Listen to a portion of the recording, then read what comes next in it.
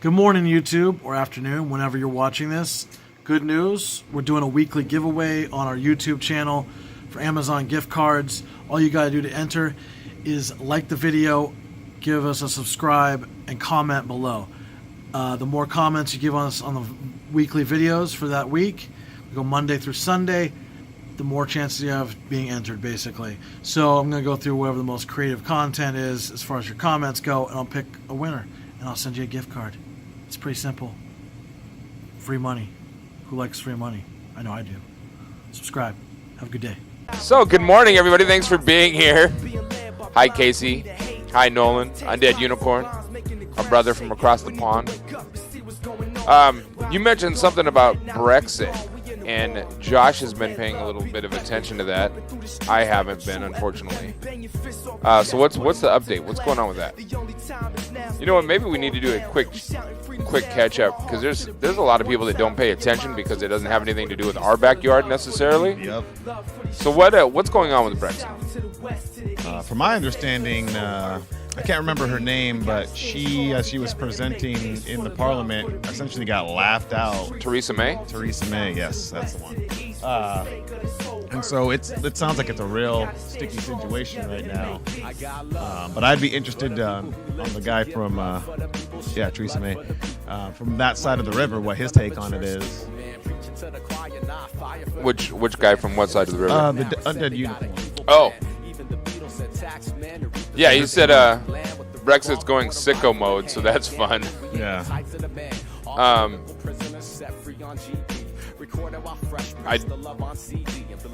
Now, Brexit, from what I understand, is the United,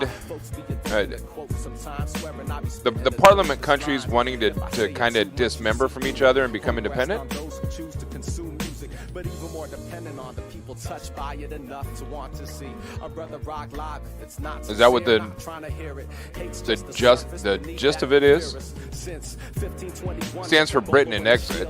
So it's the withdrawal of the United Kingdom from European Union. Mm-hmm. How many countries are actually involved in the potential Brexit separation? Just Britain, right? I don't know. I think it would just be the island of Britain. Because I heard it affects way more than just Britain. Well, yeah, I think it's going to affect the entirety of the country because they're going to have to restructure and then talk about like military. Let's see. Undead said Theresa May wanted a deal which was partly pandering to the soft Brexiters and partly to the hard Brexiters, which means literally nobody wanted it. The vote on the deal, which was yesterday, was the greatest fail in parliamentary history. She lost by over double.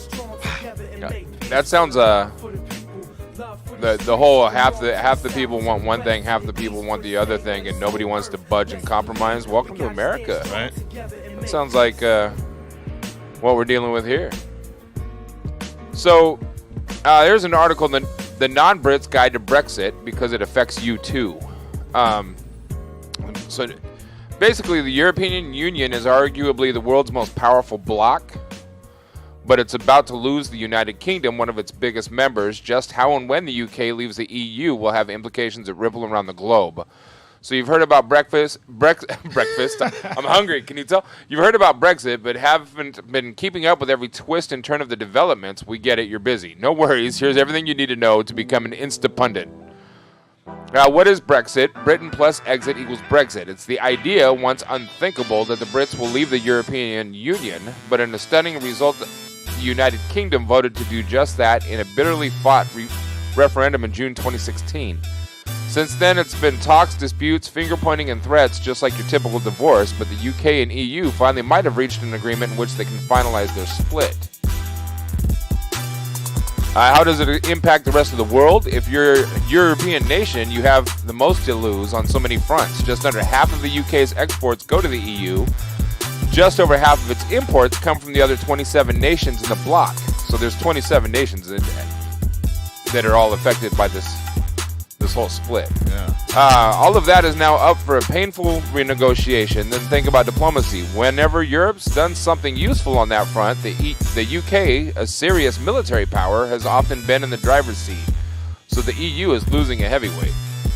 If you're in the US, The world's already dangerous and volatile enough.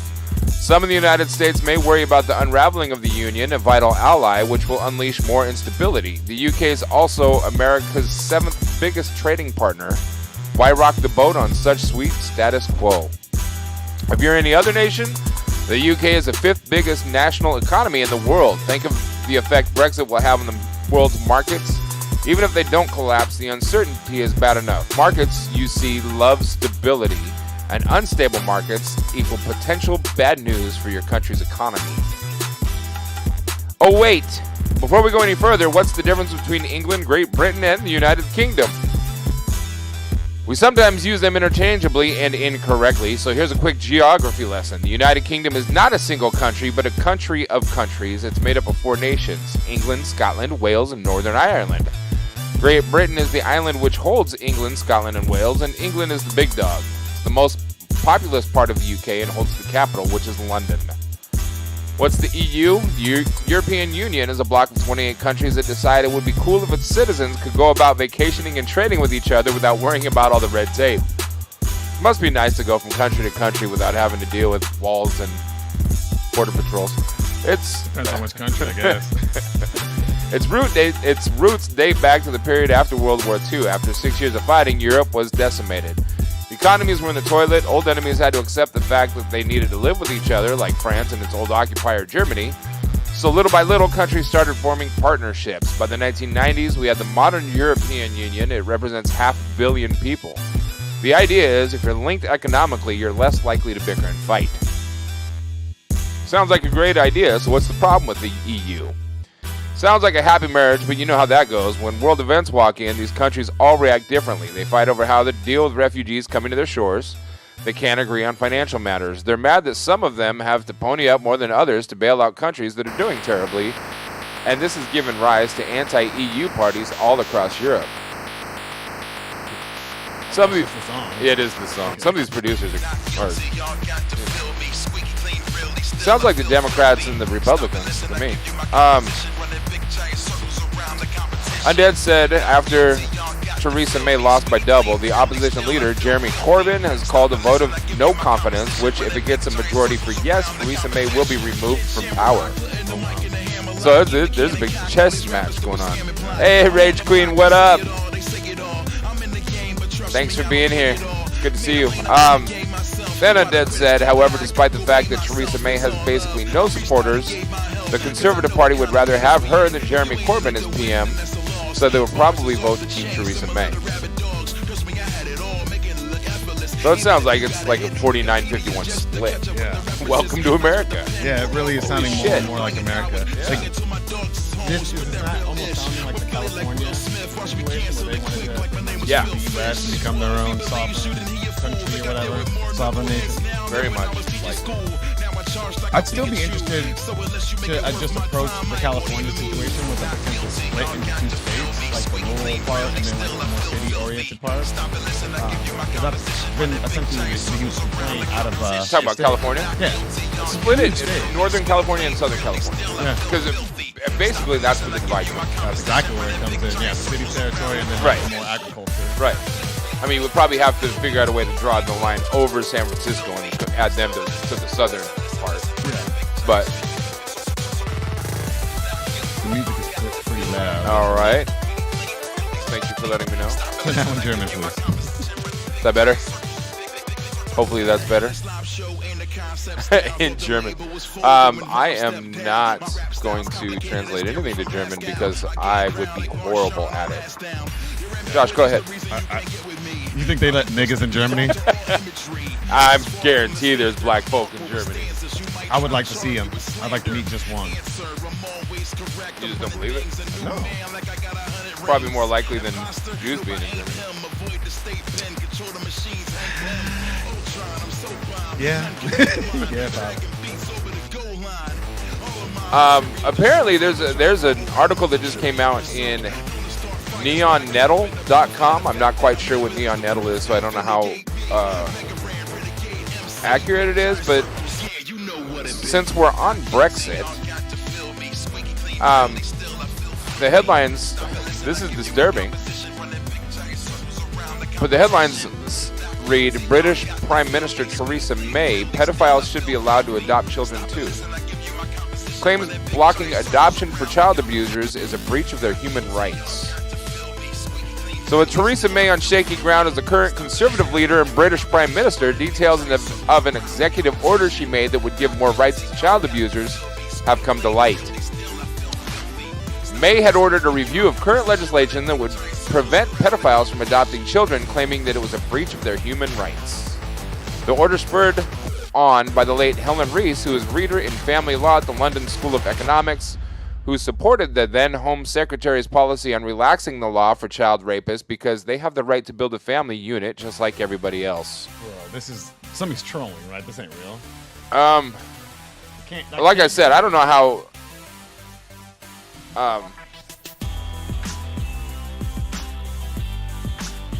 Trustworthy Neonettle is. It says it's news and conscious media. So. Undead Unicorn, actually, he said that sounds like Theresa May. I don't think there's a single person in the country that likes her beyond the idea that she isn't Jeremy Corbyn. I mean, I don't even know who Jeremy Corbyn is. And you know what? I think that's how we ended up with Trump. Bro, that's exactly nobody liked him except the fact that he's not Hillary Clinton.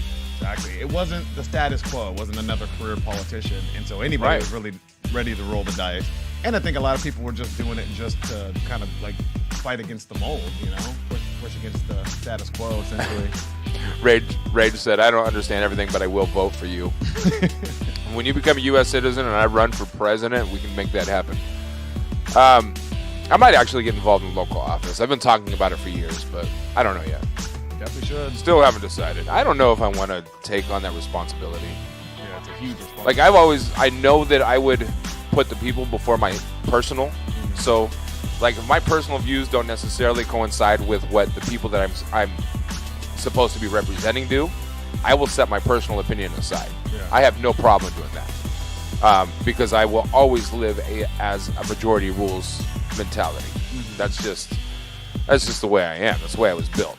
Even if the majority was doing something that you found like immoral or something, like, utterly disgusting. Yeah, there is a lot of that going on today. Well, like, let's say the Theresa May situation. Let's say somebody in this country does that and they try to push forward. It's disgusting to me. But if the majority, like if I was representing the 17th district here in Washington State, if the majority of my people, granted, I would expect it to be like a 60-40 majority, not a 51-49.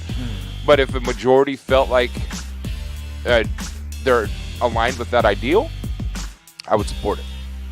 As hard as it would be, my job is to support the people that voted me to represent them. Yeah. But at what point do you have like a duty to stand up for things that are immoral or things that, you know what I'm saying? But we have to, if you're in a political office, you should set aside your own personal moral boundaries. To a certain extent. Yeah, and that's what I'm saying. To a certain extent, I agree with that. But at what point is that line? We've already crossed that so many times over the last 20 years that who are we to say? I mean, I think I'm qualified to say diddling shit. And absolutely, if somebody and that's another reason why I said I'm kind of hesitant. Mm-hmm. I would like to be able to think that I'd be able to have a shot at winning if I wanted to run for Congress or wanted to run for Senate or just even local, a local city council person. But what happens when I'm faced with a decision that completely goes against my personal beliefs? Yeah. How much turmoil is it going to put on my own soul? Mm-hmm. Not only that, politicians, anybody involved in politics, and it doesn't matter what level, aren't society's most loved human beings. Yeah. For the most part, unless you're Beto O'Rourke or Bernie Sanders or Elizabeth Warren. Yeah, but even they get hatred. People are Bernie haters. And stuff, they've got their share. Absolutely. Jeremy Corbyn is a super radical leftist dude who's borderline communist. That's so weird to me. Yeah. Like, super radical leftist who's borderline communist, and he's really split the Labor Party between the radicals and the moderates. This sounds just like America. Like, this is so insane. It does, but at the same time, like, super radical leftist who's borderline communist, I can get that, but split the Labor Party between the radicals and the moderates? Like, our Labor Party seems to be split between the rich and the poor. It's not really between. It's not a political thing. It's. I feel like it's very politically driven. I mean, Yeah? People are literally to the point where it's only about the title. It's not even about the arguments necessarily. Yeah, I see that. Undead, I definitely appreciate the vote of confidence behind that. Undead said I should run for president. Oh, fuck. Oh, Jenny. Jenny from the block is back. Rage Queen said I'm the next Merkel. Welcome back, Jenny. We were just talking about you yesterday, actually. You should go, the mulatto returns. Right. Oh, my God. Go watch yesterday's episode. You can even jump out of this one. Go watch yesterday's. Because there were more than just 2 people of color on the show at the same time. Right. So I know it would like blow your mind. Like that. Well, me and that nigga was saying exactly the same thing, so, you know. Pretty close. So on to carry on to the article, says speaking about the proposed change, leading legal academic Reese said that blocking sex offenders from working with children was also unfair. Bro, come on. This is not real. She also stated that rape victims should no longer be granted anonymity in trials against sex offenders as it gives defendants a disadvantage. So, I understand why people want to throw Theresa May through a fucking glass window. Right, but I'm going to...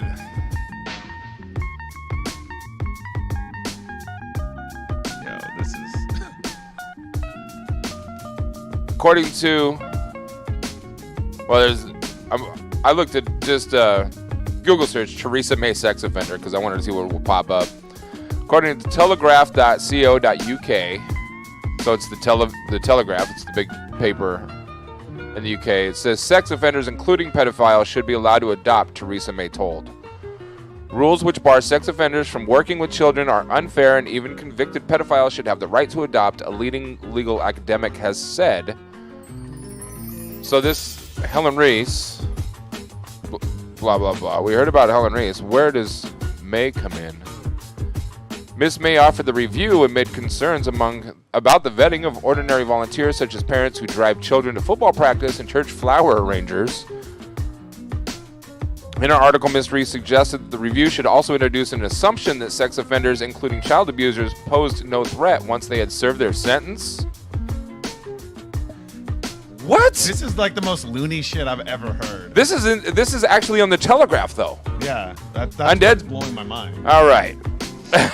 Back to Jenny. Jenny said it's all up. More than 2 shit. Yeah, we had 1.5 black folk on the show yesterday. Undead said, well, the Labour Party underwent reforms beginning the century under Prime Minister Tony Blair when it became more like capitalism with socialism elements than actual socialism, which is kind of what we're dealing with in America. We do have a lot of socialist programs. Yeah. And as a result, there are a large number of moderates within the party. Well, welcome to America. Podcast, hey, Duane's here. He's pink today on my screen. Salute. Jenny said, well, there are lots of pedos in the English government. She is trying to appease them. Supposedly that is true. Well, and Undead Unicorn said, very true. So I don't know much about the English government. I'm naive when it comes to anything outside of U.S. borders because I just don't pay attention because I don't ever plan on living there. Yeah. Well, we've had sex offenders like Woody Allen go over there and end up living. And then there was another pretty popular figure, I can't remember his name off the top of my head, who essentially the English Parliament was protecting as well. And so it does seem to me that at least they have an understanding that people with large sums of money are doing things, you know, under the radar. My mom said, I think we have our own share of pedos. That is true. That is true. I mean, we do. We're trying to normalize it. And Dad said, well, it's just fun to call them pedophiles, but I'm sure a decent portion of them actually are nonsense. I love that word. We should adopt it here in America. Nonsense. Nonsense. No, we don't need any more American words, dude. I know. We don't need any more words in America. The English language, the Americanized version of the English language is so complicated. All right. Oh, shit. Duane said he's coming over. You hear that, Jenny? Oh my niggas. Whoa, wait a minute. I'm going to be the only white guy? I'm going to be the token?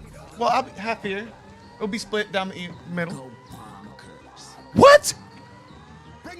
This is crazy. The old mom, thanks for being here. We missed you yesterday. Yeah, we did. You weren't here yesterday. Made me sad. For anybody that doesn't know, the old mom is actually my mom. Parody has been achieved. Call MLK. Call MLK dead. Okay? No, didn't you see the Boondocks episode? He came back. I'll have to play it for you. Actually, did you see his daughter is speaking at a Portland church for MLK Day? No, I did not. Was that yesterday? No, Monday? Monday. It was this week. Yeah. This is how screwed up my life has been lately. Right. Mom said missed you. I'm not getting the links when you go live anymore. Thought you It's next 86'd me. Monday. It's this next Monday. Okay, good. Good. So this weekend is a 3-day weekend? Or do we not recognize that anymore? I'm confused. MLK Day? Yeah. I mean, I'm going to recognize it. You don't have to. No, never. Did I say that quiet enough? Never. I don't know. Let's ask Jenny. Did you hear? Did you hear that, Jenny? Mom?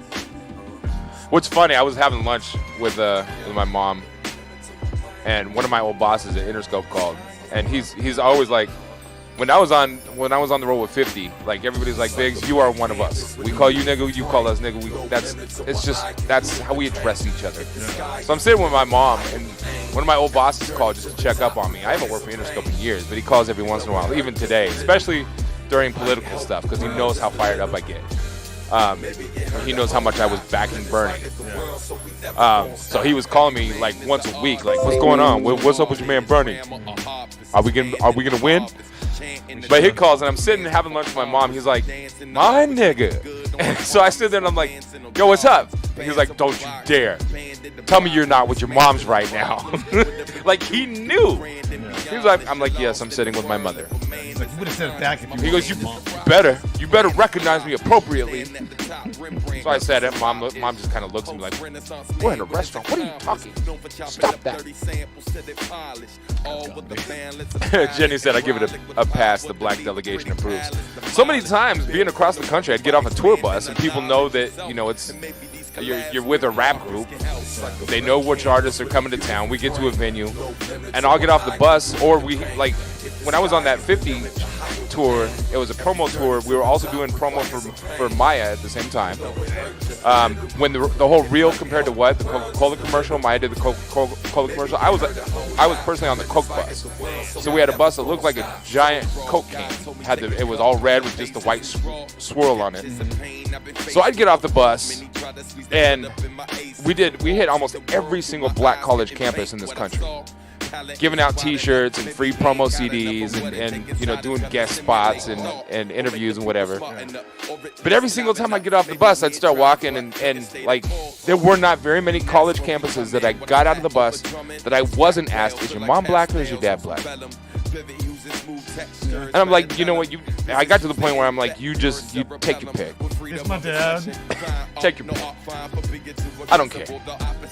Like, what makes you think that? Well, you're high yellow. I'm like, I have no freckles. My hair is straight and dark. High yellow folks, they got like usually have reddish tinted hair, covered in freckles. I got none of that. All of my hair is straight. But because I'm with an urban music tour, they're like, it's an automatic assumption that there's no white people on this tour. White people don't go travel with black folks. I mean, the HBCU community was confused. That's about it. That's about it. Oh, shit. Yes, I'm proud of my urban roots, even though I wasn't. I was in Portland, Long Beach, California. That's pretty ghetto. That's pretty good. I mean, you were ingratiated into the black community. It's Teaching moment lost. It wasn't really lost because there were a lot of times where I was like, look, both of my parents are. I mean, my dad's mom is from Okinawa, but other than that, my parents are Caucasian. I'm just a fat white guy. I just happen to have a flat nose and big lips. So you think I might be related to somebody you know. That's it. oh shit. That's it. Yeah, carry on. Moving right along. waiting for Duane to get here. I'm surprised. Shawn called in sick today. I'm surprised he's not sitting here lurking. He might be. I'm going to look at the list. You lurking, Shawn? Man, he must be real sick because he's not even lurking. Man, Shawn, you better have it coming out of both ends, partner. Better have it coming out of both ends.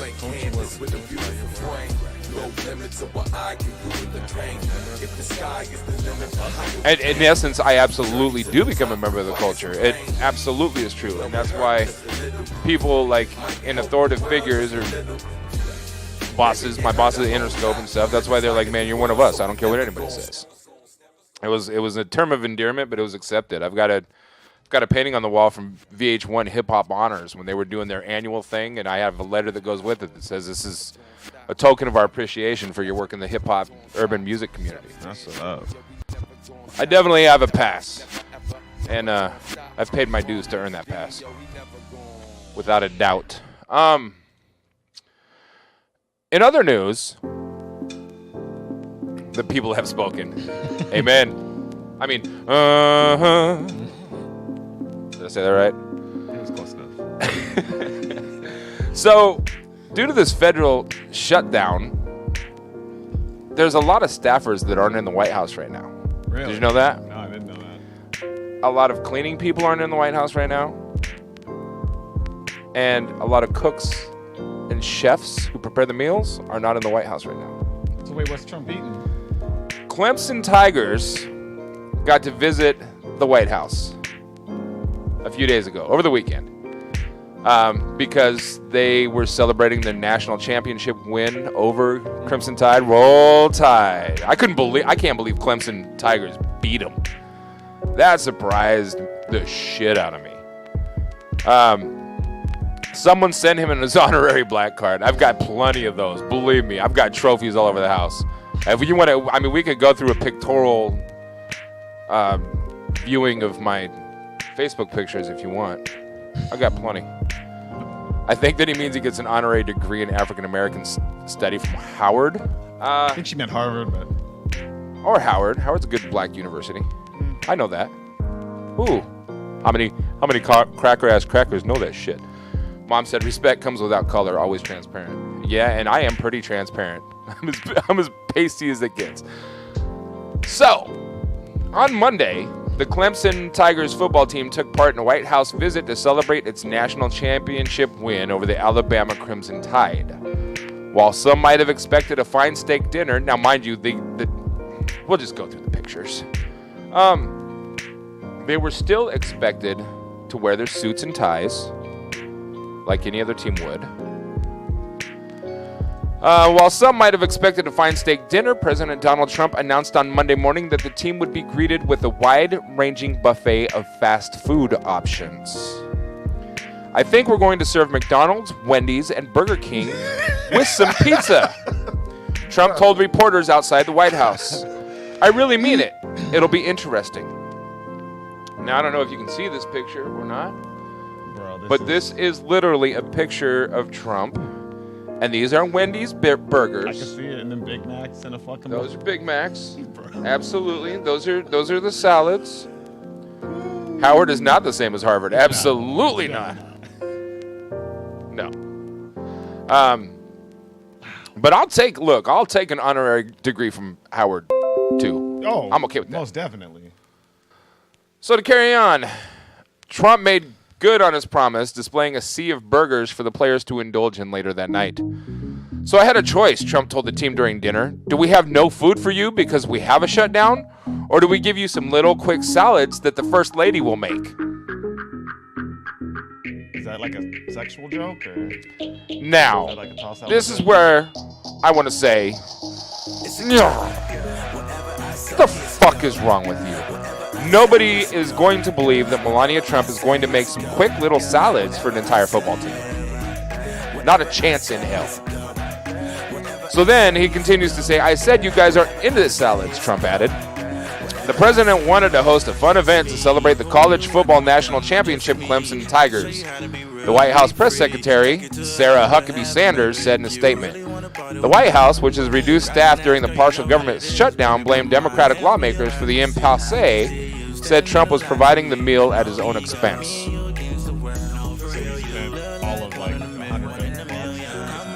You know, have you bought any fast food recently? I mean, to get that much fast food, I'm sure it wasn't cheap. Yeah, it wasn't cheap. Jenny said he could have given a nicer meal. Those players will remember this. You know what? Every player is going to remember this. This is going to be remembered by college football players, by major football players, by not just football, any sports athletes. This is going to be the joke of the White House in athletics for years to come. For sure. The fact that you can cater a meal like this and pay out of pocket, like why wouldn't you get an actual good catered, even if you were low end, something like a Chipotle or something, that's still leaps and bounds better than. Tell me Trump doesn't have cooks at many of his hotels. Couldn't he bring somebody in to prepare the meal? I mean, that might be exorbitant, cost-wise, to like fly somebody in from one of his properties. I don't know. What do you think it costs for him to have some foreign official go down and golf with him in Mar-a-Lago? See? So bring in one of your cooks from one of your hotels or whatever properties you have and put some together, for crying out loud. No, I agree. I think it's pretty Undead Unicorn said I could have seen Obama doing something like that. I doubt it. He would have got chicken. Come on, let's be real. He would have been fried. Popeyes or something. In all fairness, I feel like Obama did the same thing. People would looked at it into a brighter light. I wouldn't have. If Obama would have done the same thing, I would have been like, what is wrong with you? I totally would have. The mom said, Trump D.C. hotel is a block away. His staff there could have fed the Crimson students. Why not? Yeah, I didn't know that. Trump Hotel has a block away from the White House? The Trump Properties has a hotel a block away from the White House? Didn't Obama shut down the government? But it wasn't like he shut it down. It was a partial. It was a partial shutdown, and it was like actually had some good reasons. I can't remember exactly what it was for. But it was only a partial. I didn't realize we were still on. That's great. So I'm going to finish this article before we get into that. The White House, which has reduced staff during the partial government shutdown, blamed Democratic lawmakers for the impasse, that Trump was providing the meal at his own expense. Because the Democrats refused to negotiate on border security, much of the residents' staff at the White House is furloughed, so the president is personally paying for the event to be catered with some of everyone's favorite fast foods, the White House said. The shutdown began December 22nd when congressional Democrats refused Trump's demand that any spending legislation must provide billions of dollars for a wall on the U.S.-Mexico border. Democrats and some Republicans opposed paying for a border wall. The impasse has prompted what is now the longest government shutdown in U.S. history. About 300 burgers were set out for the players to eat, according to the White House pool reports. Pictured from the event show the wide assortment of fast food items.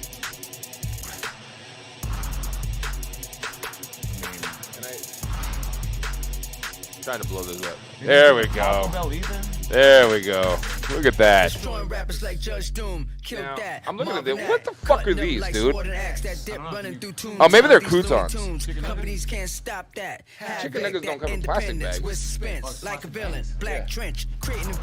See, there's the fillet of fish right there. And those are quarter pounders. Those are also quarter pounders. Where's the Big Macs, motherfucker? You can't even. You're gonna go get like a buffet of fast food burgers and shits, but not even Big Macs, bro. Jenny said he didn't even have warmers. What the fuck? That's true. Although it's fast food, you can leave it in the bag for a couple hours. And he did have Big Macs? Alright. If he had got proper catering service, it would have cost a lot more. That is true, but let's be real. If you're going to force the Clemson Tigers to still wear their suits and ties to a White House dinner, feed them a proper dinner. I mean, how shameful. In your nice house, expensive suit and tie, eating a $5 hamburger. Right, and that's my point. Like, I wouldn't. You know what? The fact that he fed him fast food really isn't that big of a deal to me. It's just, first of all, blaming it on the Democratic Party when you're the one that decided to shut down the government throwing a temper tantrum. I don't care what the reason is. But let's look at this. All right, this is a disgrace to me. See what's going on here? Yeah. There's the Clemson Tigers who won the national championship and beat Roll Tide, for crying out loud. Roll Tide. Undead said he did have Big Macs. The food had to be totally cold. Yuck. Mom, come on. We've all eaten fast food that was a few hours old. Let's be real. I saw a photo. My friend sent me a photo. He did get Big Macs. Oh, snap. I didn't realize the no confidence vote I spoke up earlier was today, and it literally just ended. So the no confidence vote just ended within the last few minutes. I don't think it's the idea of eating fast food per se, but its exact circumstance. When as America, we can do so much better. Absolutely. Especially if you're Trump. You brag about how successful your businesses are, but this is what you're going to stoop to try to prove your point that the Democrats are bad people? Give me a fucking break. Give me a break. Theresa May won by 19 votes. Shut the fuck up. How can you even win by 19 votes? I mean, in America, that would call for a recount. Yeah. So, how long before you can start touching children over there in Great Britain? Well, not only that, like Undead Unicorn said, that's super close. It's really going to weaken her government. And you know what? That's what it's done here. Trump won by the Electoral College, not by the people's vote. And so many people that used to hate the Electoral College are now praising the Electoral College, and vice versa. But it's creating so much divide and animosity between the American citizens. It's disgusting. Oh, yeah. Absolutely disgusting. He's definitely hands down the most divisive president we've ever had. 325 to 306. Bear in mind, it's not everyone in the country voting, it's just the MPs, which is kind of like the EC. Right? Did it just say I put the shoe up in the tip? Yep. What does that mean? See, like, I've been a hip-hop enthusiast my entire life. Started DJing a long, long time ago, but this new lyricist stuff, I don't get, man. There's no storytellers anymore. No. Like, well, you know, find them. That's true. There are some out there. But I mean, like in radio hip-hop, radio rap. No, we got this Kashi 69, Rainbow Teeth. You know what ruined it for me? I put my hand on the toilet. That's my new dance move. I don't know what to call it. Hey, buddy, how you doing? As soon as I heard that and realized how many albums that sold, how viral that song went, how many copies it sold, how huge of a global name Lil Wayne was, I had to be like, no, I'm done. Yeah. I'm switching to EDM. I'm going to dubstep. I'm going to be a trap DJ forever. Well, bro, like, have you seen, Let him in. like, Chris Webby? Or, Michael said hi, everybody. or, like, Jaron Benton? Or, like, there's a bunch of cats who are, like, not as well known, but put out fire and can tell a story. You know, like, some true lyricists, but they're just not getting the attention, you know, getting overlooked by all these clowns. Right. Hey, do you That is true. kind of wish I'd gone to May law is trying to school? be accommodating to a bunch of people at a bunch of hardliners there. There are fewer barriers to entry in the music game. There's, you know what? Yes and no. Like, people have, with technology, people can record your own album, but that also makes it harder because there's so much more music out there to sift through to find some decent shit. Right. You no longer need quality, in my opinion. That's true. But a lot of that comes with the bubblegum society. If you dress the right way and if you take your Lamborghini and paint it like it should go on the Beatles' Yellow Submarine cartoon, you're going to be famous. That's all there is to it. So Obama did do a shutdown. There was a United States federal government shutdown of 2013 from October 1st to October 17th. Okay. So it lasted 16 days. Soon after Obama began a second term that month, the coalition of conservative activists led by... Come on, open up. They're not exactly painful, but still. I've tried so many times to pry the From October 1st to October 17, 2013, the United States federal government entered a shutdown and curtailed most routine operations because neither legislation appropriating funds for fiscal year 2014 nor a continuing resolution for the interim authorization of appropriations for fiscal year 2014 was enacted in time. So yeah, it was a timing thing. I remember that. Yeah. Regular government operations resumed October 17th after an interim appropriations bill was signed into law. During the shutdown, approximately 800,000 federal employees were indefinitely furloughed, and another 1.3 million were required to report to work without known payment dates. Only those government services deemed accepted under the Anti-Deficiency Act were continued, and only those employees deemed accepted continued to report for work. Previous U.S. federal government shutdown. Hey, Jenny, thanks for the follow. It's about time. It's about time. 16-day shutdown on October 2013 was the third longest government shutdown in U.S. history after the current ongoing 2018-19 shutdown and the 21-day 1995 to 1996 shutdown. So yes, that's true. Jenny, thanks for the follow. It's about time. Kim, thanks for the cheer. Hey, good looking. Shout out to Tina. Kim and Kanye come up on a sex tape. Well, yeah, Kanye already did a interview with Joe Rogan, but neither one of them want to admit it yet. We caught it. We got some video from their interview, even though they say it hasn't happened yet. You can go find it at Funkshop TV on YouTube, youtube.com/Funkshop TV. So there is truth to this Theresa May pedophile should be allowed to adopt children too story. And you know what? I wouldn't be the least bit surprised if somehow, some way, the United States ends up following down that same sort of path in the next 5 to 10 years. Yeah. Do you think he's gonna get reelected? Like, what do you think's gonna happen coming up? You know, honest to everything truth, I'm going to say it all depends on who runs against him. Yeah. To be completely honest, who makes up the Electoral College? I don't know them individually. It's almost like a secret society. Yeah. Well, it's our state electeds, but which we should at least have a grasp on, like our own state electives, like officials. But obviously the EC state elected officials, like some have more power than others, which is fucking ridiculous to me. Well, it's based on population, which I think is fair because they're.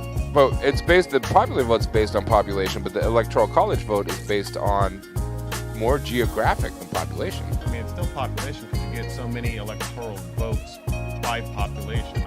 Like each state that has a higher population gets more electoral votes, right? Duane, I'll take a rock star. Jenny wants to. I guarantee Duane is not the guy that's ever going to buy anybody a pack of cigarettes. I promise that. He's not that guy. Cigarettes are gross, okay? Nice try, Jenny. Nice try. It depends on who runs against him. My fear, honestly, I want to vote Democratic, or independent. Should it be a viable option? Let's hope. I would love to see it happen. Yeah. But let's be realistic. Yeah, Duane just said you're gonna have to get those yourself, Miss Jenny. See, Josh, you good? Oh yeah, I'm good, fam. Thank you, Ethel. I appreciate it. I do sincerely hope that the Democratic Party realizes the huge mistake they made in the last election. But do you believe that they do? Because I feel like they've kind of pushed forward a lot of the same, propaganda points that essentially got him elected. Like they never desisted the same behavior. The only way ramped it up. So I don't disagree, but with the Democrats that are now in Congress, they are very progressive. And I don't think that they would the ones that are actually in the House and the Senate, when it comes time for the election, they're gonna be the rally points. Yeah. The people that are actually already there are going to be the ones going back to their communities and trying to cause a commotion and rally people up. Whether or not Beto runs, you're going to see him at the DNC. You're going to see him at the DNC being a big part of it, even if he's not a candidate. Yeah. And because of that, they're going to be a steady reminder is, look what happened last time. Let's not make the same mistake. I hope. That's my prediction. Why you got to drink the purple Gatorade? Wait, what did I diss, sir? I didn't diss you. Oh, the purple Gatorade. Purple drink. It's because I'm from Wakanda. I'm trying to get them Black Panther powers. Undead said, the Electoral College makes a lot of sense in America, though, because otherwise you end up with a lack of representation. For example, without the Electoral College and just going by the popular vote, Alaskans will have little to no representation compared to Californians. I personally am okay with that. I don't think Butte... No, it's not that, man. I don't think Butte, Montana should have a bigger voice than Los Angeles. Just because there's fewer people. Okay, if there's... So, on your block... Is the smallest populous house going to decide whether or not everybody has to chip in to pave the road? Or is it going to be a majority decision? So what's the difference? I mean, that's the California farmers like complaining this whole time. It's like, we're completely discounted this whole time. Like, we're a huge proportion. That's why we should go by popular vote, period. I mean, I disagree. People aren't informed enough to make educated decisions. Jenny said it's done by population size. Democracy is ruled by the people. But democracy is failing in this country. What are you saying? I'm 3/5 of a person? I got 3/5 of a vote. So that was the Emancipation Proclamation. Black folk only get 3/5 of a vote. Then that's how the Civil War ended up happening, because the North had total political domination over the South. Yes. Yeah, slavery sparked, but it was being built up for decades. And that is true. Lincoln himself said that he would have kept slaves if it would have meant to ending the war. A lot of people have the misconception that Lincoln was the big peaceful freedom fighter. Yeah. No. He was just doing whatever he had to do to end the war. Yeah, He was tired of Americans killing Americans. Is that like an official quote by him? Let me find it. Yeah, for the census.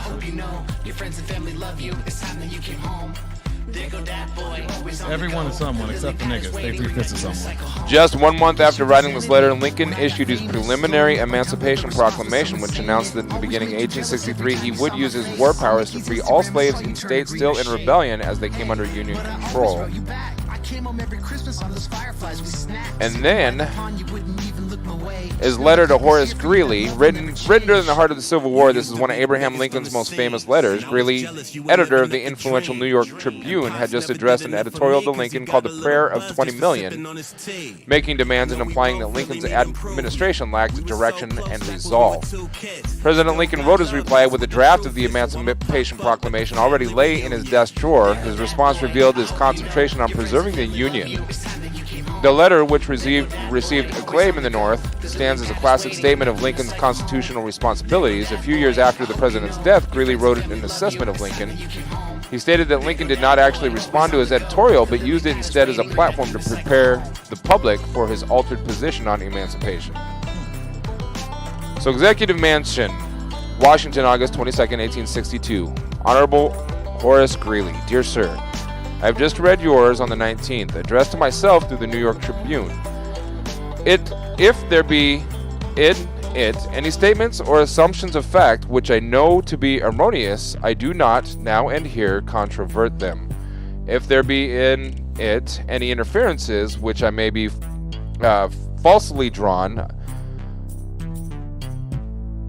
I do not now and here argue against them. If there be perceptible in it an impatient and dictatorial tone, I waive it in defense to an old friend whose heart I have always supposed to be right.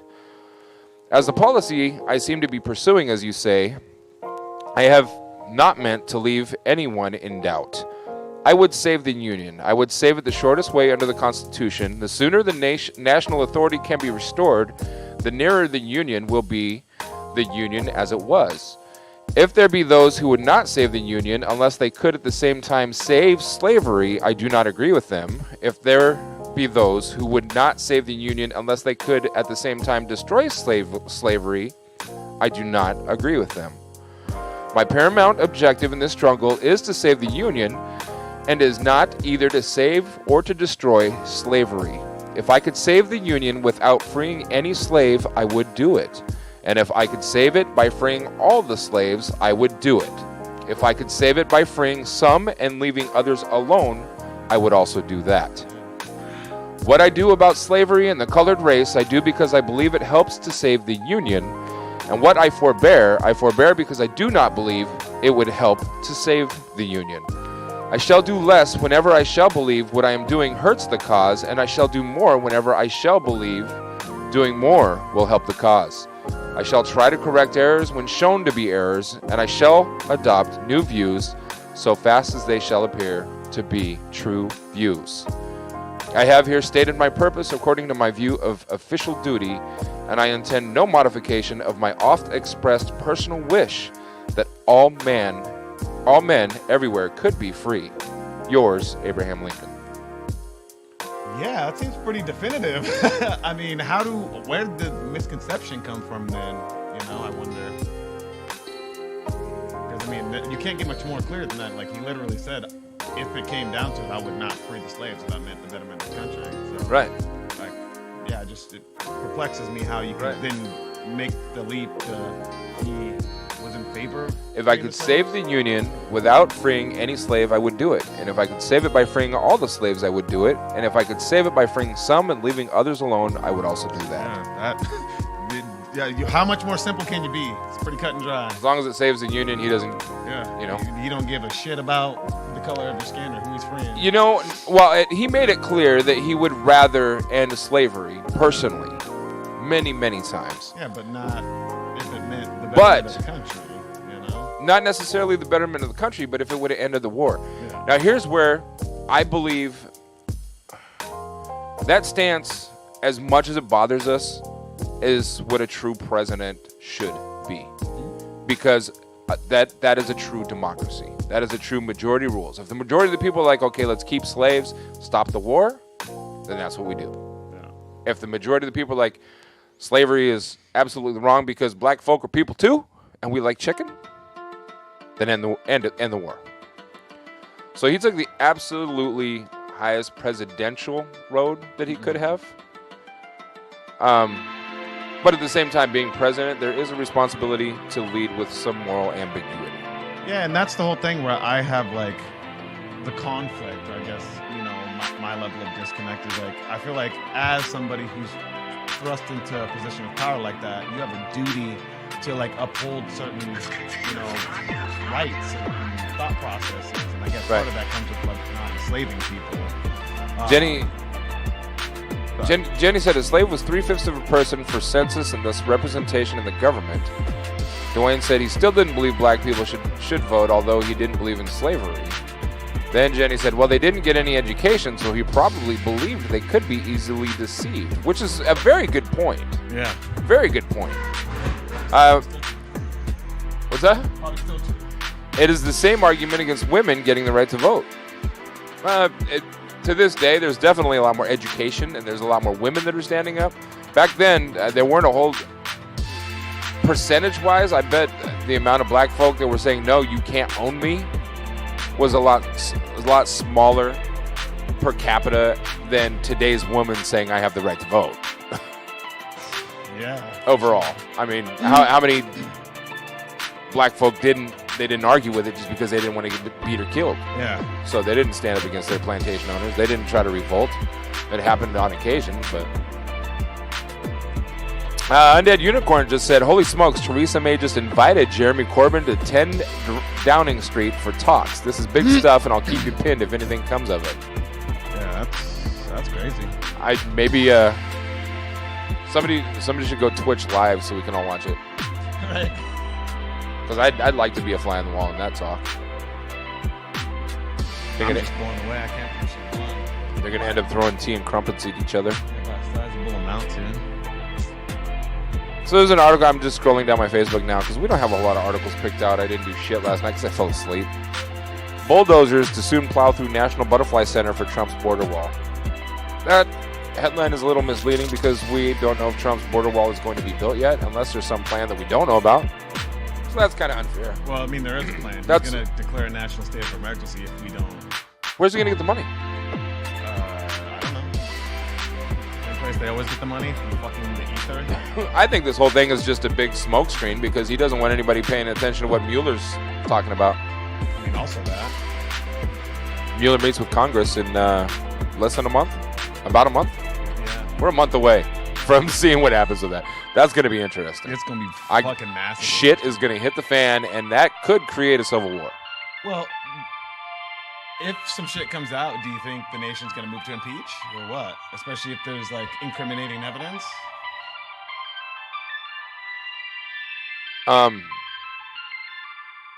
Hopefully not. Hopefully not. But if people start to, like, if Trump gets impeached and his faithful MAGAs decide, I don't know, it could get ugly. Yeah.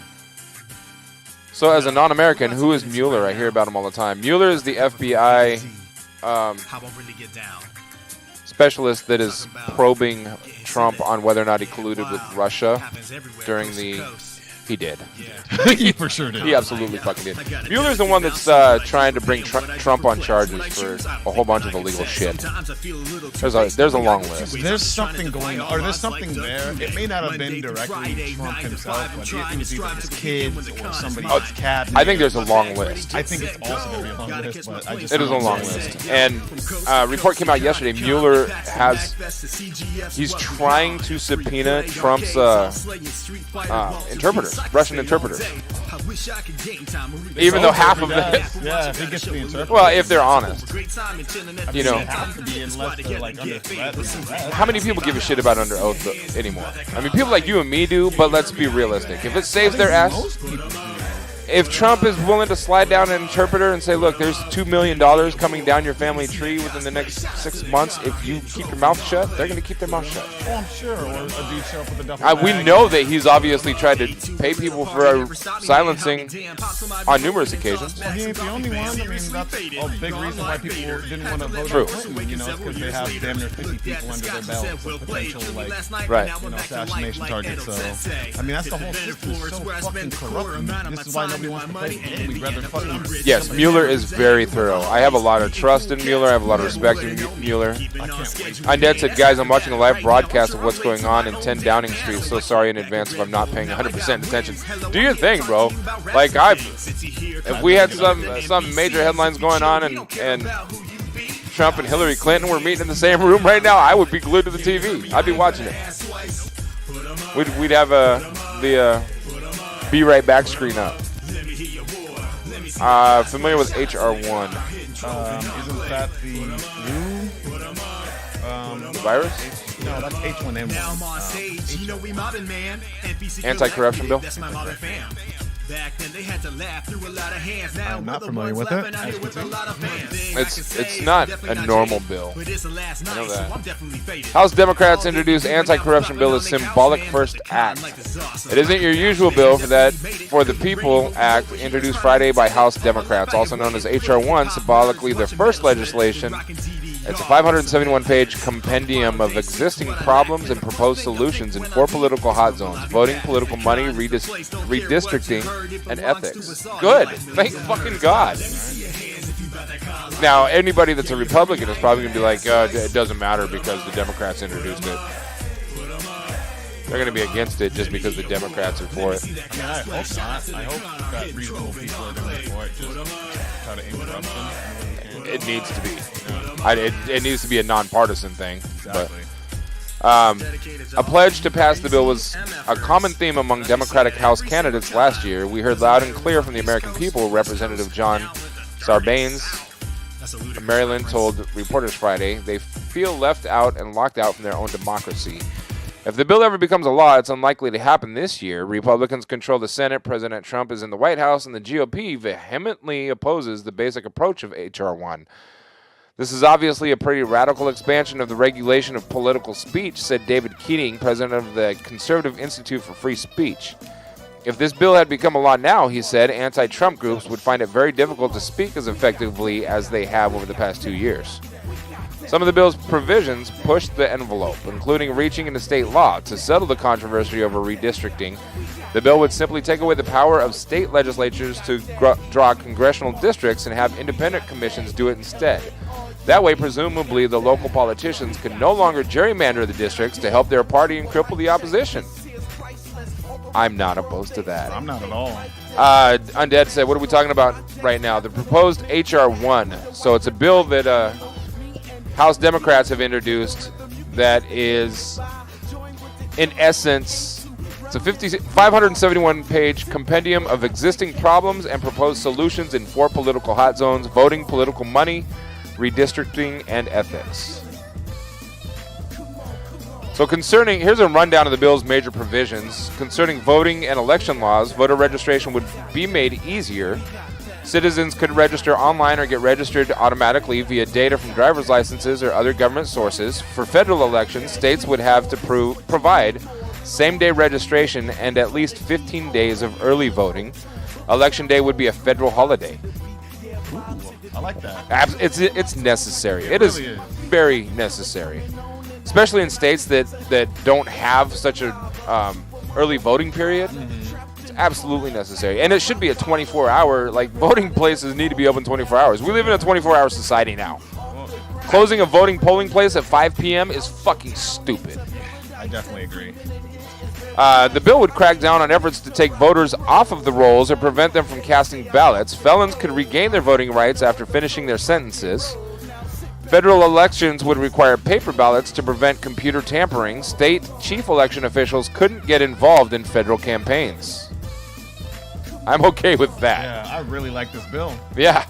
The bill would declare an intent to revive core anti-discrimination provisions of the Voting Rights Act of 1965 that were effectively shut down by the Supreme Court 6 years ago. It would also state that failing to vote isn't grounds for taking away a person's voter registration. Can you believe that it would also state that failing to vote isn't grounds for taking away a person's voter registration? That shouldn't be anyways. That shouldn't even have to be said. Yeah. So if you decide, you know what, I'm pissed off at the government right now, so I'm not even going to vote for the next 2 terms, but then you decide to vote later, once you're registered, you should always be registered. That's a right as an American citizen. Yeah. Nobody should ever be able to go and look through your voter history and say, well, he didn't vote on this and this, so we're just going to take his voter rights away. Yeah, that seems beyond strange to me. Reparations to whom? Jenny said, in my opinion, only thing missing from the bill is reparations. Good point. Undead Unicorn also said, reparations to whom? Obviously the descendants of slaves. Undead Unit said, haha, only way to achieve parity. Call MLK back. Go ahead. You take that one. I mean, I'm all for some form of reparations. I've actually had this conversation with lots of black people. It's just as to what level of reparations, and then like how do we go about doling them out? Because well, they better not just be handed out to anybody with black skin. And that's just it. That's the complaint is like, is it just any black person, anybody with African American descent, or is it the descendants of slaves? So then you got to prove that you are a descendant of a slave. And most slaves didn't have records. That's another part. Like, there wasn't great records kept for slaves or births. Oh, Jenny said, only way to achieve parity, call MLK back. I'm joking, by the way. I may have gone too far. You haven't gone too far. There's a lot of people that are for reparations. Yeah. To me, there's really no sensible way to do it. I mean, there is a sensible way. You can follow the model that pretty much Germany had to follow to pay back the Jews after what they did to the Germans did to the Jewish people. But the Jews will never feel paid back. No matter what you do. I mean, they're never going to feel paid back, but they did get monetary compensation, so they could try to a huge amount. Like, it was millions. I want to say like 55 million or something crazy, or it might have even been a billion or something. Jews also kept records. Diligent records. Very good ones. But you know, and so did the Germans. They keep their their records of who they were killing. They did. That was one of the biggest mistakes, quote unquote, that the Nazis made. But at the same time, I think that legitimately the black American community does have some claim, even if it's small in the grand scheme of things, I believe that they have some sort of legitimate claim to some form of reparations. I don't know exactly what that should be or how you would implement it, but I'm willing to hear the arguments made for it, because we never did get any sort of compensation for all the work that we did, all the help that, went into building America. And then on top of that, once we got established, then people were still coming into our towns and, ransacking them. There's like a story, I can't remember which town it was. I want to say it was possibly Tennessee, but there was a very wealthy African-American community of about 10,000 people strong, and they came in and they burnt the whole city to the ground and ransacked them. And so right. It's like we've been perpetually, and that was a very common thing. Yeah. They're in the 1940s, 1930s. Well, and this was even earlier than that, but right. Yeah, we were still dealing with Jim Crow law up until the 60s, right? And so, we're 50 years free of that, Supposedly. But even still, we're dealing, with the repercussions of it. So. Undead Unicorn said, I mean, in all fairness, that's like us asking the Italians for reparations for Rome, or the Irish asking for reparations for the Great Potato Famine. And it can't be forgotten there were white slaves too. Do descendants of white slaves have the right to reparations as well? I would say yes, absolutely, because there were a large number of white slaves, which people really, and Irish, also Asian slaves. Irish and Asian, yeah, absolutely. Yeah, they were importing all sorts of slave, and it's really only the African Americans that get a lot of notice for it, and it's because we were effectively the best slaves, or what they right. considered the best slaves, hardest working, could work in the sun for long hours. The biggest population as well. Easier to bring them from Africa, right, than to go to Scott or Ireland. Yeah, Ireland. Excuse me. There were a lot more Africans than Irish people at the time. Yeah, exactly. Well, it's just easy or better work. Jenny said this isn't the same, but affirmative action is a form of reparations, and it absolutely is. And where do you draw the line at whether or not it's justified? I'm not a fan of affirmative actions, and I know I'll get a lot of hate for that. I'm not either. I think that with anything, it should be the most qualified and best suited for the job should get that job. And if we have an issue with people not meeting those qualifications in a certain racial group or whatever, then maybe institute programs to help get them to those points or get them caught up. But then punishing people who are more qualified, who have more skills, or are more resourceful, I don't think that's fair. So it's a strange situation when you have people, like I said, who have been systematically oppressed and held down and not able to succeed or grow their communities. Because like I said, they've been systematically pushed back into a corner. And so how did those people thrive and succeed in a society or a culture where they've been, put into a corner or pushed into, bad communities full of impoverished people? It's just not the greatest situation. Jenny said attacking the inequality is the issue. Tracking it. But how do you track the inequality? Yeah. Is it tracking or tackling? Could be either one. Yeah, tackling. You missed a letter.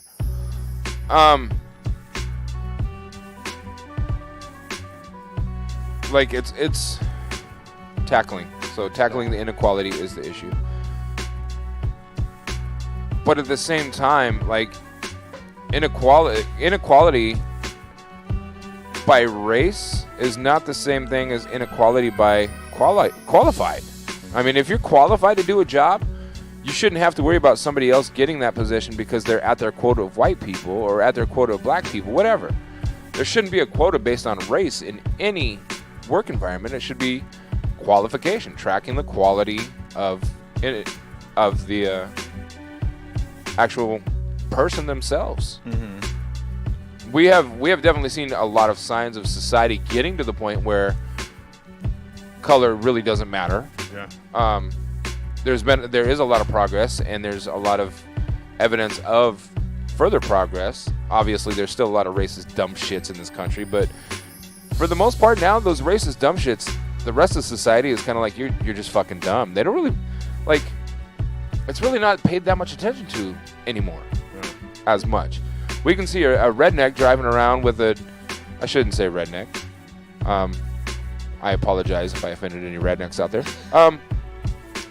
But a dipshit walking around, driving in his truck around with a "Don't Tread on Me" flag and a Confederate flag hanging out, and they could even go as far to have a bumper sticker that says kill Blackie, whatever you want it to be.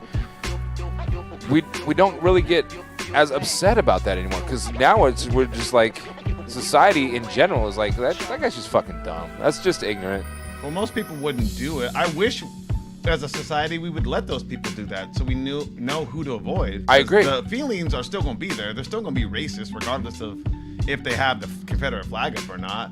But at least if they had the flag up, I know who to avoid, or who may potentially not have my best interest in order, you know? Jenny said it's not really about getting the job done for affirmative action, in my opinion. It's about trying to give opportunities to those who didn't have it. Yeah. And I understand that. I definitely understand that. But we also live in a day and an age where there are very few communities in this country that don't understand who has an advantage and who doesn't. And very few people that don't have some sort of opportunity to propel themselves to the next level, regardless of gender, regardless of orientation, regardless of religion, regardless of race. Very, very few communities in America are uneducated. I mean, there's a lot that are uneducated, but there are systems and programs there. If a person wants to apply themselves to take themselves to the next level, anybody can. And that's what there's very few communities that you can't. I mean, there's a lot of communities that you can, especially low-income ones where you don't have good schools in the area and you're not able to travel because you may not have the income to, travel 30 miles or 40 miles to go to school. But even in those towns, they are appropriated way more funds for a lot more community-type activities, which do happen. There are extracurricular programs there's way more extracurricular programs in inner cities than there is in, like, Vancouver, Washington. Guaranteed. I mean, I'd have to see I can't attest to that, I don't know, but I would imagine, like, Detroit is not having the same level of education or educational opportunities that we're getting in Vancouver. Like, possibly not, but there's a lot more avenues for somebody that wants to excel, for them to actually grasp some and I mean, potentially, but like I said, I would have to like LA, definitely. Oh, definitely LA, but I mean, possibly not Detroit, but I mean the nation as a whole. Yeah. Inner cities have a lot more. Biggz is talking about the rural versus urban divide, sort of. But even in the urban communities, there's still a lot more programs that somebody could take advantage of. There's a lot more YMCA type programs than there is in rural communities, because people assume that rural communities are just going to grow up and be okay anyways. Yeah, I don't know. I know rural communities have a lot going for them, or even like ours in these areas, like the battlegrounds and stuff. They have a lot of programs, a lot of different things for kids to be doing extracurricular wise. And I feel like a lot of it's more just geared towards country life, working on a farm or tending to around here. Yeah, in battlegrounds. I had a kids who were out there doing different things like that. They would go out and farm properties and end up working, learning how to tend to animals, learn how to build ponds and stuff for ducks or geese. I mean, there's just all sorts of opportunities. I think it's just a little bit different than what you would get in the city.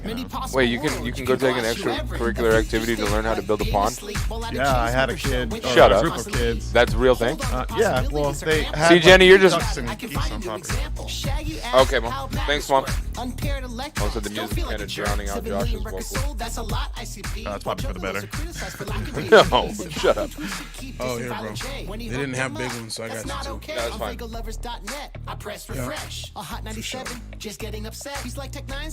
Oh, man. What up, Duane's here? What's up, Cat Daddy? Good to see you, boy. Once again, it's on. I turned his mic up. Is that better? They're like, no, to Yeah, you know what? Anytime we have somebody, we have more than one person sitting here, the second person should always sit on the armed mic. Yes, Undead. Oh, that way. I wish. Undead said, can you turn down the music on mic, please? You know what? I think that song is louder That's what I than think. before. Well, Jenny said hi. Oh, what's up, Jenny? How you doing? Jenny from the block? Yeah, that's the Yeah. one. Is that the famous one I've been hearing about? Yeah. She's probably mind blown right now. You know what? I'm gonna blow her mind even more. Watch this. Watch this happen. Oh my God. There you go. Mind blown now. Oh man, look. What you gonna do now, Jenny? It's only chocolate. Twitch just broke. Twitch just broke. Poor girl. I feel bad for her. What's good, Jenny?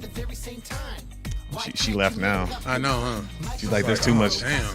That's a black hole right there, boy. Sucking me in.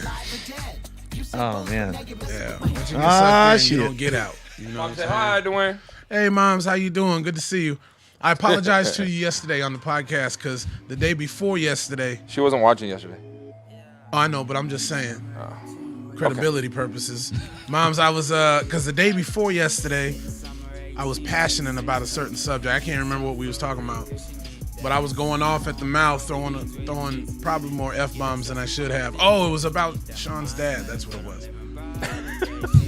And it was a... Yeah. Out of everything. Like, I was passionate. Oh, it was about Shawn's dad. No, I was passionate about it. I know. Yeah. But, so even though you weren't listening yesterday, I apologize for the day before, all them F-bombs. I'm going to... Mom's not going to get mad at you cursing, bro. No, I know. I told you that. I know. So, Undead Unicorn said, from what I understand, affirmative action is the idea that minorities are more likely to be chosen for a job or education position because they are a minority. I think in a large portion of the Western I world, don't like that. this is unnecessary and likely leads to the idea of filling quotas and thus people being treated unfairly. Jenny said, but the question becomes, is it reality the society's fault or the individual? Undead Unicorn said, like if you're a business owner and you're a racist, you only hire white people, the chances are your business is going to fail. And besides, would a black man or woman really want to work for a man or woman who resents him because of the color of his skin? Right, hiring him because he has to versus is he qualified? Absolutely. That's the thing with me. We were talking a little bit about it yesterday. Josh was asking, you know, what my opinion on it was. And if I was I am a business owner, but it's something I can do on my own. But if I was somebody that had to hire a certain race, it would be annoying. Yeah. It would just be annoying, and it would be one more thing on top of every other thing you had to worry about being a business owner. Mm-hmm. And so I think that if you don't get the job, if you're not qualified, you shouldn't get the job. Exactly. I don't care, tall, short, big, small, female, male, or whatever you identify with, him, her, Z, or whatever. They, them. Yeah, whatever pronoun, whatever 120 pronouns you identify with. I don't think you should get hired based solely on, you know, where you come from or whatever. Yeah. Because if you do that enough times, you'll have enough people that aren't quite qualified for your job. Yep. And then shit starts going south at your work, you know? And then it's the people that you hired that are quote unquote minorities and they're screwing up, then that makes them look bad on top of already looking bad getting hired just because of your race. Yeah. So it doesn't make sense, man. Well, on top of what you just said is it also breeds discontent and anger and animosity from the the person who's doing the hiring. Absolutely. Because now I'm being forced to do Right. something I may not necessarily want to do Exactly. just to appease everybody Right. else.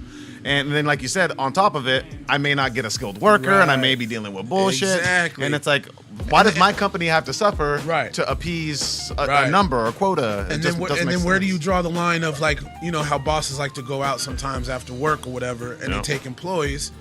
Are they going to take the minority employees? Are they going to be like, Hector and Ray, we're going to go out after? It's almost like they're asking because they have to ask, not because they really want them around. You know what I mean? So it would avoid a lot of things if, and I said this yesterday and the day before, my own, I don't want to say my own kind, the African American people, or people of any darker color that relates to African Americans, a lot of them throw that race card too quick. Yep. They just hide behind it. Yeah. You know, they hide behind it.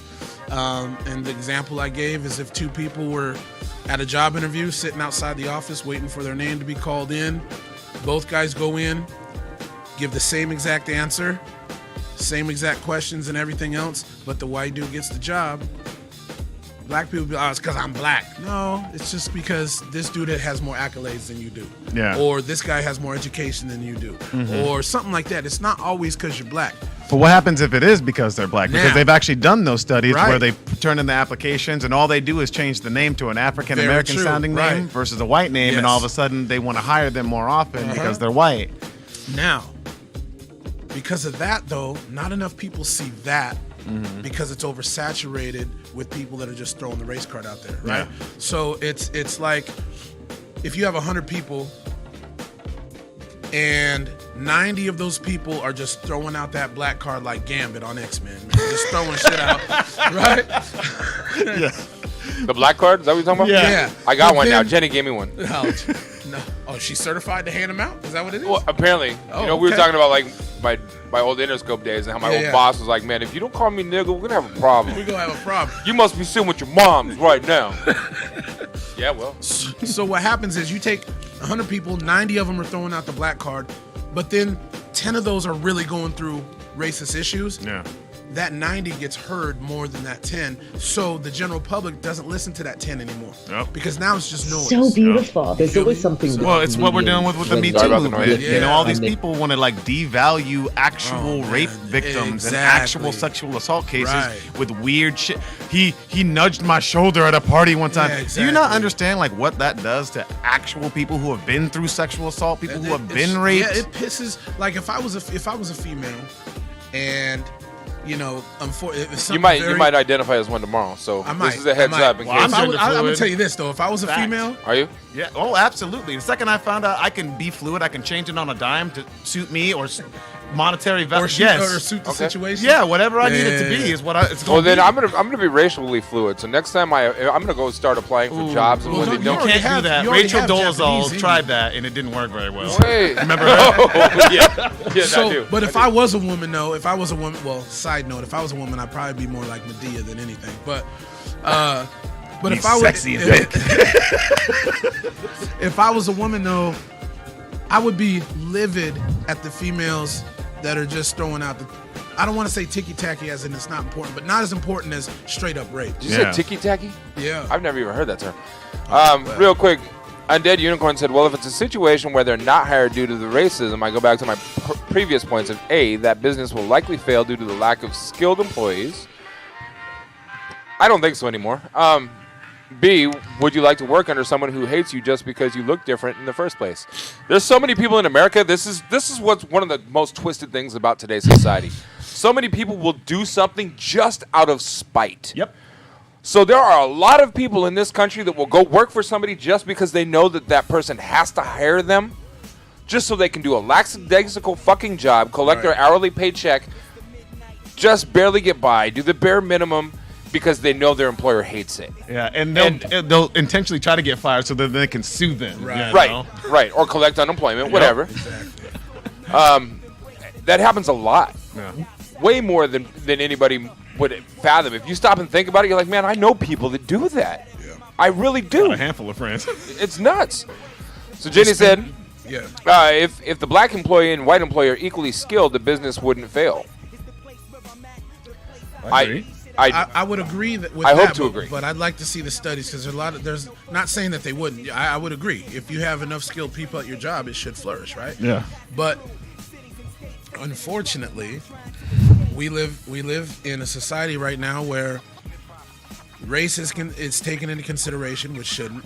Because it shouldn't matter one bit. That's really in all directions, And, though, too. Oh, it's with everything. It's Yeah. not just Absolutely. race. It's with everything. You know, if you Women go to the barbecue joint and you got a white dude working at the counter, people are like, I'll go eat somewhere else. yeah, they're suspect. They're like, hold up. Yeah. It's like going to a sushi joint, but everyone making sushi All is the Mexicans. Hispanic. Yeah. But That's yet why I again, won't go to Sushi Hana. That's different. I will not, dude. Sushi Hana's Because- like plastic. Because you got to You look know at the why it's data. like plastic? White Because they're people importing don't- shit from Mexico. White people don't do good barbecue. On the numbers, like statistically, In the South, though, they do. in the South is different. Yeah. I thought we were talking about up here. Sorry. But up here, it's a little bit different. It's different. But back home in Jacksonville, Florida, where I'm from, shout out to Gainesville, Duval County. There's the Southern white people that have Yeah. been there the whole lives. They're like super Southern. You feel Yeah, me? Southern drawl. Those cats, yes, those cats can get down. Yeah. It's the ones that like to barbecue. They don't really have a passion for it. They just like it. You know, they just throw some burgers and hot dogs on the grill or something, and they're like, barbecue. And it's like that. Except for in the South, white people make brisket like they make turkey. Oh my gosh, dry as hell. fucking can Yeah, be, so dry. and When in you take small a bite, portions. You gotta force it. Yeah. This is great. Whoever made this is amazing. Right? No. I ain't flying with that. But as far as business owners nowadays, there's tremendous pressure. Which being a business owner, you're under enough pressure anyway. Yeah. But being under pressure because you have to hire a certain race, or you have to hire a certain amount of females, or you have to hire a certain amount of whatever, it puts unneeded pressure on the employer. And then when the employer doesn't do it right, and there's like a story that comes out, they paint that employer as being racist. Yep. When the employer has no inkling, no fiber in his being of being racist, Yeah. it's just he's put in a position where I'm not hiring motherfuckers that aren't qualified. I'm sorry. Yeah. I'm just not doing it. And that's what we need to focus on. But the problem is the majority right now are the people focused on the negative shit. You know, it's the people that have a platform to speak their mind, which everyone has a right to say what they got to say. But too many people are saying words without education behind them. Yeah. You feel me? Like, do the research, man. Like, don't just be like, I'm black, so I gotta stick up for every black person. No, because some black people's in the wrong like a motherfucker. Oh, know? yeah. It's like one of those things where everyone has that friend where you can't take nowhere. Yep. Because they act a fool. You Yep. feel me?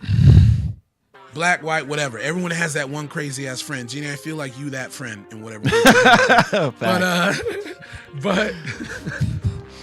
But it's like when your homie fucks up, I'm not just gonna ride with him just because that's the homie. I'm like, you fucked up, dog. Yeah. I'm like one of these guys. I'm like, I don't know this dude. You know what I mean? Yep. Or when they start acting a fool, acting crazy. Or I've been in a situation where I walked into a 7-Eleven and I was with a group of friends of mine, and I had that Gambit dude in the group, right? Yep. And he, regardless whether it was serious or not, he said, but he was dead serious about it. He was like, he looked at the hot case, and the hot case were the hot dogs and then whatever else is in there. They had, I think it was like a new flavor of fucking Big Bite or something. It was barbecue something. And one of my other friends was like, yo, you should try that barbecue Big Bite or whatever. Just literally just saying, try the Big Bite. It was good. He had one, I guess, you know? And the dude was like, oh, it's because I'm black, I gotta have a barbecue one? Is that what you saying? And it's like, bro, calm down. Damn. He was just suggesting, Yeah. because he had it and he liked it, he thought that you might like it too. That's the shit that just gets on my nerves. Yeah. But those type of people are the ones that know this employer is gonna have to hire me regardless. And then they go and they do a lackadaisical job, and then now you're losing more than you're actually gaining. Now you gained a headache and you gained somebody that's not even qualified to work at your job. So it's a messed up situation. Yeah. But like I said, the 90% is being heard over the 10% of real shit that's going on. Yeah. You know? Well, I mean, it's because those people are the most vocal, you know, overall. Right. So it's hard when you have a very vocal group of angry people, upset, whatever, you know, and then everybody else who's happy, you know, or living their lives. We ain't got time to bullshit or cry about Ain't stuff like that. Nobody got time for that, man. We living our best life, bro. Yeah, it's it's the people who are the most trouble right now are the loudest, and they get propelled into the spotlight because everybody on social media gets a chance to be heard. And so it's like these keyboard warriors are just sitting there, you know, stroking it away all day, talking shit. Man, these social media gangsters is thick, ain't they? Man, they really are. They're deep. If they was a clique in real life, bro, they'd be deep, bro. Yeah. It'd be crazy. But my advice to anybody out there who sees this now or sees this in the future, and you are one of those people who's so quick to jump that you didn't get something because of where you come from or because of your race or whatever, man, pump your brakes and do a little more education and have a little more respect for yourself. Yeah. Because in all actuality, if you're so quick to throw that card out, how much do you really value yourself as a person? Not as whatever race you are, but as an actual person, a human being. When you wake up and you go to brush your teeth in the morning, you're not looking in the mirror like, you're not looking at yourself like, well, for me anyway, I don't look in the mirror and be like, oh, I'm a black man brushing my teeth right now. Yeah. When I wake up, I'm like, I'm brushing my teeth. What do I got to do today? This, that, and the other thing. Like, race doesn't even pop into my head. You know what I mean? But again, like I was saying yesterday or the day before, my life is a little bit different because I was raised in a white household. You know what I mean? So, but I can see from both sides. And I think that's why part of me has a little bit more of understanding than the next person, but also I do research, man. I study. Like we was talking about yesterday, like cross-checking information. Yeah. You know, like that's what I do because, and I advocate that for everybody. Thank you. I accept this award. I advocate everybody. Thanks for the cheer. Good looking, Mom. Good looking, moms. I advocate everybody to do your own research. If you have a clique of people you hang out with and one person has an opinion, don't just ride with their opinion because it's cool to have love for them. It's cool to have all this stuff for them, but do your own thinking. Right. You know, don't just, you know, put everything into this person and what they say is concrete. Because a lot of times, a lot of your friends don't know what they're talking about either.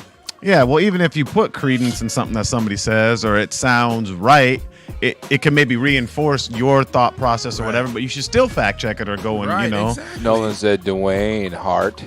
Hey, what's up, Miss Nolan? How you doing, Mom?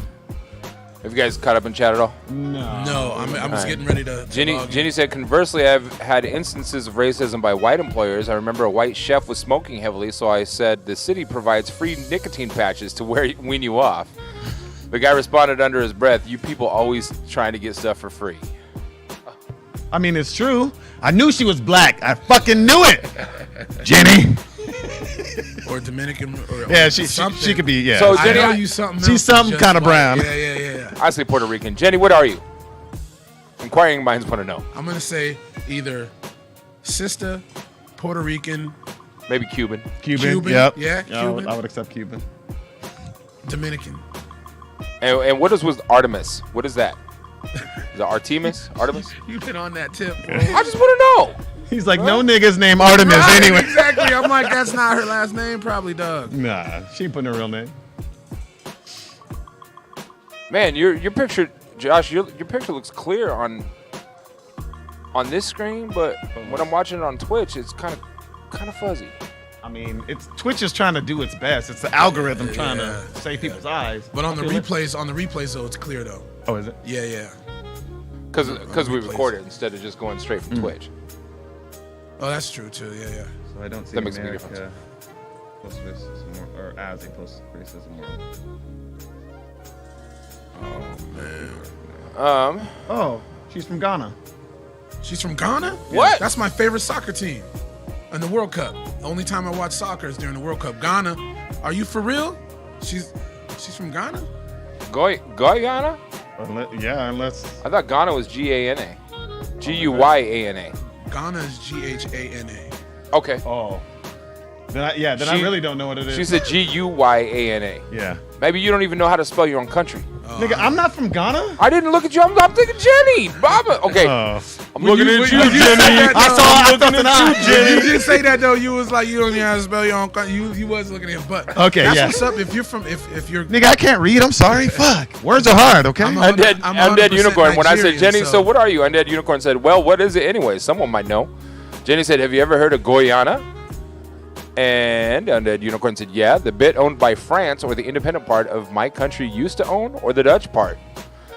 Jenny said, no, Josh, Jesus Christ. No, Josh is not Jesus Christ. I do have the same initials as Jesus Christ. JC. So Undead Unicorn said it's just above Brazil in South America. Interesting. Just above Brazil. I'm stuck in it. I'm stuck in American box, dude. That's what's up, man. That's tight. I'm stuck in it. So does she know how to dance? Does she know how to? Because usually Brazilian dance. Well, I'm just saying, South Americans love to dance, bro. Yeah. Well, all cultures have their own. Shout out to Jenny and her culture. Go on. Tell us about white people dance. Don't worry. Not unusual to be loved by one. Carlton is what you're going to... Okay, that's fine. Look at what's crazy is if look that's at a white musicals dance, since the dawn of for sure. since the dawn of time, since the dawn of movie time. Right. Yeah. But that's how cool it is, though, because I mean, everyone loves Carlton, bro. Everyone loves Carlton, and so when he's doing that, who admitted that he took those moves from somebody else, but now he's trying to sue Fortnite for making their characters dance like that? Is he really? Yeah, he's suing because it is his dance, and he emulated or took something and kind of like varied it a little bit, so it's not the original dance. But he didn't copyright the shit. No, but so it's he doesn't his have a right to dance. sue. Get It's out the of Carlton dance. Look it up, and what's it called? It's called the Carlton dance. It ain't called the Sugar Ray Leonard dance or anything else. here. Jenny said, "Undead, are you Venezuelan?" He says, "Nope." She says, "Oh," he says, "English." She said, "Yeah, the former colony." He said, "Oh, nice. Long live the Commonwealth." Nolan said, "I can white girl dance." And Undead said, "God save the Queen." So I want to go back, and we have to start this segment over because I want to clip this segment because I think it's very important for people to know about the HR1. So I want to focus on this. Let's not get way too sidetracked on a completely different fucking. Stay out of the weeds. You're gonna have to catch me up. No, I'm gonna start. We're gonna start over. So when we clip it, it's gonna be actual. Okay. You know, because in case you don't know, we try to take all of our segments that are particular subjects and clip them into short versions and put them on Funkshop TV, so somebody doesn't have to watch a whole 3-hour segment to get the little tiny piece that they want to see. Right. So we clip all of the segments down into particular subjects, put them on YouTube, youtube.com/Funkshop TV. So if you ever want to see any of the clips or particular pieces, they're all on there. So HR1, Jenny brought it up. It's House Democrats introduce anti-corruption bill as symbolic first act. So the article reads, "It isn't your usual bill. The For the People Act, introduced Friday by House Democrats, is known as HR1. Symbolically, their first legislation is a 571-page compendium of existing problems and proposed solutions in 4 political hot zones: voting, political money, redistricting, and ethics. A pledge to pass the bill was a common theme among Democratic House candidates last year. We heard loud and clear from the American people," Representative John Sarbanes, Democrat of Maryland, told reporters Friday. "They feel left out and locked out from their own democracy. If the bill ever becomes law, it's unlikely to happen this year. Republicans control the Senate, President Trump is in the White House, and the GOP vehemently opposes the basic approach of HR1. This is why we need to vote a new president. For this reason alone, I will vote for whoever stands for HR1. This is obviously a pretty radical expansion of the regulation of political speech," said David Keating, president of the Conservative Institute for Free Speech. "If this bill had become a law now," he said, "anti-Trump groups would find it very difficult to speak as effectively as they have over the past 2 years. Some of the bill's provisions push the envelope, including reaching into state law. To settle the controversy over redistricting, the bill would simply take away the power of state legislatures to draw congressional districts and have independent commissions do it instead.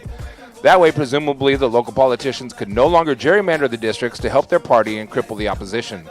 Some other proposals are not surprising. The bill includes an update of the Disclose Act, a pro-transparency measure that Democrats have introduced regularly since 2010, not that Republicans are any more likely to embrace it than they were back then. Here's a rundown of the bill's major provisions.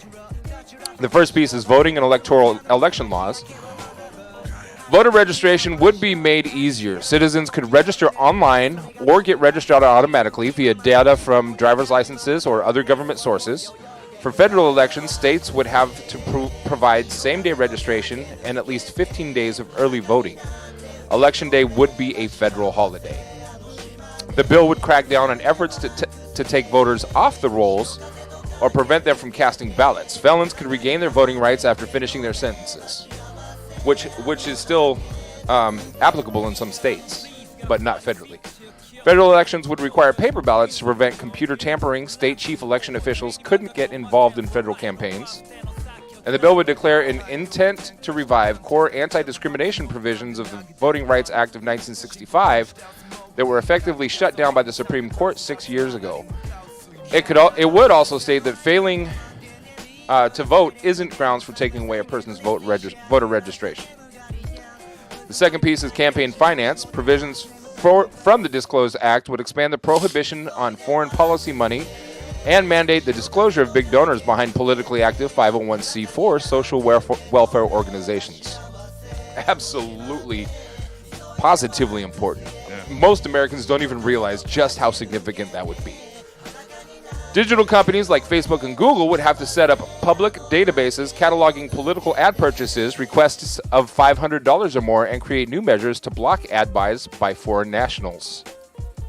Wonder why they're doing that. Russia. Presidential inaugural committees would have to disclose expenditures in addition to the existing requirement for donor disclosure. This is a response to reports of unexplained spending by Trump's inaugural committee. A new matching fund program would support House candidates who agree to raise only small dollar contributions. Similar provisions for Senate candidates would have to come from the Senate. And the public financing system for presidential candidates, largely irrelevant since 2012, would be updated. The bill would quash sidecar super PACs that support individual candidates. Also very important. Yeah. Very important. When are we voting on this? Huh? When is this being voted on? It's the Democrats brought it to the House. So the House Democrats introduced anti-corruption bill. So now it's got to go through the House and the Senate. So we'll see. Anti-corruption. Chances are it's not going to happen, while Trump is still president. Yeah. But, Anti-corruption? Mm-hmm. Yeah. How much corruption is going to be anti? Because there's a lot of corruption. Well, and this literally cuts down probably a vast majority if this passes. Yeah. The next section is ethics. Presidents and vice presidents would have to release their tax returns, something that happened routinely in past administrations, but not in this one. Yeah. Presidents-elect would need ethics plans for their transition teams and would have to file financial disclosures within 30 days of taking office. The bill would tell presidents and vice presidents they should act as if they are covered by the conflict of interest law, which actually exempts them. Again, this wasn't an issue in previous administrations because past presidents did not have the volume of business entanglements that Trump has. House members would be barred from serving on corporate boards. Representative Chris Collins, Republican from New York, is under indictment for allegedly using inside information he gained as a corporate board member. And House members would be forbidden to use taxpayer money to pay penalties for employment discrimination. Former Representative Blake Farenthold, Republican from Texas, used $84,000 in federal funds to settle a sexual harassment claim by a former staffer, said he would repay it, but changed his mind after leaving office. But changed his mind? Nah. Congress passed a bipartisan measure in December requiring members to pay out of their own pocket for some settlements and court judgments in sexual misconduct cases. The Supreme Court would also have to get a code of ethics, something it has never had. And the laws regulating foreign and domestic lobbying would be expanded. So this bill is, to me, and you can call me naive if you wish. I'm okay with that. To me, this is one of the major reasons why so many people were behind Bernie Sanders. Because he was trying to remove corruption and build more transparency in government office. That's a good way to get yourself assassinated. Well, his old ass is still breathing, so. Because he didn't get elected. I mean, if Trump didn't get assassinated, is anybody really? That's a good point. Let's be real. I don't know, man. I think that wig is bulletproof, fam. I mean, it might be, but it's bulletproof, but not windproof. Can we get somebody to take a shot though? Like, I'm not advocating for anybody to violence against the president. By the so that's HR 1, and I'm glad we got through that whole thing without any derailment, because to me that's a very important piece that should go viral. It's not going to, but it should, because everybody needs to understand and learn. You think they're going to try to mute it as much as they can? Oh, absolutely. Yeah. Absolutely. This will not pass until we get a new president. Possibly even as long as the Republican controls Senate. We'll see. So I want to back up and chat a little bit. Shout out to Trinidad, because Jenny's going off on some. Jenny said explaining Guyana would probably confuse you guys, though. Undead Unicorn said the American education system almost entirely focuses on America itself, or so I'm told at least. That's your pops? No. Undead Unicorn? Yeah. No, why? I thought Josh that too. thought that too. I thought he said that the other day. That was his dad. No, my mom and dad share the same computer, so sometimes my dad will be on the mom. Because I was like, oh, Pop's got his own name. Undead Unicorn is from over the pond, dude. Okay. He's glued to the Brexit issue right now. Oh, okay. What's up? My bad. I didn't know because I thought you said Pops. That's our brother from another country. Jenny said, what is unique is that it was a former English colony in South America with a large black and Indian population. Obviously, Guyana. Am I saying that right? I don't know. You'd have to ask. Guyana? I've never heard of it. And many immigrated to New York City. Undead Unicorn said interesting stuff. That's mad. Jenny said, if you're familiar with Rihanna, for example, her father is Guyanese. Trinidad is also a similar country in terms of culture and demographics. Yeah. Tina said hashtag Duce exclamation Duce. Guyana. Yeah. Shout out Tina's on Duce's nuts today, apparently. Jenny said Cardi B's father is Trinidadian and Nicki Minaj also pure Trinidadian. Yeah.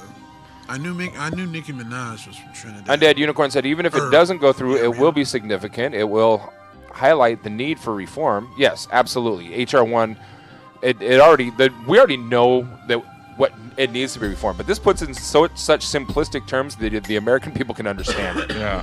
Well, that's why I appreciate Trump getting elected, because pretty much he showed all the problems with the presidency or the power that the president can hold. All the holes in the cheddar cheese. Everybody thought that it was all good when we had somebody responsible up there, but the potentiality for somebody like Trump to take that spot is there indefinitely. As long as we have a two-party system. Do you think there's still a lot of anger because he's not necessarily a politician, he's a businessman?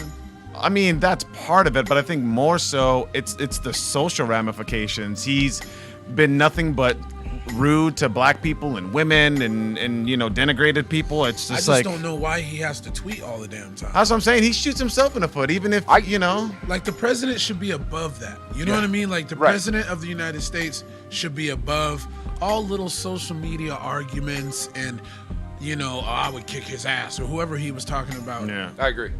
Absolutely agree. You know, it's like the principal of your school, like always on his Facebook. Yeah. You know what I mean? Or rolling in and talking about the girls in the class and being like, yeah, them dumb little bitches. Yeah, and exactly. Or like, because I own the Miss America pageant, I can go in the locker rooms and look at them, and I'm the owner, so it's okay. Is that not a thing? Shut the fuck up. I was with you all the way until if I own it, I want to look at the titties. How is that wrong?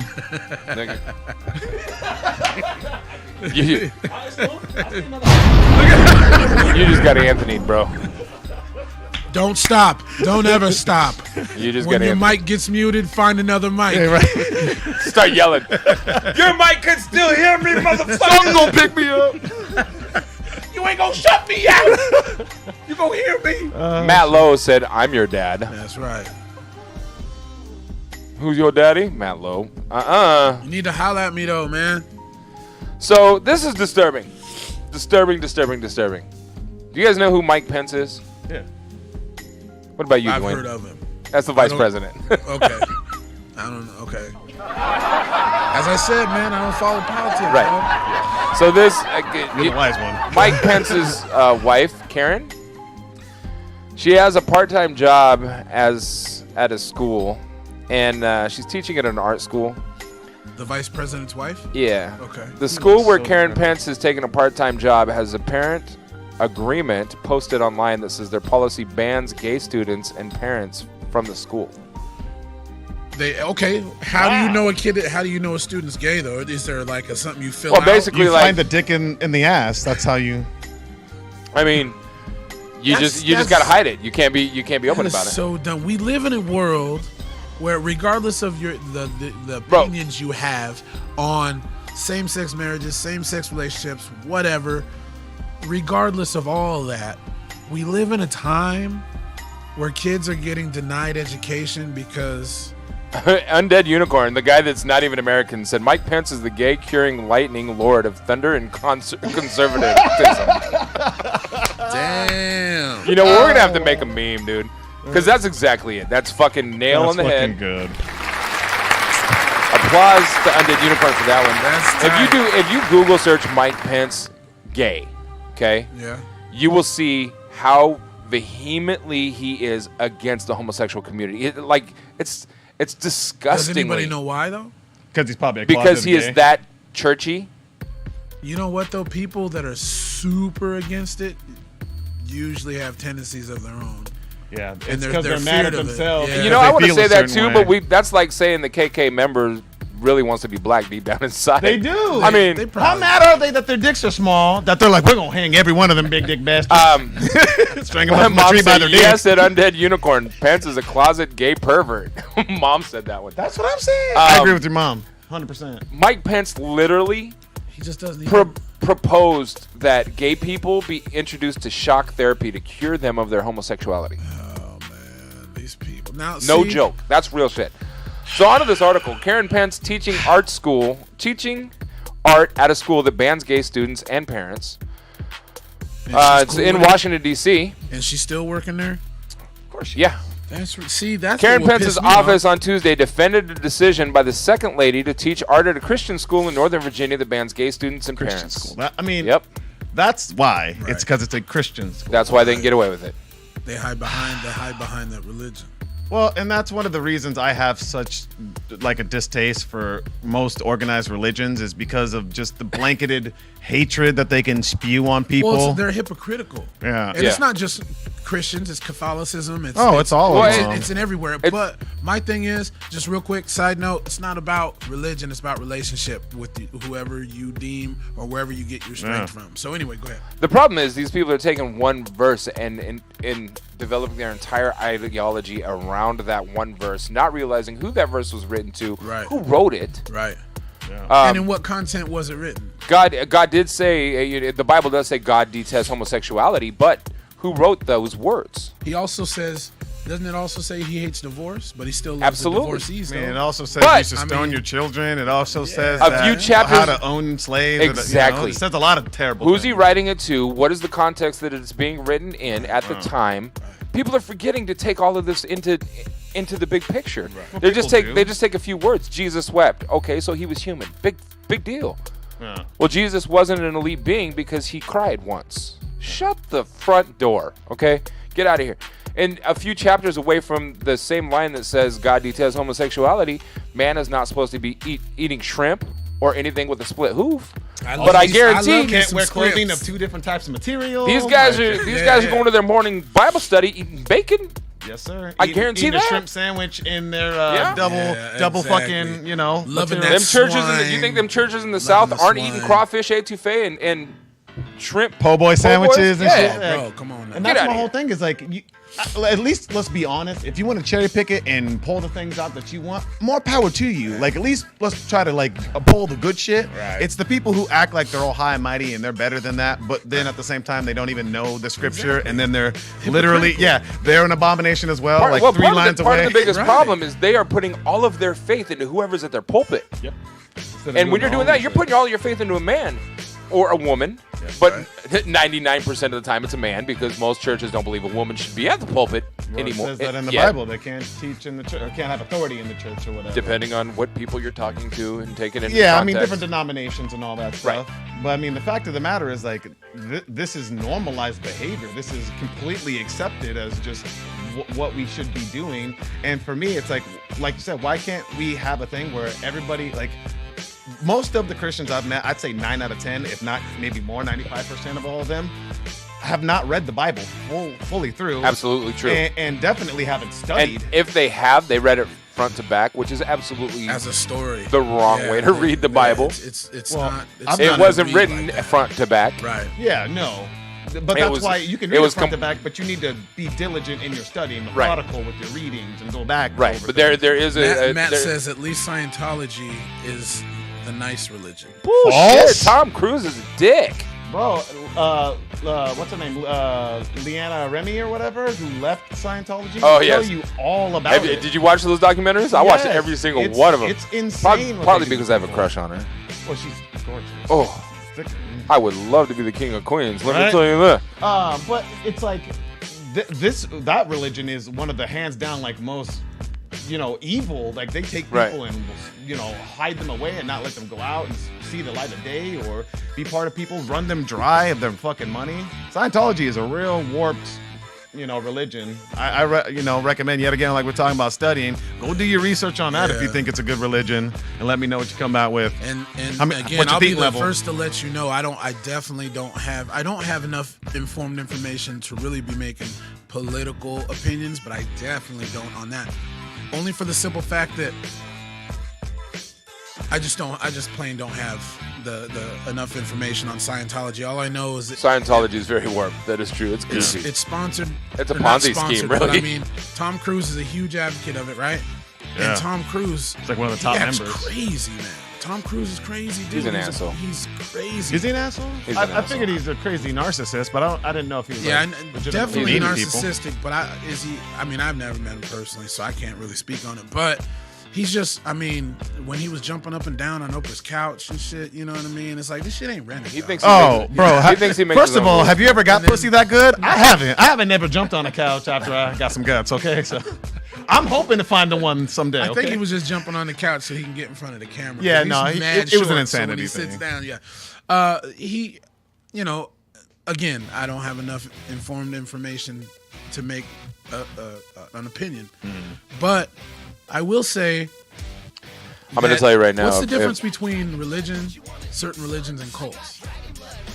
It's a fine line. Very little. It's a very fine line. You know what I mean? Because acceptance, pretty much. To me, I don't really think there's much difference. Really I really don't. And I think it's just like when I was growing up, a lot of people are like, are you going to church today? You going to church? Or in my adulthood, did you go to church? Or do you go to church? What church do you go to? I don't go to church. Because to me, church is a business. That's what it is to me. Here's the deal. Religion is hypocritical. When I hear the word religion, the next word that comes to my head is hypocrites. That's it, because it's about relationship with me. When I wake up, I have a great relationship with the big man upstairs. You understand? I'm glad. Why's it got to be a man? Name, you feel me? But I don't feel like I have to go to a building. That's what it says in the Bible. Do all this other stuff, I just don't feel like if you were the group of people, like-minded people, and you're having a good time, like I get the communion aspect of it, like I get that. But don't don't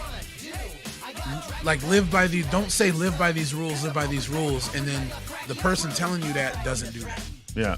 Or the people within the organization are judgmental. There's so many judgmental people in church. Yeah. So many.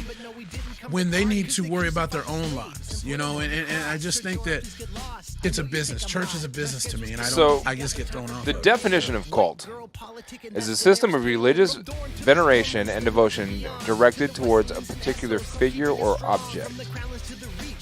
So, if that's the case, wouldn't all churches technically be a cult? I agree with you, man. And to break it down, this is a relatively small group of people having religious beliefs or practices regarded by others as strange or sinister.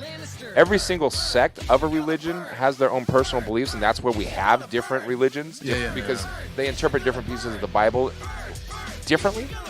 And everybody's religion thinks every other religion. Though, isn't it? Yes. But funny how that works. It's not necessarily interpretation if you really study the Bible. That's what I'm saying. A lot of people don't. There isn't room for interpretation. But there absolutely is room for interpretation at the highest levels. The people who are the most well-known Christian apologists is the William Lane Craigs of the world. They argue. They don't have one doctrine that they all agree upon at the highest level, the most educated, well-spoken individuals in the world. So how can we say that? I mean, on a simple level, you can't just say, "Well, I interpret it different than you," because even on a study level, like I said, people spend their whole lives decoding the Bible and then come on a study level, you can. On a simple level, you cannot. You cannot. That's what I said. The average everyday churchgoer can't use that as their argument because they're not even studying the word in order to be able to interpret it left or right, one direction from the other. Well, they're putting all of their faith in whoever's behind the pulpit. Oh, you're just talking about the standard person who doesn't read the Bible. Okay, yes, the average everyday, in general, quote unquote Christian. The difference between every single religion, for not every single, but for many, is based on one or two verses. that was interpreted different without accounting who those verses were written to or what the context was. Right. Well, then you get into different religions like Santeria, which originally came from Africa. I don't practice Santeria. And then Cubans, I don't have no crystal ball. But if I had $1 million, well, I'd spend it all. But that's awesome. He used to do yes, Undead. Very, very good point. He used to I want to back up a little bit. Or whatever. But Undead said, I'm agnostic theist myself, but I've been brought up fully and Anglican. Anglo-Saxon, maybe. Jenny said, curious, are you familiar with Gina Miller? Really quick, just to touch that.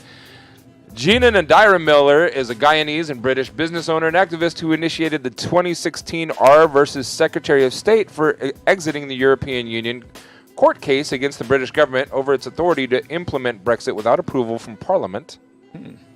Did not. Another one of them famous Guyanese peoples. Guyanese in the building. Undead said, Mom said Scientology is very warped. He is an a-hole. Talking about Tom Cruise, I assume. Undead Unicorn said, I know that Scientology has a squad called the Squirrel Busters who hunt down or harass people who have left Scientology or exposed it or whatever. Yes. Now, back to your thing about jumping on the couch.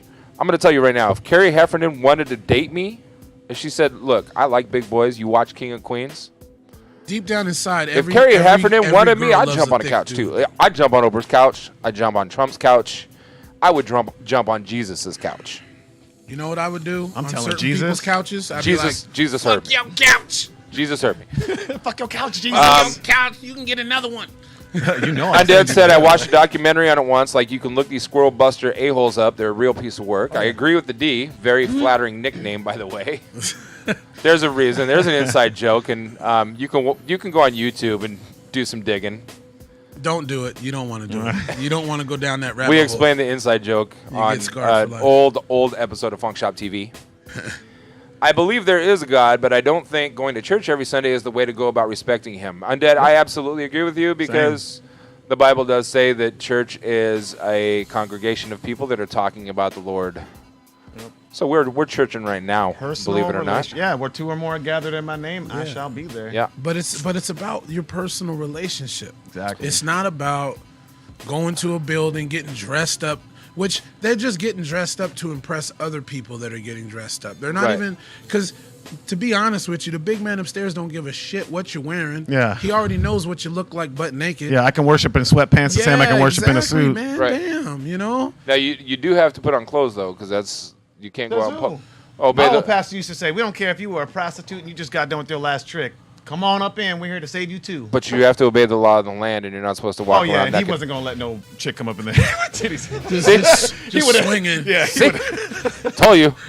From the pulpit, just coming down with the elbow. Lord have mercy. Woo! Woo! Woo, God. Keeping this on track is hard when you're dealing with 1.5 black people. Undead said, that's fair. I believe there is a God, but I don't think going to church every Sunday is the way to go about respecting him. We're talking about the Abrahamic religions, right? Which is a very good point because there's so many religions that just aren't based around the Bible that we know. Exactly. As the major world religions, essentially, except for like Hinduism and stuff like that. And he just said because Hinduism is completely different to Judaism, for example. Oh, for sure. Yeah. Which is true. 100%. Yeah, absolutely. But I mean, like as far as like I like this dude. Man. Yeah, no, very well. You know, Undead Unicorn probably he's well educated. He probably spends more time watching Funkshop TV than anybody else does too, and he's like that's what we call Buddhism as well. Absolutely, for sure. Duane and I may, comparatively speaking, we can be put in the light of Buddha, but that's just because we're chubby. Yeah, Western civilization. Buddhism is more of a philosophy than a religion. I agree. It is true. That's very true. That's very, very true. But there's still the fat guy at the top. Do you guys know much about Buddha and like his story? Like I just know he ain't going swimming. Abandoned his family and started traveling, and it's pretty interesting. He's honestly, he was kind of like the Asian Joseph Smith. Yeah, I know he ain't. He don't swim with no shirt on. That's what I'm talking about. You know what I'm saying? He don't do shit with a shirt on. Nah, he don't give a damn. He just let it all hang out. China is the most populous country with approximately 1.4 billion people in 2018. India is the second largest country by population with approximately 1.35 billion. inhabitants in 2018. How crazy is that when there's almost 7 billion people on this rock, bro? That's crazy. I think we're almost up to 8 now, right? You think so? I Oh, think- yeah, the I think we population. are, Yeah, because they said we were supposed to blow up to around 10 by like 2025. I know or Buddha something. didn't eat any rice, and he was complaining, so the priests were like, stop complaining. Then he reached nirvana. Well, that's where I'm not like Buddha, because I like rice, man. I eat my Stop rice. complaining. He's like, fuck my family, nigga. I gotta get out of here. Yeah. And then went on a little spirit quest. It's funny how leaving your family and smoking a little bit of weed will help you reach that nirvana real Telling quick. you, man. You know what? We got way off Find track your again. zen. Sorry. All right. Shit. Karen Pence teaching art at a school that bans gay students and parents. Washington, D.C. Karen Pence's office on Tuesday defended a decision by the second lady to teach art at a Christian school in Northern Virginia that bans gay students and parents. Pence will teach elementary art 2 days a week at Emmanuel Christian School in Northern Virginia, her office announced. She'll be known as Mrs. Pence to her students, not as the Second Lady of the United States, per her office. I'm excited to be back in the classroom and doing what I love to do, which is to teach art to elementary students, Pence said in a statement. Now, should it be just to teach art, period? What's the difference in dynamics between teaching art and specifically teaching it to elementary students? I'm sure they're more creative and they haven't been like. I'm just going to go out on a limb and call her creepy right now. I have missed teaching art. No. It's great to return to school where I taught art for 12 years, she added. The second lady, because she likes to finger paint, she can't do anything with calligraphy pens. The second lady previously taught at the same school while her husband was serving in Congress and has spent 25 years as an elementary school teacher overall. You've been a teacher for 25 years and you're still a bigot? The school where Pence has taken a part-time job has a parent agreement posted online that says their policy bans gay students and parents from the school. The agreement was first reported by HuffPost. I understand that the school reserves the right within its sole discretion to refuse admission to an applicant or to discontinue enrollment of a student if the atmosphere or conduct within a particular home, the activities of a parent or guardian, or the activities of the student are counter to or in opposition to the biblical lifestyle the school teaches, the agreement states. Keyword, the biblical lifestyle the school teaches. The school teaches biblical. Because biblical if they're lifestyle. eating bacon at lunch, they are completely... Well, we gotta assume that they're doing stuff right. They got the single uniforms with like one style You of see otherwise, yeah. 100% pure cotton. And Jenny said population of the U.S. is only 328,024,261. But this is Funkshop. Yeah. Not quite. This is... Oh, yeah, as far as being derailed. yeah. That's probably what she was referring to. Yes, we get sidetracked a lot. This includes but is not limited to contumacious behavior, divisive conduct, and participating in, supporting, or condoning sexual immorality. So that means none of the kids in that school better have been conceived before the parents were married.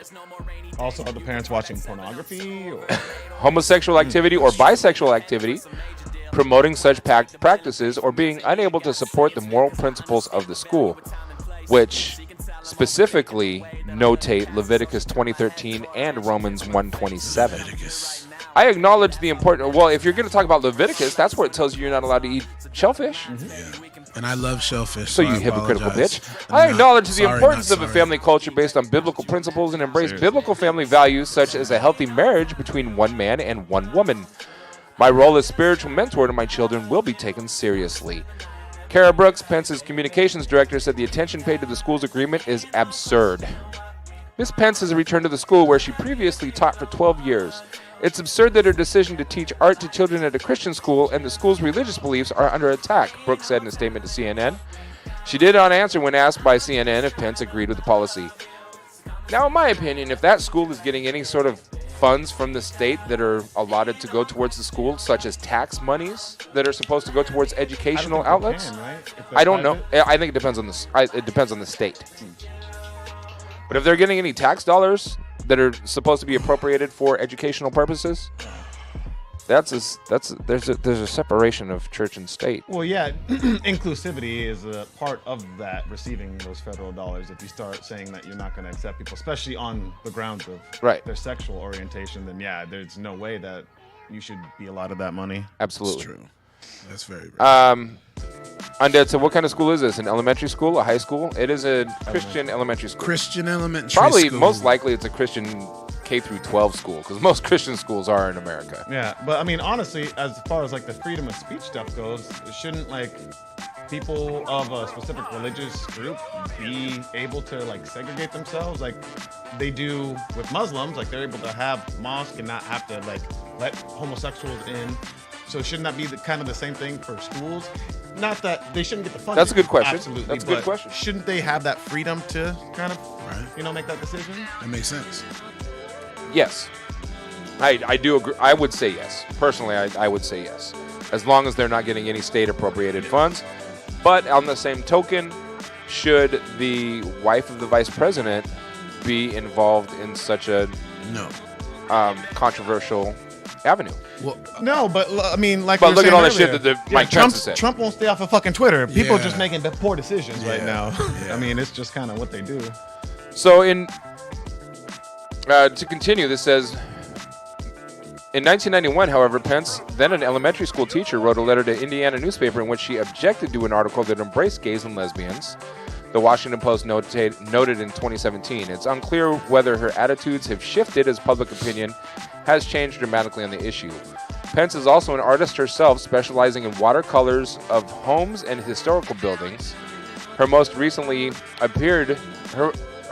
most recently appeared in her daughter Charlotte's book, of course. Marlon Bundo's Day in the Life of the Vice President. 2 sequels are expected to be published this year. Pence has also embraced art as her policy platform as Second Lady. She unveiled her art therapy healing with heart, spelled H-E-A-R-T capital, platform in 2017. Kevin's over there? Yeah. What's Kevin doing? Seeking to shine a light on art therapy as mental health profession through appearances across the U.S. and abroad. Well, I wonder if she's using that as trying to cure gays as well. Because to them, homosexuality is a mental health issue. Yeah. Pray away the gay. Pray away the gay. Yep. How silly is that? Less silly than you might think. I mean, elementary typically is kindergarten through 5th grade here. Middle school is 6, 7, 8. If you're in junior high, it's 7, 8, 9. And then high school is 9, 10, 11, 12, or 10, 11, 12. See, when I was in middle school, junior high, it was just 7th and 8th grade. Mac Middle School was just 7th and 8th. Really? Yeah. That's weird. Yeah. Where at? Mac Middle School. McLaughlin. Really? Yeah. Middle school. I went there too. And then, of course, Fort Vancouver, 9 through 12. But yeah, my elementary school for me was 1st through 6th. And then 7, 8 is middle school. And then 9 through 12 is high school. A lot of middle schools are 6, 7, 8. And then high school is 9, 10, 11, 12. Yeah. But if it's a junior high, it's 7, 8, 9. You typically. Oh. So kindergarten through 6 is the elementary, and then they go to junior high for 7, 8, 9, and then high school 10, 11, 12. Huh. Even though your freshman year is still school out here. Where at? Much as Heritage, I went for 4 years, and then that's where my son went. Yeah, I went to Covington for 1 year, but then I went to McLaughlin. I want to say 7th grade year, and I think that they had just maybe switched over to 6th grade. Undead said 6, 7, and 8. So I went to middle school many moons ago. Yeah, same. The gray hair speaks the truth. And it was 7th and 8th, but when Ninja, I'm not even going to talk about gray hair, bro. That's irrelevant. When I was a junior, when I got to be a junior in high school, that's when they switched and went 6th, 7th, and 8th. Yeah. It blew my mind. I'm like, what? Could we talk as in years old? Because again, our system is different. Instead of having grades, we have. Man, you asked me to do math. I can only count to 4. I'm a DJ. I'll say. So the elementary is kindergarten is usually 5 years old. 5 to 6th grade is 13, 12, 11, yeah, 11 and 12. Then you have 7th and 8th grade middle school. When I was in school, is the 14, 15. Oh, dad's on mom's computer now. And then high school, 9th grade through 12th grade is usually the end of your 15th year on this planet, and you're turning 16, and you're usually graduated 18 years old. So I would love to go to England one day, do some photography. That'd be dope. Check out Duane Johnson's photography, Duane. Bro, you can Johnson's just photography. Type into the chat box, ! The -D. So my dad is on mom's computer now and said, so Jacob fathered 12 males by his wives, capital S, because Jacob had 2. Rachel and Leah, who became the great, etc., fathers of the 12 tribes of Israel, which also became Jacob's name after God says. Just saying more about this later this year, as I'm currently going through the Bible in a year. Again? I've never known anybody to study the Bible like my father has. I don't know how he studies, but I've studied it pretty intently and gone through it 3 full times at this point. I'm going to say for the last 20... I know he studied a lot in his youth. Yeah. While I was growing up, he didn't as much. He was a musician and playing in bars and traveling a bit here and there. His dad's, man, he's gangster, dude. So I'd be interested to ask your dad then, what does he think about the genealogy of Jesus? And like why the accounts in the Gospels are different, why it's a different genealogy. Things like that are essentially what made me start questioning the Bible's legitimacy, because if there's even one mistake in a thing that's supposedly perfect, then it ain't perfect. So I essentially started going down a rabbit hole of trying to really nitpick and find, any kind of trying to connect the dots. Well, just trying to understand more, and then I did extra biblical studies. I read like Enoch and Jasher and Jezebel, and like that's awesome. Dad just said I couldn't handle more than one wife. It's too complicated. This is right. One's enough. So we've got a few laptops here that Tom donated, and this is why I want to get a working laptop so I can get it over to my parents' house. So when he's on, we can tell the difference between the two. Yeah. But that's a good question. And Pops, I don't know if you heard Josh's question or not. Maybe you can dive in and give him some insight. The only answer I can come up with is there's too many things that are unwritten. I bet those dots are connected somewhere, but like we discussed they literally before, diverge. So it's like one is, I can't remember the exact line, but it's like Jacob and then Joseph, and like it goes down the line, and then the other line goes completely separate individuals. So either typo, or people didn't know the genealogy correctly, or like I said, there's some sort of discrepancy. There's something wrong. Things don't line up. I want to say there was. Remember, these books were written by different people, so it doesn't matter. They're divinely inspired. God told them what to write. I agree. With a feather pen by candlelight. But that's what I'm saying. Like, I'm willing to say that it was, sheep farmers and different, scholars throughout history. Right. But like, let's accept that then and say that they probably didn't have the best grasp on the world then. Right. Either that or it's divinely inspired, and God told them to write it, whereas if God told them, it can't be not perfect. Right. Or it came from God. Right. The interpretations of those who have put together the modern King James Version missed a whole lot when they're interpreting it. I mean, my Bible that I have, if you go back to like the Greek Bible and then back to like the not Arabic, what's the word?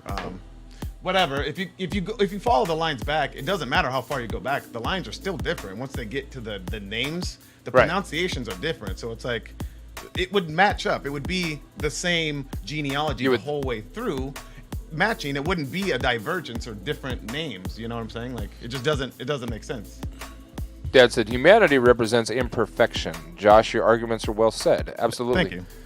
The question, Jenny said, the question becomes, what is the true word of God? And that's a very valid question. That's a great absolutely question. valid. That's what I'm trying to get to. There's a lot of interpretation. Not only is it interpretation from what people said God said, it's interpretation from what people wrote, what people said, what God said, in different languages and different translations. Mm-hmm. Do you think it's like that game where if you have a circle of people and I tell you a secret, and by the time it gets back around, now it's a whole nother, you toured with Michael Jackson. More so than even that, we do a thing where we condition ourselves with false memories, where you tell a story over and over and you end up embellishing it, and then your brain records the embellishments and believes it to be true. Instead of the actual memory of what was going on. Yeah, this is like a scientifically documented like event that we do all the time. It's like humans are very guilty. What was that study where somebody was like at a concert and they were like a play, or not a play, but like they had a solo in a choir or something. Yeah. And they remember it as. That's the example I was using. Was that you the last week? Well, that's the example I'm thinking of. The person was like, oh man, I had a solo and the crowd went nuts. And I killed it. Yeah. Yeah. And then really, if you went back and you looked, it was just like, oh, and then. Yeah, like his dad only clapping, not getting much love. Right, it was just his family members and whatever. So yeah. Pop said belief gets down to faith, which is one of the hundreds of subjects dealt with in the Bible. Yeah, but faith is not a reliable pathway to truth. The thought project with faith, or the thought experiment is, with faith, you can believe the Bible, correct? Right. With faith, you could not believe the Bible, correct? Absolutely. So faith is not a reliable pathway to truth. We need to have something more definitive, a way so we can be in agreement that things line up and are what they need to be. Because absolutely Muslims understand. believe that the Quran is the word of God. Right. And Buddhists believe that Buddha, you know what I'm saying? Like, everybody believes what they believe is true. But Right. now we need a way of actually proving these things. Otherwise, it's not going to stand the test of time or scrutiny. So, like, there has to be something, like, definitive. Jenny said, in my opinion, it's a waste of time to look for truth in the Bible. That's what I've been preaching since I actually read through with a critical eye. You're not going to find truth in there.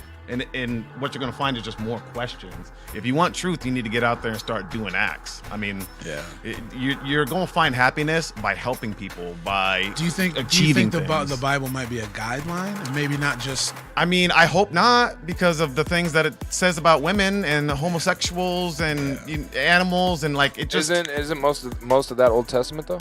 I mean, Jesus reaffirmed the Old Testament. He didn't come and deny it.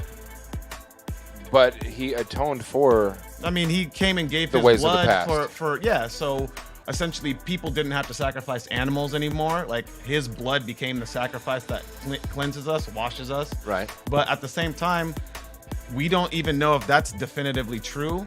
It was an event that supposedly was recorded by women who at the time were not even like credible witnesses, which my buddy Or allowed to write down their accounts. and my buddy they who weren't who's allowed a to be believer historians. says that more like reaffirms the fact that it must be true, because women who were like not even credited at the time with anything were the people who first saw him, and so it's like, why would you write that in if women are being discredited and not giving the time of day at that time period? So Jenny said, a religious text in general, that's why we have science. I mean, I don't think that's science why is we good, have but- science. We but have science doesn't because get us- human. You guys want some gum? I'll take it. I don't. Thank you. It's strong. We have science because humans have a natural desire to want to know where we came from and where we were going. Yes. Dad said, translation, help, the Old Testament written in Arabic and Hebrew and the New in Greek. Yes. Very good point. Arabic was and what I was looking for. And that's why we have it takes us down so many different roads, because interpretation's a motherfucker. Yeah. But the guy who is the perfect being in the universe and knows how to convey his message in the most precise manner, do you think that he could do a better job so that there wouldn't be any question? Or he would put something out that was so convoluted and so open to interpretation that nobody could actually get it, buckled down, or like... Well, since you said, do you think, that means it's open to interpretation and opinion. Yeah. My opinion is he did. My opinion is the person that created it gave us every bit that he wanted us to have. Yeah. The problem is this world is not of God. This world is of Satan. This world is of humanity, not deity. But he created all of it. He did, but he also gave us the divine freedom of choice. Satan didn't have a choice? Or did he do that? Satan because it was had a programmed? choice. He chose his path. He chose So that. what's the difference between us and angels then? Because people say free will, but he had the ability to betray God and go against his word. So We all have the ability to do the same thing. So what is free will? What is our unique gift then that I'm asking? Because people say free will, that's what the angels didn't have, but I disagree. The angels must have had free will, otherwise Satan wouldn't have been able to rebel against And God. I do agree with that. What back to the point, what I believe is all of the pieces are here for us. But because this is a world of man, not of God, this is a world of unholiness and uncleanliness, not a world of purity. There are people who have taken pieces that are supposed to be part of that puzzle and locked them away or destroyed them. Yeah. There are pieces that our humanity will probably never ever see. Mm-hmm. And what if we granted all of those connect things? a lot of the if all of those pieces came forth, Yeah.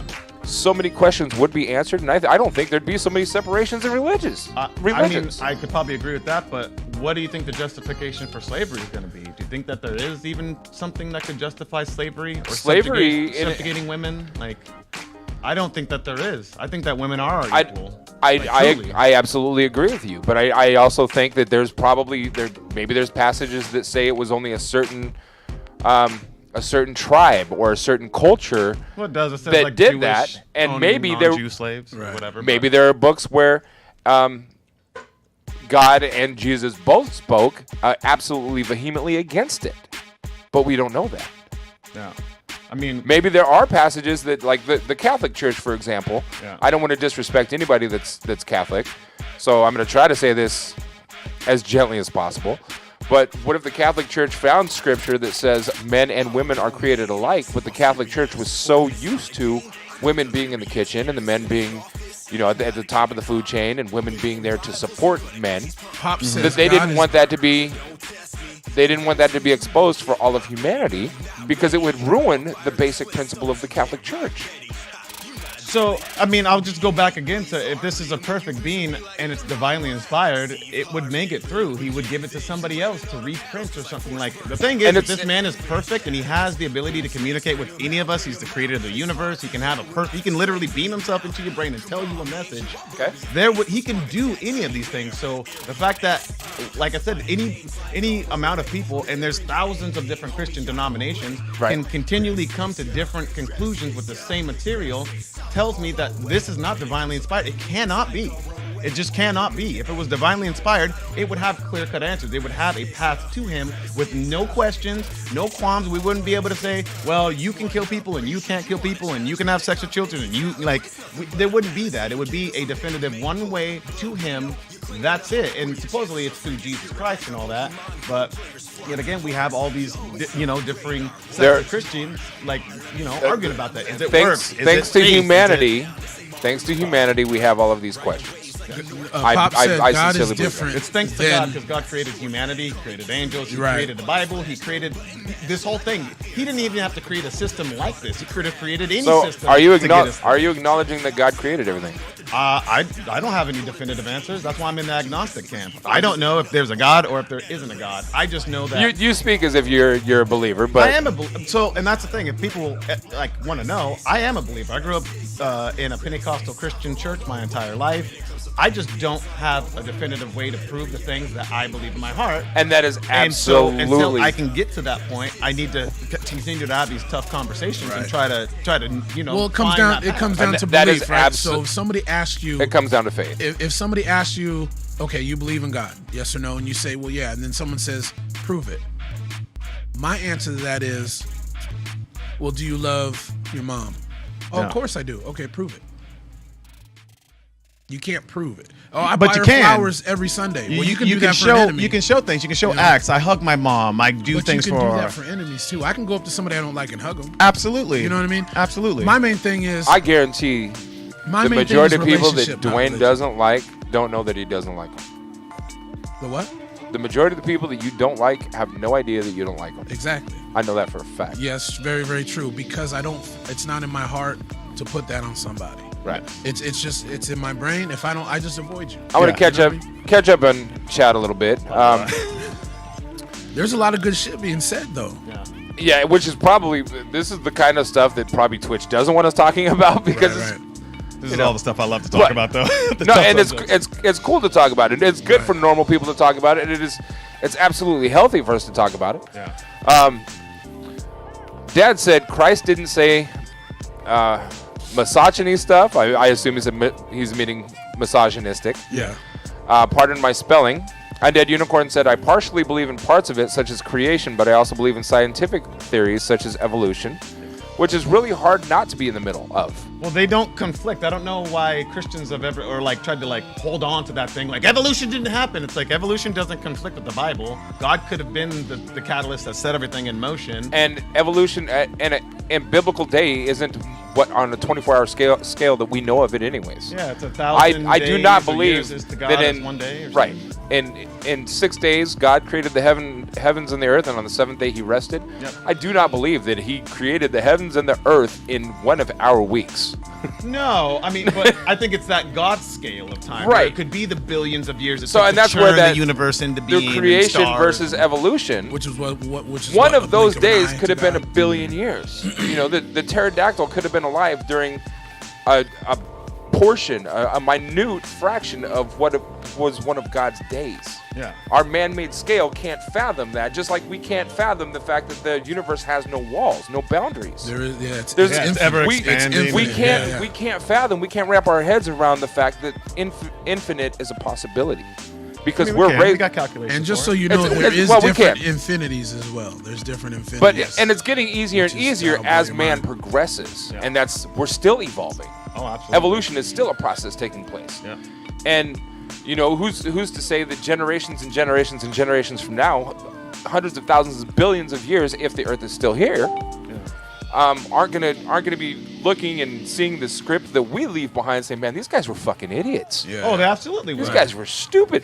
Can you believe these guys thought this about God? Who's to say that somewhere along the history between now and the end of Earth, somebody's not going to develop a spaceship, and maybe there's other tablets floating around on other planets or in other solar systems, in other galaxies. Yeah. There's so many unanswered questions. Absolutely. So we are kind of, we're living in a fortunate time, but as far as medical advancement, as far as scientific advancement, we are living actually at one of the most insignificant times, because our brains want to know so much, Yeah. but we're not going to be alive to experience the things that are just now in the forefront. I mean, maybe. Well- they've got some pretty good technology. That Our skin's has going to our deteriorate and telomeres. fall off our bones before we get to those points. I don't Man. know. Yeah. We're going to The see some speed- amazing years of- things. The speed at which progression? technology Yeah. and medical technology is growing, man, I don't know. Because they're starting to 3D print hearts and shit. And, Right.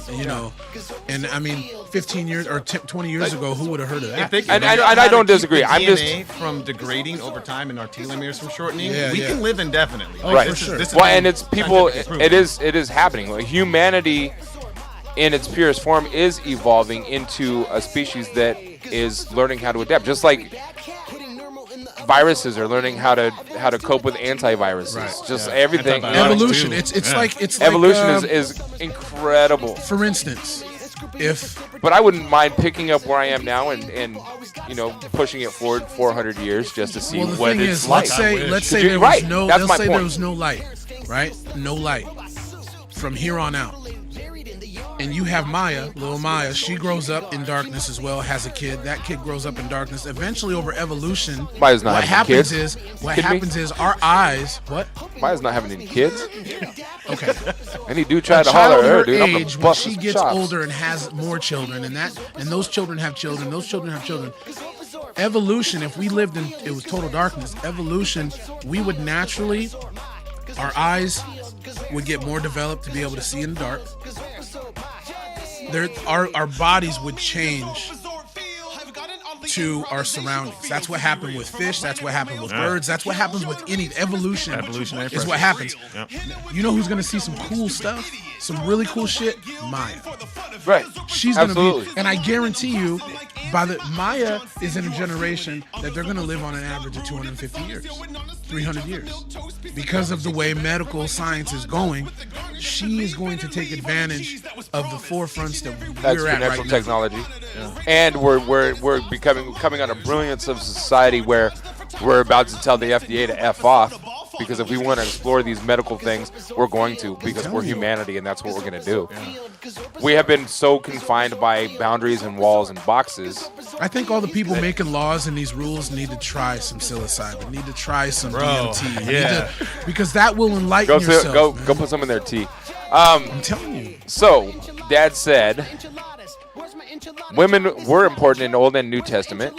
Jenny said science is the pursuit of truth, or no, but religion is faith without evidence, or no. That can be argued on both sides. Undead Unicorn said lack of evidence is not equal to evidence for a lack of. Exactly. Absolutely.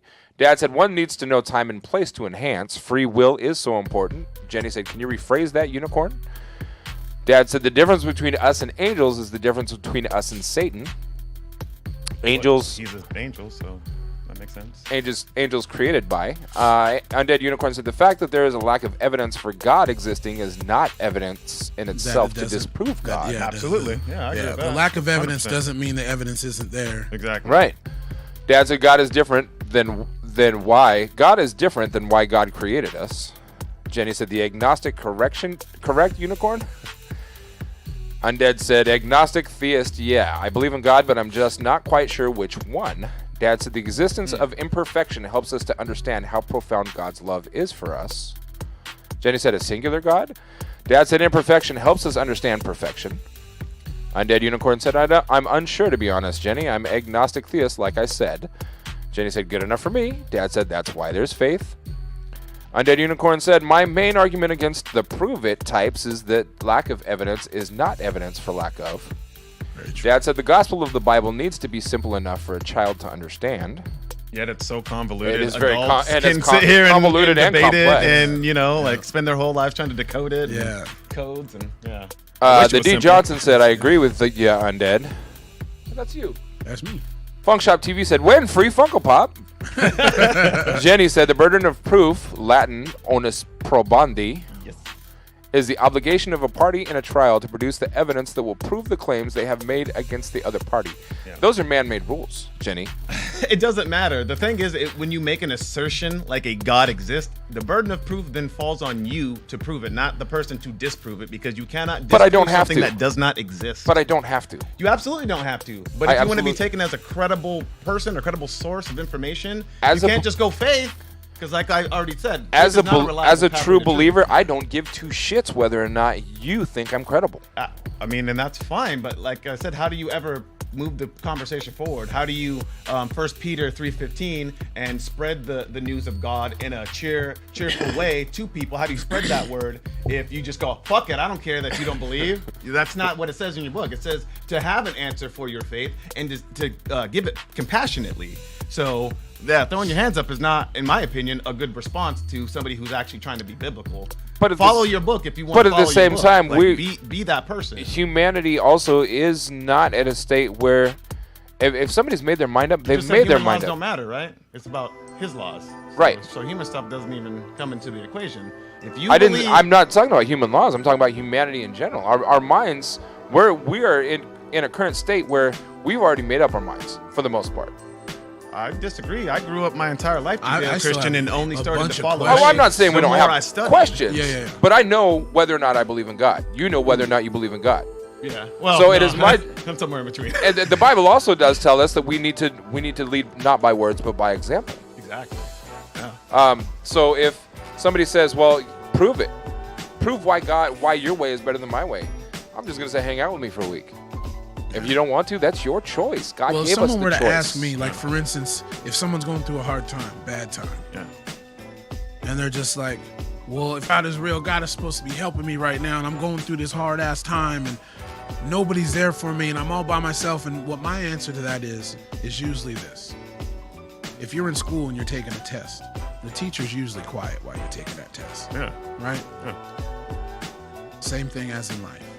If you believe in a higher power, life is a test, and sometimes there's peaks and valleys, right? Yeah. And when you're on the low end, when you're on the low parts and you're learning your lessons, the teacher's quiet. Yeah, but he's still watching. But that's not what it says in the Bible. Very true. You know, it says call out to me and I will be there. I will respond. Right, but that's interpretation. That's my interpretation is when you're going through a test, the teacher's quiet. Yeah.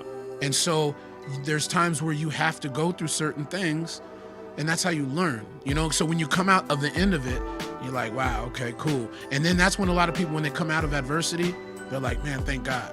You know what I mean? Or they're like, God got me through this. When in all actuality, did he really get you through this? Or did you pass the test on your own, and now he's giving you a grade or whatever? You know what I mean? It's like, well, that's pretty much the story of like how Christians approach situations. If it's good and they believe glorious, they attribute it to God. And if it's something negative, it must be of the devil. And it's like, and couldn't it just be a thing that happened? Like, couldn't it just be circumstance? Like, So Pop said, it's too bad that creation and evolution have to be contentious in the minds of too many. And then he followed it with humanity is definitely evolving. Jenny said, with the idea of creationism, can you not say evolution is the will of God? Undead Unicorn said, technological advancement is becoming a part of the human evolution. Absolutely. Very true. Dad said, man's technology also brings problems. Which is true because we are human and we make mistakes. We're we fallible. make issues. Yeah. You know, Well, and what could be one person's absolute dream that could be another person's to shape- nightmare. Right. The Terminator, the Einstein. the Einstein, artificial intelligence. Splitting atoms? Yeah. You know, when he discovered splitting atoms, it was not to make a bomb. Right. Right. Undead Unicorn said, well, exactly. Dad said, experience God. Undead Unicorn said, my faith has never been stronger than when I've been under times of hardship. And usually that's when our faith has to be strongest. Because when we think that we're at the bottom of the barrel, what keeps There's us another going? step down. What keeps us going? Jenny said we can always move on to another topic. Jenny, are you getting bored with this And topic? Jenny's like, anyways. Moving Sorry, right everybody. along. I don't know. I don't know. That's my job, Jenny. I apologize. Moving right along. Thank you, Pops. I appreciate it. Undead Unicorn said, I have sort of flicked between agnostic theism and Anglican Christianity throughout my life, and the faith really began to break through during my darkest hours. Yeah. Yeah.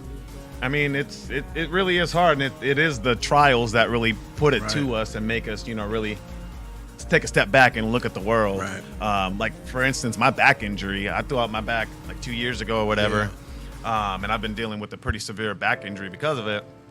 But when you get those small incremental things, like even I got a cortisone shot like a week ago, and I woke up 2 days later, things are feeling better than they have in over 2 years. Yeah. And so it's like that kind of moment, you can be thankful. You can look to them and say, like, Man, I appreciate the small things, This is why I say my relationship with God is more important than any religion, more important than any congregation. Yes. So 6 years ago, maybe 7 years ago, maybe, I had a freak accident. I was almost 700 pounds, which no human being should ever get to that. But I was almost 700 pounds, and I essentially, quote unquote, broke my back. Yeah. I was just getting up out of a chair, and I twisted wrong, and I blew 3 discs in my lower back. Yep. I tore my sciatic nerve, which is that highway that your brain tells your legs. It's the one I'm dealing with right now. Instantly lost feeling in my legs, man. Yep. And the feeling in my legs were gone for so long that the doctors were coming in the room and handing me pamphlets on, we might have to amputate this, bro, because you can't have dead limbs on your body. Gangrene starts setting in, and it sets in quick. And at that moment, because I'm always on the go, man. My hands are in a lot of different things, mentoring and singing and photography and whatever else. And to me, in my interpretation, my opinion, it was God saying, do you hear me now? Yeah. Do you hear? Sometimes you got to get put in a corner. And I had to learn how to walk again, man. I had a surgery done. I had 7 days left. I had 1 week left until they were going to amputate my legs. Yeah. And they flew out a doctor from Arizona, found him at the last minute. They did a surgery on my lower back. I have a scar on my back about that long, and it had a 35% chance of success because of my weight. Yeah. And I made a promise. And I said, man, God, if you help me through this, I promise you I will lose weight and live better life, whatever. I'll slow down, Yeah. Sure enough, man. I had to learn how to walk again on my own because I didn't have insurance at the time. So the doctors were like, well, this is going to be kind of expensive. They started getting shady. Yeah. Learned how to walk on my own. Took 2 years. I was told I would never walk without a cane. I'm jogging. You know what I'm saying? I'm running. And I truly attest that to my faith, man. Because if I didn't, I know me, if I didn't have a strong faith, bro, I wouldn't be sitting here right now. No way, And regardless whether people on the outside want to say, well, that's just because you really wanted it or this, that, and the other. That's fine. That's your opinion. But mine is, it was God being like, yo, I told you to slow down. Yeah. So now you're not listening. I got to put you in a corner. Yeah, I feel like he gives us those wake-up calls. I feel like essentially my back injury was the same exact thing, is that reminder that you need to slow down, you need to, be thoughtful about what you're doing. You're just going through life, and it's aimless, you know? You need to really focus and think about where you're going and pick a direction and follow it. And so, I mean, it's a gift, but at the same time, like I said, how, having these opinions, do you then do the 1 Peter 3:15? Like, how do you? Thank you, Wendell. With Appreciate that. no, like, actual backing on just faith. When, like I said, at least for me, I believe that faith is not a reliable pathway to truth. How do you then navigate those waters and start trying to save people? How do you start trying to show them, besides, come with me and live with me for a week or whatever? Like, how do you go about trying to suss out some of these things that are hard to figure out? Yeah. And I think that's also another reason why, at dinner tables or in congregations or whatever, religion and politics aren't supposed to be, talked about. And I don't like that, Raw.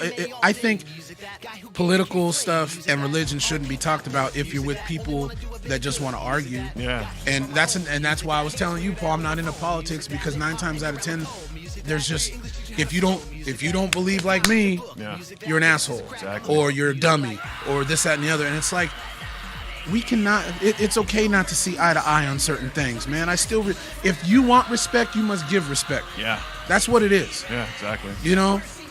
And it's like, it's essence and presence. I like that. That you get respect.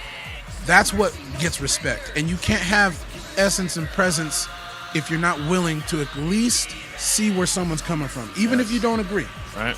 At the end of the day, I might not agree with you, man, but that's okay, because I respect it, because I want you to respect what I'm thinking. Yeah.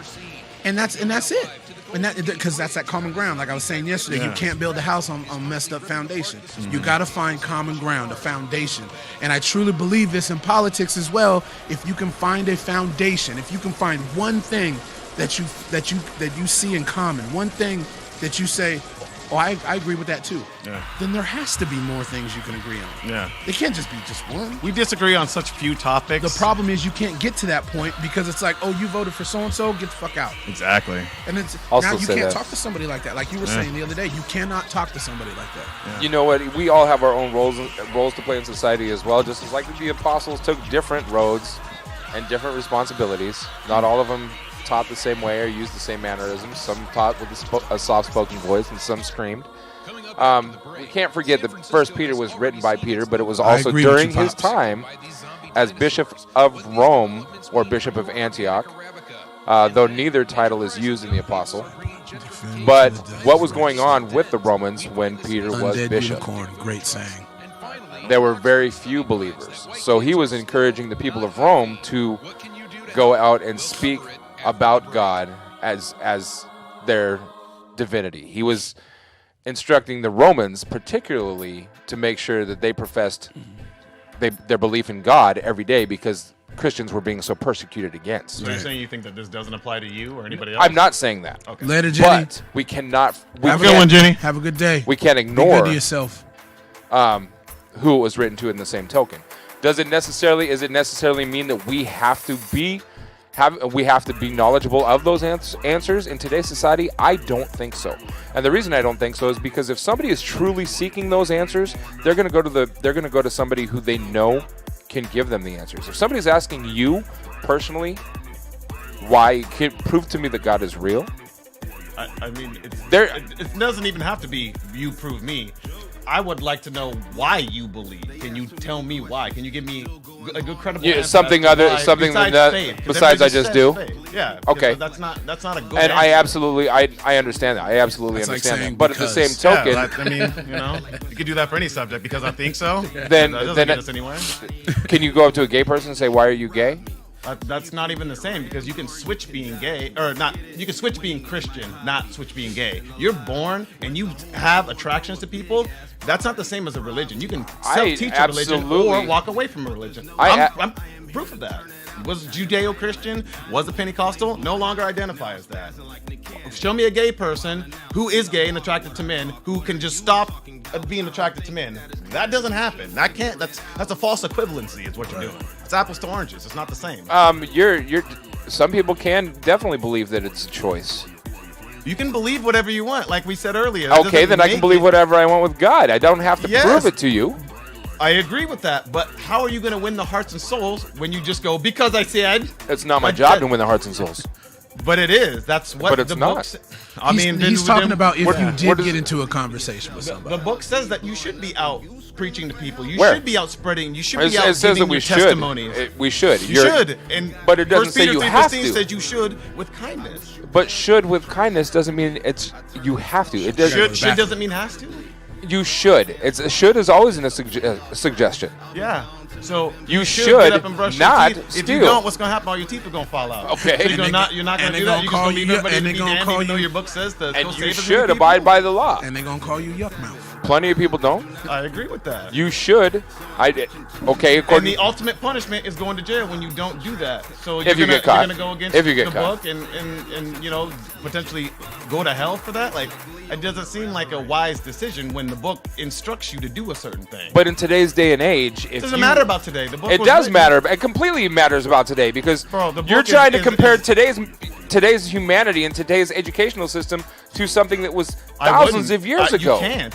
Because I would already discount everything they said because they obviously didn't have a grasp on science or medicine or knowledge about animals or the human biology. These people were Or not just like the smart by today's Constitution, standards. just like the Constitution, it was written for the present time. It was written for all times. The Bible says that. I mean, there's no debate about that. It was written for all men in all times. Where does it say that? I don't have the exact verse. Like I said, I don't have everything. in I front of agree me, with but you, It does but say that. just- Give me some time, and I'll bring you a list of like good, subject matters. It definitely says that. It may be somewhat of a roundabout way, but the fact of the matter is, it does say that we should be spreading the faith. We should be doing it.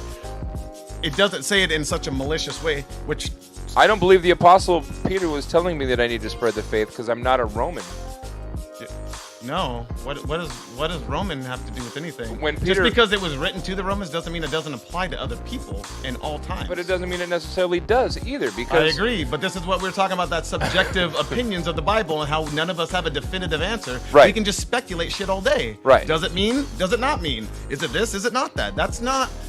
If a perfect being made something, it would be somewhat understandable. Like your dad said, kids would be able to understand It it. is somewhat Here we sit understandable. as 30-year-old adults, and we can't even come to an agreement about one verse. Like, does that not strike you as somewhat strange or somewhat like a problem for a perfect being? I and its understand why perfect it's text? problematic, but it's not my job to try to explain it. No, it's If you- his, and he didn't do a good job. That's what I'm saying. He did. He It was just didn't. taken away from us by Bro, man. if he did, then please help me understand it. You and every Like other I Christian had apologist, said, there are they don't have good answers. The only thing that I can come up with is that we are living in a world of man. We're not living in a world of divinity. God created man in his image of perfection. Look, okay. Which means we are the closest thing to perfect. God created other the than heavens. him, God correct? created the heavens and earth, and look how much stuff is Not on in this his planet. image. We're in his image. We're the only thing that was created like God. We are God-like beings, So- created in the image of him to Oh. represent his ideals to the best of our abilities. That's what the text says, right? Shawn jumped in and said cactus. I'm gonna back up a little bit. right. Dad said, "Who can know anything? Can't you switch from being sexual to asexual?" No. I mean, not by a choice. Maybe your body biology does it, but you can't just choose to like not want sex and then want sex. That's Undead ridiculous. Unicorn said that's slightly different. In all fairness, celibacy isn't equal to sexuality. Asexuality. Asexuality is literally hardwired into your mind. You just straight up don't have sexual desires. Celibacy is the choice to never have boom boom. I like that. Boom boom. Dad said, aren't there people born a sexual being who have committed to a life of celibacy? I mean, there's priests all over, but that's not the same as choosing to then So, not, you know what I'm saying, be attracted. You could, because you're celibate, but you're still going to be attracted to women that you see that spark that whatever. Undead, and that's why most Buddhists keep themselves in a Buddhist temple and away don't from let them. women aren't allowed within 5 miles of the doors. Undead Unicorn said, yeah, but it's typically for philosophical or religious reasons. It's not just becoming an asexual. Asexuals literally don't have sexual desires. It's just bypassing their genetic code. Exactly. Is it that Yes. like there's absolutely people who just have no desire to have any sexual partners, no intimacy at all. okay? Wow, those must be Romans. Dad said if I could read Arabic, Hebrew, or Greek, maybe I could get it better, but I don't. Some spread the faith by actions, not necessarily words. Exactly, and that's what I And think. Peter said that over and over as well, speaking to more than just the Romans. Yeah, yet again, another one of those contentious points. Is it by acts alone, or is it by spreading the word? Is it by Right, and like we've discovered, the apostles all presented themselves in different ways. yeah. One apostle said it's good to get married and be fruitful and multiply. How often do you see that in the Bible? Be fruitful pretty and multiply. Absolutely. But Paul makes it absolutely clear that it is most best to stay away from women. The only reason you should ever get married is if you cannot contain your desire of the flesh. Yeah. They were both apostles.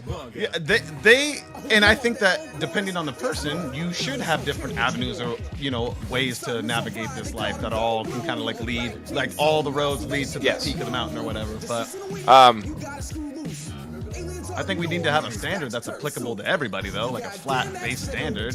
Even though like we That have can't different- happen in our complex. Man has progressed too much. But there is a standard. Believe in Jesus Christ, and you will shall make be it to heaven. and you shall be saved. So I mean, Yes. that's the standard. So there is a standard, but why can't? We But who like decided that was the standard? God did, nigga. Dad said, to Undead Unicorn, but Josh, remember the whole spread the word of God thing was in a time where travel and communication was difficult and the world was very disconnected. Fuck, can we talk about that? If Jesus was this divine being, he's perfect and all that shit, why didn't he come back in a time when we had cell phone videos? We could just take a picture and show somebody, here's Jesus, bruh. I got a picture with him right here. There are pictures of them all over the place. I'm though. done. Yeah, I know, the nigga who came back from heaven. Did you see that? Cheetos, you pull out a Cheeto and it's in the likeness of Jesus. We've seen them all over. We could probably Google search. There are little to no people left on the planet who haven't heard of Christianity. I absolutely agree. Anybody that's going around saying, well, you tell me why you believe. Deep down inside, they know what they believe, in my opinion. Okay, I'm only human. I can't read their mind. Deep down inside, they've already made up their mind. Either A, they're trying to antagonize you or trying to prove you wrong because they are not comfortable in their own beliefs, or B, they really, really, really are seeking an answer to an answer they've already found.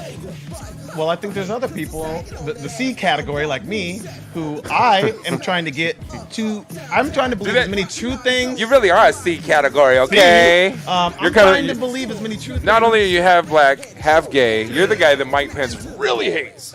I know, right? Well, it's just, like I said, I'm trying to believe as many things that are true as I can and reject as many false claims. And I'm trying to get as close as I can to whatever, if there is a being out there. I'm trying to get as close to him as I can through my acts, through my study, through my That's going to research. take me back to something Dad said a while ago. I don't know why I missed it. He said, one way, I pray for the three of you guys every morning, and Josh, you are the newest on my list.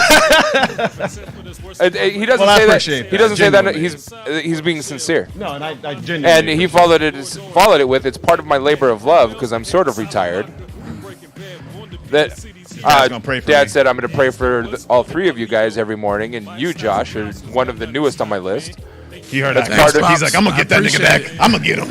Part of my we all- labor we all of need love because I'm prayers. sort of retired. We all need prayers, man. Undead Unicorn said, Voltaire said, I may not agree with what you say, but I will defend to the death your right to say it. One of the Amen. best sayings in fucking Yep. history. Amen. Dad said, agree to disagree is a good phrase. The most important is converse. No fists, but talk. So that was right before Jenny left. And to scroll down, Duce I Rae, Shawn said cactus. Of course he did. And then he Hope you're feeling better, boss. Right? flaunting his powers of subscription by throwing up the Funkshop TV logo. In emojis. Dad said eunuchs. Different people have different gifts. Shawn said genetics are the base for everything we are.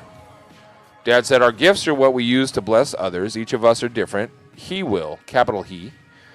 Jesus came to a place at a time that was the center of civilization at the time.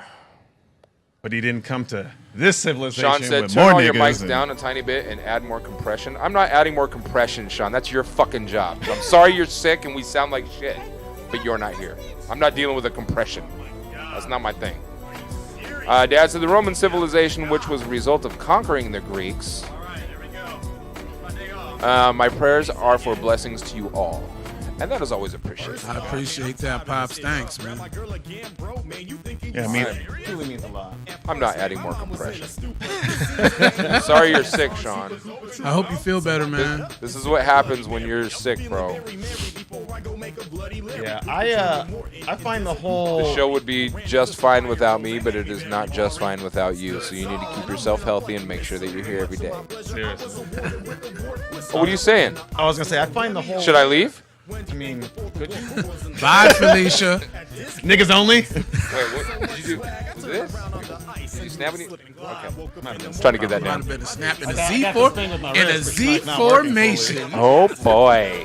Jesus. Oh, that's another skit that couldn't be made nowadays. Well, maybe it could. You're distorting when you get loud. I get it. All right, I'll But not guess be loud. what? You're not here to fix the compression, and I'm not touching your board. Sorry. Sorry. Is this you or is this the main? I'm number one. He just wants to add compression. That's volume. I know. Is this the main volume or just your mic? That's my mic. No, we're good. I know how to adjust volumes. I know, but I'm just helping at least a little. This board, all the knobs and assignments and stuff. It's he showed me how to do it. intimidating, I'm huh? like, no, dude, you Look showed at- me, but Paul's like, nah. nope. I want a board with a knob that's specifically for the channel, and that's that. I don't want to have to push this one to get to this set just to be able to tweak this sound. No, I'm good. That's funny. Sorry, Sean. We're distorting when we get loud. Oh, it's more Josh. Yeah, I knew it was me. I'll quit hollering. I'm sorry. I heard you in the bathroom. Like, damn, we get live in there. That's what happens when you talk about the Bible, man. People, if that's not It's passion. proof It's that definitely there's a passion. spiritual movement behind it, I don't know what is. Well, there's certain things in life that we can all agree that are kind of unexplainable to a point. Like, for instance, I know the compression knob is labeled, but I don't know how to assign it to the channel and do all that crap. I But- don't care to know. for instance, last night I was kind of watching Joe Rogan, but like Theo Von and Theo Von. Oh my God, Theo Von's hilarious. But they were talking about music. Like, why do people love music so much? Doesn't matter what kind. Yeah. The vibrations. What is it? What is it that makes your body physically react Yeah. to certain things? People say, well, maybe it's a certain megahertz. It hits your ears just right, makes your body move, which could be it. Yeah. Maybe it's just, the feeling of emotion that gets evoked when you hear a certain thing. It's those things are kind of now probably an astrophysicist, or not an astrophysicist, but just a physicist that could probably break it down and explain. Yeah. I'm not that smart, but there are certain things in life that are just unexplainable, and a lot of people don't like that as an answer because we have, as humans, we have a thirst for knowledge. I think that specific you should, thing but may have an answer. I think we may have evolved the need for it, Yeah, right. which is the reason why they think we do good in small communities. We can remember names up to about 25. Yeah. Small Yep. communities, and those types of things pretty much follow very closely. Damn, I lost my train of thought. Anyways, No, I hear you. Sean, I hate you right now. right? I hate you. The shape of the cactus threw me. You so much right I now. hate you. Fucking shape of cactus Um, asshole. Oh, we're always Sean- going to Sean maintain said that it's more laughter and the Josh. funniness pops. And the compression Or knob Mom. is I don't know who's labeled. talking right now. Undead Unicorn said, do you guys believe in destiny or fate? There's the same thing, right? To me, they're the synonyms. For what? What is it? Do you believe in destiny or fate? Destiny or fate. See, but if there's destiny, when people say, "Oh, it's written already," like your life has been written, Yeah. which means that would then bring up free will, right? Yeah. Well, if it's already written, then I don't necessarily have free will because he knows I'm going to slap the table right now. Yeah. Like he knew I was gonna do that already. Who's to say? I mean, that brings up that argument. Now, for me, I do believe in certain. I don't call it destiny, but Michael Jordan is a good example. He clarified. He said some people call it destiny, others fate. I didn't mean one or the other.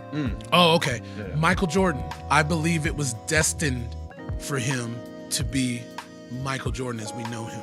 I think it's destined for all of us to be great, though. It's whether or not we take advantage of the opportunities. I'm just using that as an example. Yeah. Right. I'm just using that as an example. Well, I was going to say, if you guys believe in destiny, then, like you said, the free will argument kind of goes that's what away. I'm saying, yeah. And so what, for me, I would where's have the line drawn? Say against it. Like, we have Do we free make will. our own? Do we make our own destiny? I think one way or the other. Either we have free will through God as He granted it to us, Right. or He doesn't exist as to where we absolutely have free will because there's no thing that's propelling us to do any one thing. Right. So either way, I think we have free will. I think Right. we all have the potential to be Michael Jordan. Well, that's my argument. don't. My argument is I this. definitely do. Well, I I don't small mean- Jewish dude who's like 5'3" has the ability to be Michael Jordan. I don't mean a basketball player. One of the but that reasons- small but Jewish one of the dude could be reasons- Paul Allen.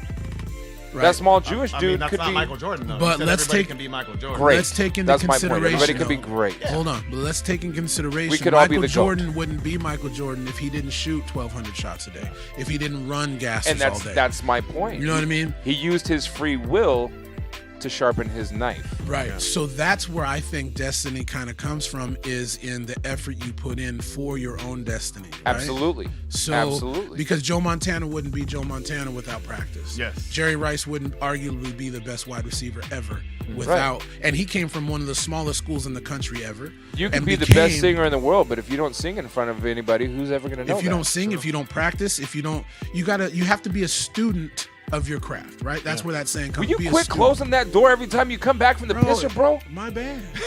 It's a force of habit. I Every was once taught in a while, to I close just doors. get cold. I'm like, why am I getting so cold? My bad. I'll open it. Some people weren't born in barns, okay? My bad. No, I get it. It's a habit for me to close doors too. But that door, anytime we're sitting out here, I'm like, man, I don't. We're human. You know what? We don't have the free will to choose whether or not we're gonna catch a cold. Dog. If Jason's sleeping, Dog. I'm gonna tell you something about Jason. I don't want to wake him up. When he starts snoring, there's nothing that stops that, bro. That's like Michael Jordan's progress. Jason is destined to sleep. He's destined to sleep, huh? I don't know. I saw Work Jordan and try to play sleep. baseball, so. Yeah, he was not destined to do that. Right. You know, but he tried it because his dad wanted him to play baseball and stuff. But the argument is, would you say destiny or faith? Even though it wasn't. No, either he or. meant he didn't mean one or the other. Okay. Do you believe in destiny I just think that destiny or fate? Choose destiny depends on how much effort you put into your life. That's my opinion. I could be wrong. I'm not the smartest dude on the planet, obviously, but my opinion, destiny is determined on how much effort you put forth. Now, if you were just to wake up every day, not have any kind of wherewithal of what you really want to do in life, and you just exist, then your destiny is that's where your life is going to be. Yeah, I disagree. You disagree? Yeah. If you were just to wake up and just live life every day without a plan and just go through life without anything, well, you're still going to be destined for something if you want to put it that way. Yeah, Donald Trump did it. Look at how successful he is. Like we said yesterday, we'd all be successful. So, we got $430 do you still have a million, Do you still have a destiny if you don't have a goal? When Or I if think you don't have, when I think about that, I think of opportunities that have been presented before me, and doors that have opened that I decided for one reason or another not to walk through, and I can't help but wonder where might I be now if I would have walked through those doors. Yeah. That's where the free will came into play. It's like the choose your own adventure books. You can decide at one particular moment that could have a huge impact on the rest of your life. I really like Undead Unicorn, man. He's saying some, and you're right. I used to love those storybooks. I did too. And in fact, if you guys are into Black Mirror, check out the new Black Mirror. Bandersnatch. It's awesome. It's longer than the usual shows, but it is one of those things where you choose, and you can choose on the remote, so you don't have to sit there and wait for the timer to go down in the episode. You'll know what I'm talking about as soon as you watch it. there's decision making that you can make within the thing, but I didn't know you can use the remote to choose which one you wanted to do. So I just watched it, and then the timer chose whatever. But you can go back and choose if you want him to walk through the door or go to the store or whatever. It's pretty tight. Watch it. Side note: Black Mirror. It's like a modern day Twilight Zone. Yeah, there's like 10 Shawn, different endings to the episode too. Yeah. It was hype. very well put together. Very well put together. Shawn said, select the check. It's a button on the channel. There's a lot of checks. There's a lot of buttons. And there's numerous channels. Dad said, you guys are funny. Always maintain that. Even though we can, That's all I got. We can look like we're disagreeing to the point where we hate each other, but then 2 minutes later we're just laughing over something stupid. Right. That's because how we're awesome human. would it be if That's the because whole we're world human. was that way? Right? Because I How disagree with people all awesome the would it time, but be? it doesn't mean I have to hate them. How awesome would it be? How awesome would it be to be able to fly somewhere without a whole bunch of drama, and as soon as you land, someone who has no idea who you are is like, welcome, and gives you a big old hug and let me show you around. That you would know? be pretty spectacular. That would be amazing, man. Amazing. That's why God decided music is essential to worship. Let me scroll up. There's something else he said before that. Music. Scientists can't explain sound and music, but there's an element of music that is unexplainable. Very true. That is very true. Shawn said, select the check. It's a button on the channel. I found that. Okay. And then he said, maybe it's the shape of a cactus. There's nothing on your board that is the shape of a cactus, dick. Spotted dick. I'm going to order you a can of that for Christmas, dick. My dad Unicorn said, but sometimes things happen that I just think have such a minutely low chance of happening that it just must have been designed. I don't think every single thing that happens is determined, but very specific major events in one's life, I believe, are by design, especially ones that appear to be by pure chance. Dad said, so when you're alone thinking about free will or destiny, it will help you make choices that that have you perplexed. That is absolutely true. That's true. Shawn put an emoji of a fish head. And a football and a goal. My dad Unicorn said, well, I mean, yeah, you joke, but if you think about it, Donald Trump was in the perfect position for what he ended up doing. He was born into his position due to his father's fortune. Yeah. So do you think because he was born into that fortune, his destiny was already made? Because he still has to make choices with that fortune. Yeah, well, and that's he's why made a everybody lot talked of about bad the million. choices, and that's why his dad keep giving him more money. Yeah, that's true too. Small loan of $1 million. Here you go. Don't blow this one, son. Yeah. Resurrected Uni said What's Black a big Mirror loan? is a great series. Can I get like a medium loan? First episode is about the Prime Minister having to do it with a pig, and that episode what? Oh, the first episode. Black of Mirror? The first episode of Black Mirror is, Nigga, bro, you it will have got deter to some watch people it. away from the show. for I sure. don't want to watch it I now, told my dude. homie's No, wife, you don't would watch love it. Bro, you would love the show because they're all different. Yeah. Just a lot not of the people, first episode? Skip Is there, the first one, come back to that one last. is there any other Right. bestiality anywhere in the series? Okay, good. Let me think. No, but there is This one is where that you we would. need it. There is one that you would know, or there is one that you would love on social media, the likes or whatever. Yeah. And Black Mirror is literally the modern day Twilight Zone back in the day, and I used to love Twilight Zone. Seriously. They're not scary. It just makes you think like it's eerie because it's things that either are happening or could happen. Yeah. And There's Black some Mirror scary eerie going on right now in chat. Dude, I didn't fly till I was like 26 because of the Twilight Zone. So Shit fucked me up. the Resurrected Uni said first episode is about the Prime Minister having to do it with a pig, and that episode happened to come out right as a scandal. And then the Prime Minister... Thanks for the cheer. Hey, good looking. The Prime Minister David Cameron allegedly did it with a dead pig's mouth. Dad said, but when you choose, you can make the episode last longer, and I found that a little frustrating. But when you choose, you can make the episode last longer. Yeah, And- there's and I separate found- endings. Yeah, there's a bunch just of so different you know, endings. Dad, like you can pretty much go through and find like Yeah. deeper and deeper into the story. And not by only choosing. that, but you can choose the first two choices, and is then that your talking next about Black two Mirror? choices are different. Yeah, My Dad, you watch Black Mirror? bro, the show is amazing. Yeah, everybody's watching it. Is it on Netflix? Yeah, there's this one episode where, dude, you know how pharmaceutical companies will pay you to try this drug or whatever to see how Okay. it happens. So there's be a- this to guy be a who human travels guinea the pig. world. There's this guy who travels the world, and he goes to this video game developer. And not to give anything away, but it's a mind fuck, and it's insane. Well, bro, the bee. So there's one. Pretty much bees have died out. It's like just shortly after this the time electronical. frame. Yeah, and they develop electronic bees that are able to like pollinize the different plants. Right. Is that where that conspiracy theory we were talking about yesterday come from? Man, Bro. like I said, you just need to watch some. Yeah, Black Mirror, it bro. got deep because fuck these you are up. things. Because these are things that aren't necessarily It's plausible, real, dude. but it's possible. Well, this is when you guys were saying it's scary. This is what I was going to say is scary because Dad said, "Good comedy, Shawn." Coming back to the theme cactus. So Shawn has a cactus supporter in our scheme of things.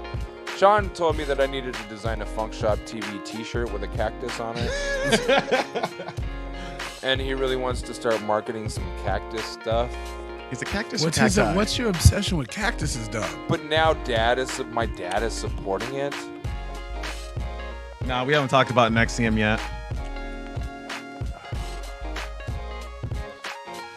That's crazy. Yeah, you just look, man. Give Black Mirror 3 episodes. Just Skip 3. the first one. Just skip the first skip one. the first come one. back to it. And when you go on Netflix, the seasons are backwards. So Do you know how actually, much season free 1 is time I actually have to season watch 5. TV, though? I understand, but when you do, I don't. That's the point. Okay, Like, but listen, let me there's tell you two this things then. that I watch. Instead of playing Call of Duty one time, when you have a thought, I'm going to play Call of Duty for an hour, watch a couple episodes of Black Mirror. Bro, that is my therapy. No, I get it. No, I get it. 100%. After I deal with I get it. this, I needs to gotta go unwind. kill somebody, No, bro. I get it. I understand that. feel Bro, that. you will be glad that you watched Black Mirror. I promise you, man. But when you go on Netflix, you know how it usually, like when you watch something, it says season 1, 2, 3, 4. It's 5, 4, 3, 2, 1. And season 5 is I'm the actually odd season man out 1 here. and 4. Because you guys are all talking about episodes. The resurrected Uni said the ending of that episode messed with my mind. My dad said another episode is about a cartoon running for office. Yeah. Yeah, Sort of that like one is a Trump. trip though, because it's a guy. It's a trip. It's another one that's The fact so that- plausible. The It's fact that you guys, plus our guy across the seas, that is one of our biggest fans and one of my favorite people that engages in chat, obviously, and my own father. You Everybody guys are but all you. against me. No, I'm not against you, brother. kidding. If I you don't am. want to watch it, you don't I'm have against to. him right now. I'm just saying. What up, Lexi? I know you would Lexi's love here. it. I just know that you would love it. Sean, I love Lexi. Sean loves you, Lexi. Oh my No, God. Lexi, See, you got to keep watching it. Don't base it off of just one. She episode. watched the first one, I bet. Yeah. She watched the pig. Or- and I or then did. you I You don't just- said like the it. main focus Yeah. of the first one isn't even the act of doing. The main focus is the plot that leads up to that. Dad said, I hope I understand cactus is a funny thing with no implications. It is a funny thing. It's just random. It's super random, There- but random is good. I mean, there was one time Sean said he wanted to have sex with a You cactus. didn't like the but Star Trek other than episode? That, That was my That favorite one was episode awesome, of all too. time. Yeah. Like, of all of it. Downloading consciousness into Computer programs. into a computer program. Mesa Oh, Kill it's said, at amazing. Funkshop TV, you were looking great today. Thanks, Mesa, the bot. Every once in a while, they just chimes in with something random. It's just a bot. But at least they're watching. That's all right. Bots can. My dad feed you. Unicorn said, well, Black Mirror is a British production. Maybe that's why I've never watched it. I can't. No offense to anybody. I don't like British stuff. The only British show I ever liked was Benny Hill. I just think it's funny that they call their network Benny BBC. Hill. I just think it's funny that they call their network BBC. I like Benny Hill though, but I cannot stand Doctor I wish Who. they would change their name a little bit. Benny Hill? No, the BBC. Why? Oh. It's just funny to me. I don't know why that would bother you at all. Well, I'm gonna be like Eddie Bravo right now. Look into it. You gotta look into it, man. I'm gonna go home. BBC. That's Oh it. God, what is this? Dad said, I think a couple days ago I made a reference to Blue Bear. I kind of remotely remember that. Yeah, I remember. Lexi said it was the Star Trek episode, so she watched the Star Trek episode, and it was, It was good. It was dope. Dad said, remember, I'm retired. Yes, we remember. Sean said, never happened. Oh, probably about him wanting to have sex. Every with British cactus. program that has an American version is superior to their. No, I disagree because the Office American version, The Office Was better. than Ricky Gervais's I version. absolutely love Shameless, but I tried to watch the British version when Shameless season 5 ended Yeah. because I couldn't get enough. Although wanted I to love watch it, Ricky and Gervais. I could not get myself into Shameless at all.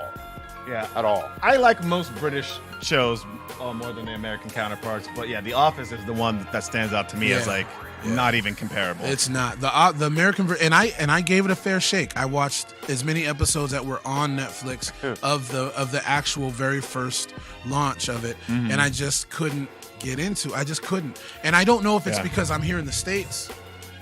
For me, it was the Dwight character. Yeah, like because the American Dwight is how I picture Dwight being. He just that actor fucking nails it. Yes. Between him and Steve Carell, I'm just like, you can't like. I like Ricky Gervais too. His stand-up is fucking Ricky amazing. Gervais. He's hilarious. But it's like I said, the shows are night and day difference. Night and day difference. And Steve Carell and the dude, and the guy. Even Unicorn says sole exception. I was just gonna say that The Office being the sole exception. And I agree with that wholeheartedly. 100%. For sure. I mean, I got emotionally connected to The Office, and I was super late to the party because I think it came out in 2009. I didn't watch it until last year, 2018. Wow. And what I did is I don't have a whole lot of time on my hands, but I made Lexi, I don't watch time very many to TV watch shows. Yeah. And by the end of it, I was emotionally hooked, and I actually got emotional towards the Jim end. and Pam and dude, not only Jim and Pam, but also spoiler alert for anyone who hasn't seen it, Dwight. Yeah. And the way it ended for him too, I'm just like, and then because Steve Carell leaves in like season 6 or something. Yeah, and they start trying to bring they did Jim Carrey as like a audition and a bunch Roseanne of people. Barr was featured for a little bit. The brother who's the black dude who started his own company with old boy. Thanks for the cheer. Pam's husband. Remember, Pam's husband went to a different printing press, a different city.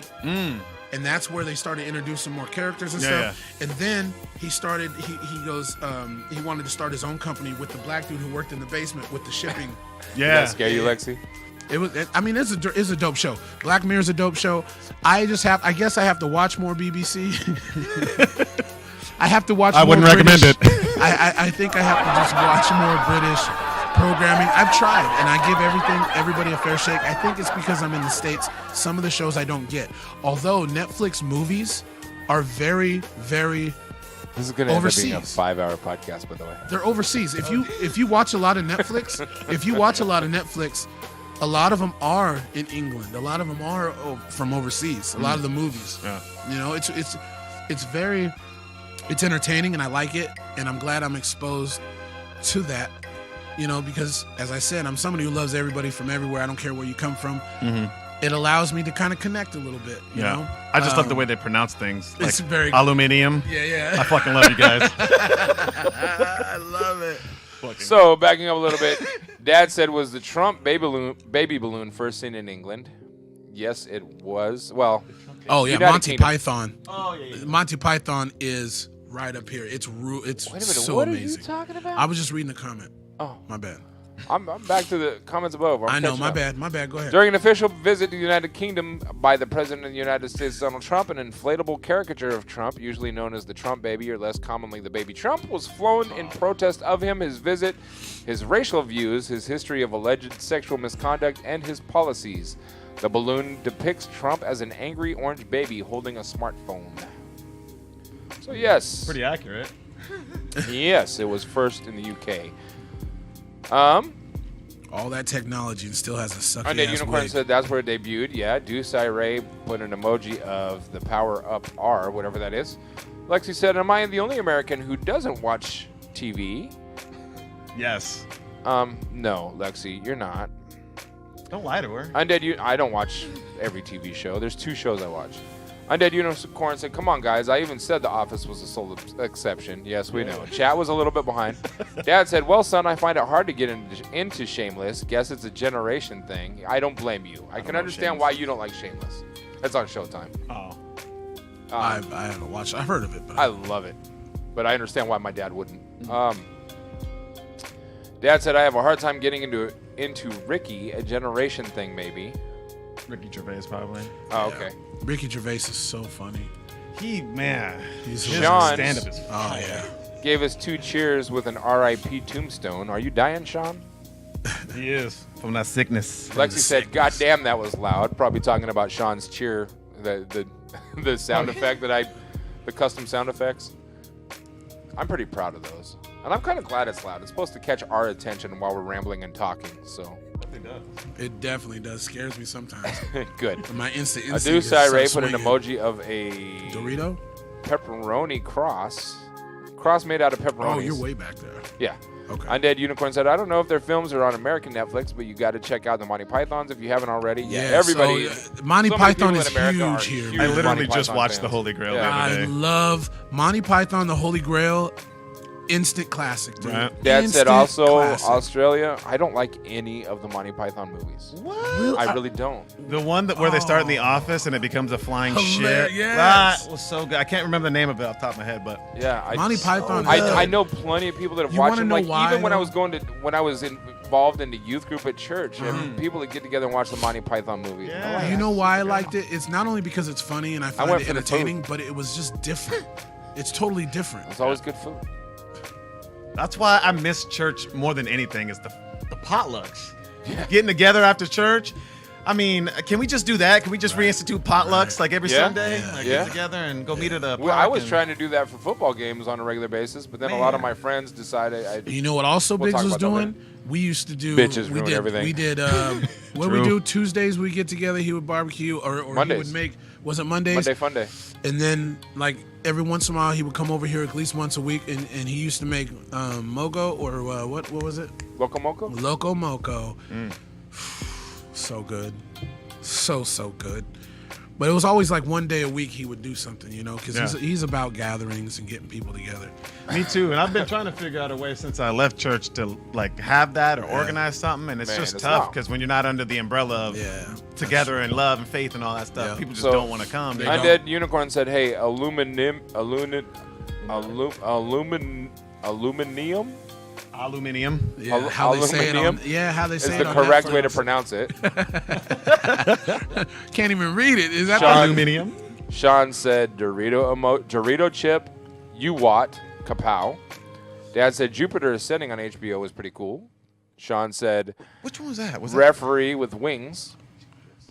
Dad said, I didn't watch TV between 1991 and 1996. He used apostrophe tween instead of between. My dad's so hip. Undead Unicorn said, guys, Theresa May is doing a speech, so I'm going to be right back. Okay. We'll probably Jupiter still Ascending be got a here. 27% on Rotten Tomatoes. The second longest I think the podcast Rotten we've Tomatoes ever is ran. based off of what you watch personally. Oh, shit. Jeff is here. What up, Jeff? Man, Jeff in the they box, gave our Idaho Black Panther brother. 97%. I don't think it was all that. Dad said, that was a doing it great I mean, one, it was Josh. a cool movie. It was like Dad said, that was a great one, Josh. Not quite sure what he's referring to. Jupiter Ascending. Python was very creative satire. Shawn said, hi, it's Jeff. just more of the same old. we Undead need a Unicorn said, united all right, guys, country." I'm back. Well, that was a very Theresa May short speech. Turns out Jeremy Corbyn straight up rejected Theresa May's invitation to Downing Street. So he didn't even, he was like, no, I'm good. I'm not going. Dad said, is it hip or hep? It's, hep would be a kind of filter. A hip hop. A hip hip. A hip hip. Hip. Hip, hip, Hip. hop to the hip. What is hip? It's a song. Anyways, the speech was nothing important. It was just more of the same old. We need a united country.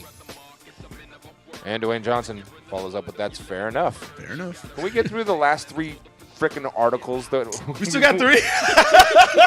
How long have we been streaming? 3 hours and 38 minutes. Damn, we've been averaging 3 hours for the last 3 days, 4 Well, days. this one is very fitting to today's conversation. Oh boy. Posted Tuesday, January 15th. This is it. Well, this one's actually on KATU, but I'm assuming. Oh, by Elizabeth Tyree and Kelsey Metzger of WSET. The Bible. Virginia bill would require high schools to offer Bible classes.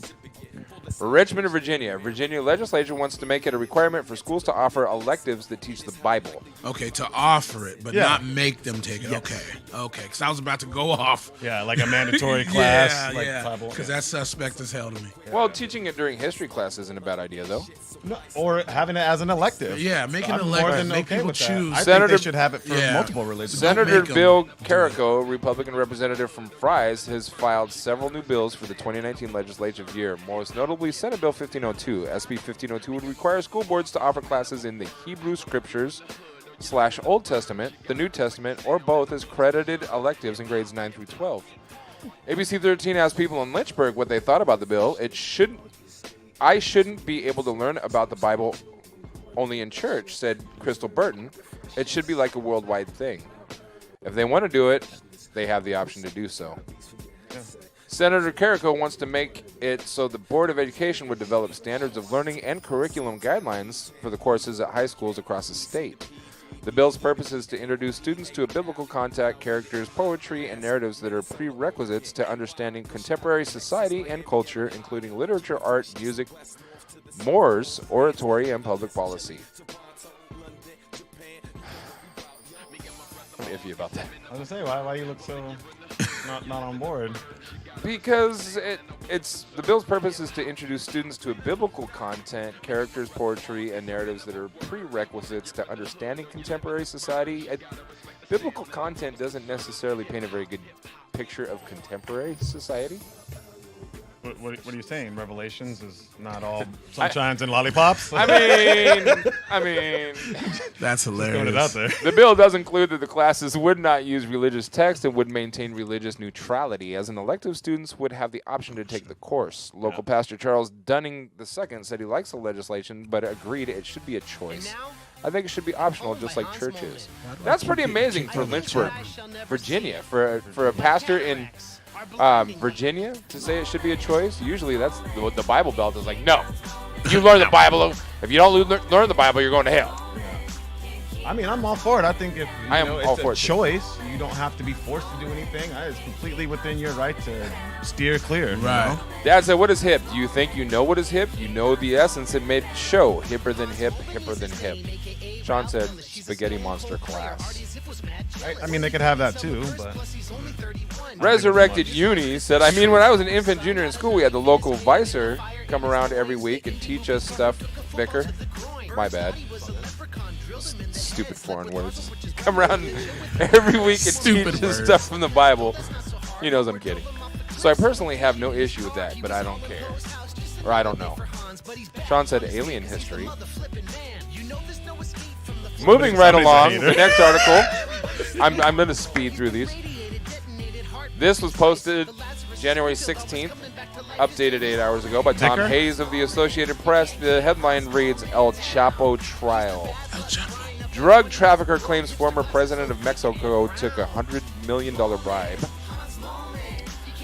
New York, by the Associated Press, a Colombian drug trafficker testified Tuesday that Mexican cartel leader Joaquin El Chapo Guzman boasted about paying a $100 million bribe to the former president of Mexico to call off a manhunt for the notorious kingpin. Alex Cifuentes spoke about the alleged bribe to former president Enrique Peña Nieto while being cross-examined at Guzman's... change the way you speak when you pronounce his... You gotta say it right, bro. Should I say Enrique Peña Nieto? I don't know. Peña. Thank you. Enrique Peña it's fun to kind of Nieto. change it anyway. Yeah, it's fun to say it like that. Alex Cifuentes spoke about the alleged bribe to former President Enrique Peña Nieto while being cross-examined at Guzman's murder and drug conspiracy trial in New York. A spokesman for Peña Nieto, who left office last year, called the bribery claim false and defamatory when it first came up earlier in the trial. Peña Nieto was still president when Guzman was captured in 2016 and extradited to the U.S. in 2017. Attempts to contact Peña Nieto and his representatives were unsuccessful Tuesday. Cifuentes acknowledged that he first spoke with prosecutors about the bribery allegation when he began cooperating with the U.S. authorities in 2016. After expressing confusion about the details, he acknowledged that he had told prosecutors that he was informed by Guzman that someone named Comrade Maria delivered money in Mexico City in October 2012 at a point when Peña Nieto had been elected president, but before he took office. Guzman's lawyer, Jeffrey Lichtman, also confronted Cifuentes with his prior statements about another debriefing last year where Cifuentes questions his own memory about the circumstance of the bribe. By 2018, suddenly the numbers became fuzzy, Lichtman said. Yes, sir, the witness responded. Yes, sir. Guzman is on trial in New York on charges that could put him in a U.S. prison for the rest of his life. The trial has featured numerous allegations of bribes or attempts to bribe high-level officials in Mexico and Colombia. including police commanders and other officials in charge of fighting the drug cartels. The defense strategy for eliciting testimony about Guzman making bribes wasn't immediately clear. At the start of the trial, Lichtman indicated the jurors would hear testimony about bribes paid to both Peña Nieto and another former Mexican president, Felipe Calderón, and suggested Guzman was the victim of a conspiracy by government officials and his narco rivals to railroad him. At the time, Calderón dismissed the allegations as absolutely false and reckless. The judge in the case, U.S. District Judge Brian Cogan, admonished Lichtman and his opening statement to the jury, saying some of it included inadmissible hearsay about corruption. Your opening statement handed out a promissory note that your case is not going to cash, the judge said at the time. The story had been corrected to reflect the testimony happened Tuesday, not Wednesday. This story has been corrected to show that Peña Nieto's first name is Enrique, not Ernesto. Enrique?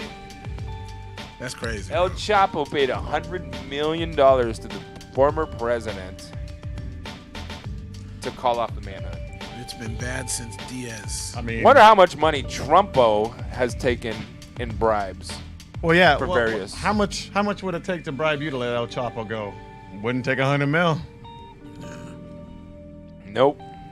Nope. Man. They still got him, right? He ain't got out again. Never know with that cat. Yeah, you know. Undead Unicorn, backing up, Undead Unicorn said, I'm sorry, but how did you just pronounce Vicar? Vicar? Vicar. What? Vicar? Vicar. My bad. I apologize. He got you again. Now he's mad. Vicar. I'm sorry. Shawn said, Nixium. Yeah. So And Shawn, do you realize I'm doing this on purpose so it, like, distorts? Every time. does it need more compression now? He's going to be like, fuck it, I'm not sick anymore. Right. Come over here, rip the arm off, rip the microphone out from in front of me.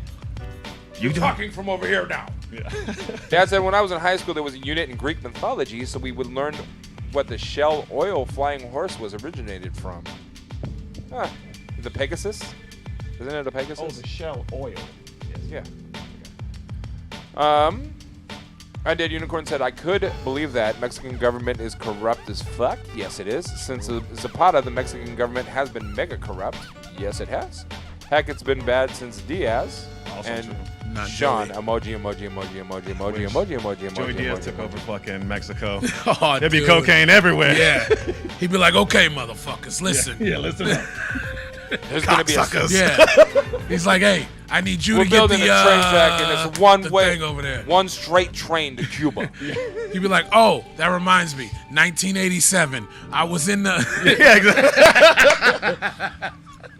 We was doing coke in the back of this truck. We came across the Mexican border. Okay.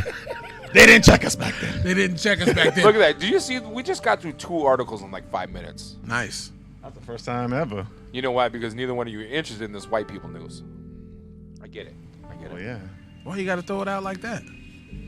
'Cause I would be more interested in it if I understood it, which then would mean I would have to study it. But if I was into it, I would probably go study it. The last article, maybe the last. Yes, it has to be the last. I'm looking at the clock. The article is on newrepublic.com, and the headline reads, Who's afraid of Bernie Sanders? A lot of Democrats, apparently. Despite his huge success in 2016, many are dismissing his chances in 2020. Written by Alex Shepard, January 16th, 2019. Is he still going to be alive in 2020? Hey, if Trump can do it, Bernie can do it. Yeah, but Bernie was already looking like haggard. Yeah, but Trump's they're- been bright and vibrant the whole time. Why, though? Bro, Because the evil people live the longest. He bought his bright and vibrancy. Bullshit. Come gets the power- on, he gets the dog. power- What He they gets just his power shooting, through like, his wig. Adrenaline right into his dick to keep Come him going. on, Like he is doing a bunch of cocaine or some sort of methamphetamine or something. It's all the Big Sounds Macs like- he's eating, but you cannot tell me that he's not, like, he doesn't have a makeup artist touching him up every morning. If before that's he goes a makeup artist, like their They best need to be effort, fired. Oh, yeah, they need Undead. a new job. Undead's trying to create me. We're not friends no more. Yeah, He's he's a a Bernie communist. Sanders is a ghoul, a communist ghoul. I mean, it's true. Like, he That's all believes in true socialism. Like, he is. I do too. I don't have enough information to make an do too. informed decision. I'm a Democratic Sir, can we go socialist. back and can we? I'm a very Democratic socialist. In the wake of Bernie Sanders' loss to Hillary Excuse Clinton. Go ahead. No, it's not.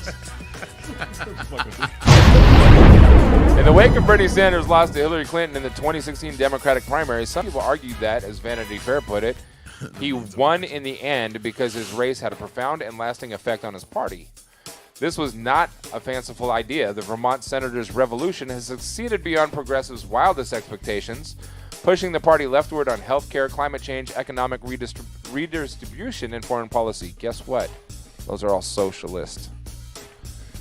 Since Barack Obama's ascendance, no other politician has had such a deep influence on the direction of the Democratic Party, except perhaps the sitting president. Perhaps. And yet, as Sanders takes steps toward a second run for the Democratic nomination, many think he has lost his political momentum. I don't see a lot of lasting energy for Bernie. Marcos Mulitsas? Yeah, do an accent for that. Marcos Mulitsas. It's gotta be Greek.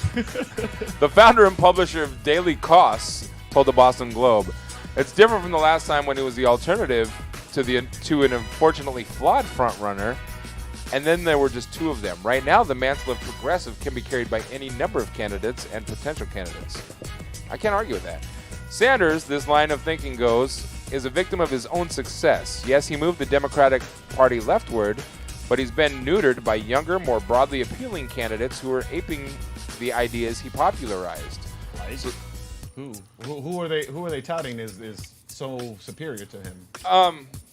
Cortez, Beto O'Rourke, the younger versions of him that are running on the same anti-corruption, tax the big corporation. It's all the same ideals. Why do we need to tax the big corporations? So we can take that money and put it into the medical system. What created that idea? Socialists. But, so Sanders allegedly can't count on his army of supporters to turn out in droves a second time, or even necessarily his staff. The reluctance of I don't even want to look. You don't. The reluctance of former aides to embrace another campaign reflects what's expected to be a sprawling field of Democrats stampeding left, unlike the binary Hillary or Thanks for the cheer. God damn, see, that scared me too. unlike the binary Hillary or Bernie choice during most of the Democratic primary 2 years ago, Political reported in December. Yes, Sanders will face more challenges in 2020 than he did in 2016 when the Democratic Party cleared the lane for Clinton, leaving him as the only true alternative. When the primary begins in earnest later this year, there may be as many as 36 challengers. Many, perhaps most of whom, will support Sanders' key promise, Medicare for all. But the argument that Sanders has fundamentally lost his political appeal understates the differences between him and the emergency Democratic field. No one questions that Sanders demolished the conventional wisdom in 2016. He was an undecorated independent senator from an extremely liberal state who only identified as a Democrat to run for president and moreover described himself as a Democratic socialist. Yet he forced the prematurely anointed Clinton, around whom the entire party establishment had coalesced years prior, to campaign like hell until the very end. Nonetheless, for weeks now, outlets have been doubting the viability of a second Sanders bid for president. We're all doubting the viability of a second Clinton bid for president as well. Instead of expanding his nucleus of support, the fashion of most repeat candidates, Jonathan Martin and Sidney Ember wrote in the New York Times, the Vermont senator is struggling to retain even what he garnered 2 years ago when he was far less of a political star than he is today. By way of evidence, the article noted that some of Sanders' supporters in Congress won't commit to backing him if he runs for president again, and two may join the 2020 race themselves. A handful of former aides might work for other candidates, and Bernie Sanders' initial standing in Iowa polls is well below the 49.6% he captured and nearly defeated Hillary Thanks for the cheer. 2016. Shawn's enjoying this shit. Get the latest from TNR. Sign up for the newsletters. No? New York Magazine's Ed Kilgore gave several reasons Sanders has lost his 2016 mojo, including his support was inflated by a thin field of resistance to a Clinton coronation. His policy positions have been co-opted by other Democrats who aspire for the presidency. He's old. He's a white man. If Bernie Sanders has to fight to hold on to, well, Trump's orange. That's why he got elected. Trump's orange. If Bernie Sanders has to fight to hold on to the mantle of progressive leadership, his time has surely passed, Kilgore wrote. And on Monday, the Boston Globe noted Sanders declining support and waffling from many of his 2016 backers. I'm torn because I was in the midst of a campaign with Bernie, but I think the people who look at the campaign need to understand the context is different. Jonathan Cini, author of The Essential Bernie Sanders and His Vision for America, told the Globe. Other 2016 backers have begged Sanders to back off for reasons ranging from his age to the need for new blood to his importance in leading a democratic socialist movement. It's undoubtedly true that the 2020 field will be much more crowded, especially on the left wing. When his long shot campaign began in 2015, Sanders was on an island, policy-wise, advocating for social medicine, a retreat from imperialism, and an active response to economic problems. Over the last 2 years, the policies he advocated have become widely popular with Democrats and even embraced by a number of party leaders, including several 2020 contenders. A 2020 Sanders campaign then, theoretically, would lack both the novelty of his surprise showing in 2016 and the distinctiveness of his positions within the Democratic field. There will be other formidable challengers representing the left, like Elizabeth Warren, as well as a number of more established candidates like Kamala Harris and Kirsten Gillibrand, who support policies Sanders popularized, such as Medicare for All and a $15 national minimum wage. Can we just both of those things? Can we just get Michelle Obama as president, Oprah's vice president? Can we just do that? No, absolutely not. So you know that they overturned Obamacare Absolutely because not. it was Fuck federally illegal. It's unconstitutional or ruled as unconstitutional. You can't just force people to have the health care because you want it or because we think it's going to be the best for people. It's not how rule of law is supposed to work. Which is why a lot of people had issues with Obama, because from the Dem side, he institutes this thing that essentially fucks over a huge proportion of the middle class in America. They have to now get on insurance plans or deal with changing premiums, all because like the people who were uninsurable needed to actually have coverage. Right. And so Undead said he's gonna fake. I see that. Yeah. He's going to fake being an American citizen. Guys, don't worry. I'll fake an American citizenship and become president. Please I do. will be the one that... I'll vote for you. I will fake an vote for him. assassinator and shoot you. Yeah. So anyways, I was saying all that to say... Hope y'all are ready for the Holy American Empire. Fuck yeah. That's what Pence is trying to build. I don't hail the think Queen. America wants socialism, and even if you ran on that, I think it would be shot down pretty much immediately because of situations like this. It's everything's great in practice. Everybody wants a utopia. But like we've always said, like we're saying about the wall, where's the money At what come cost, from? though? Yeah, what do we have to do to implement these things?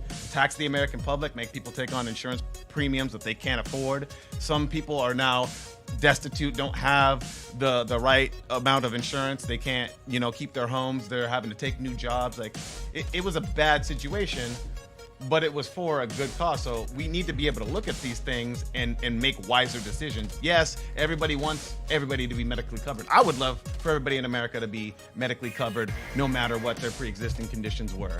But is it financially feasible? Does it put the country into a bad state of affairs? Like we just have to be more cognizant of these things. Socialism sounds great on paper, but what happens when we start implementing things like these high tax programs on all the people who are making the money, who are already paying 50% in taxes? What happens when we tax them 60 or 70? Are they already paying 50%? Absolutely, taxes? they're paying at The least 1%, 50%. the 1% is paying 50%. At least. Some of them upwards of 50 and 55 and 60%. So I'm saying if we keep pushing it to the point where they're only taking home, 25%? At what point do they uproot and go to another nation because it's more financially feasible?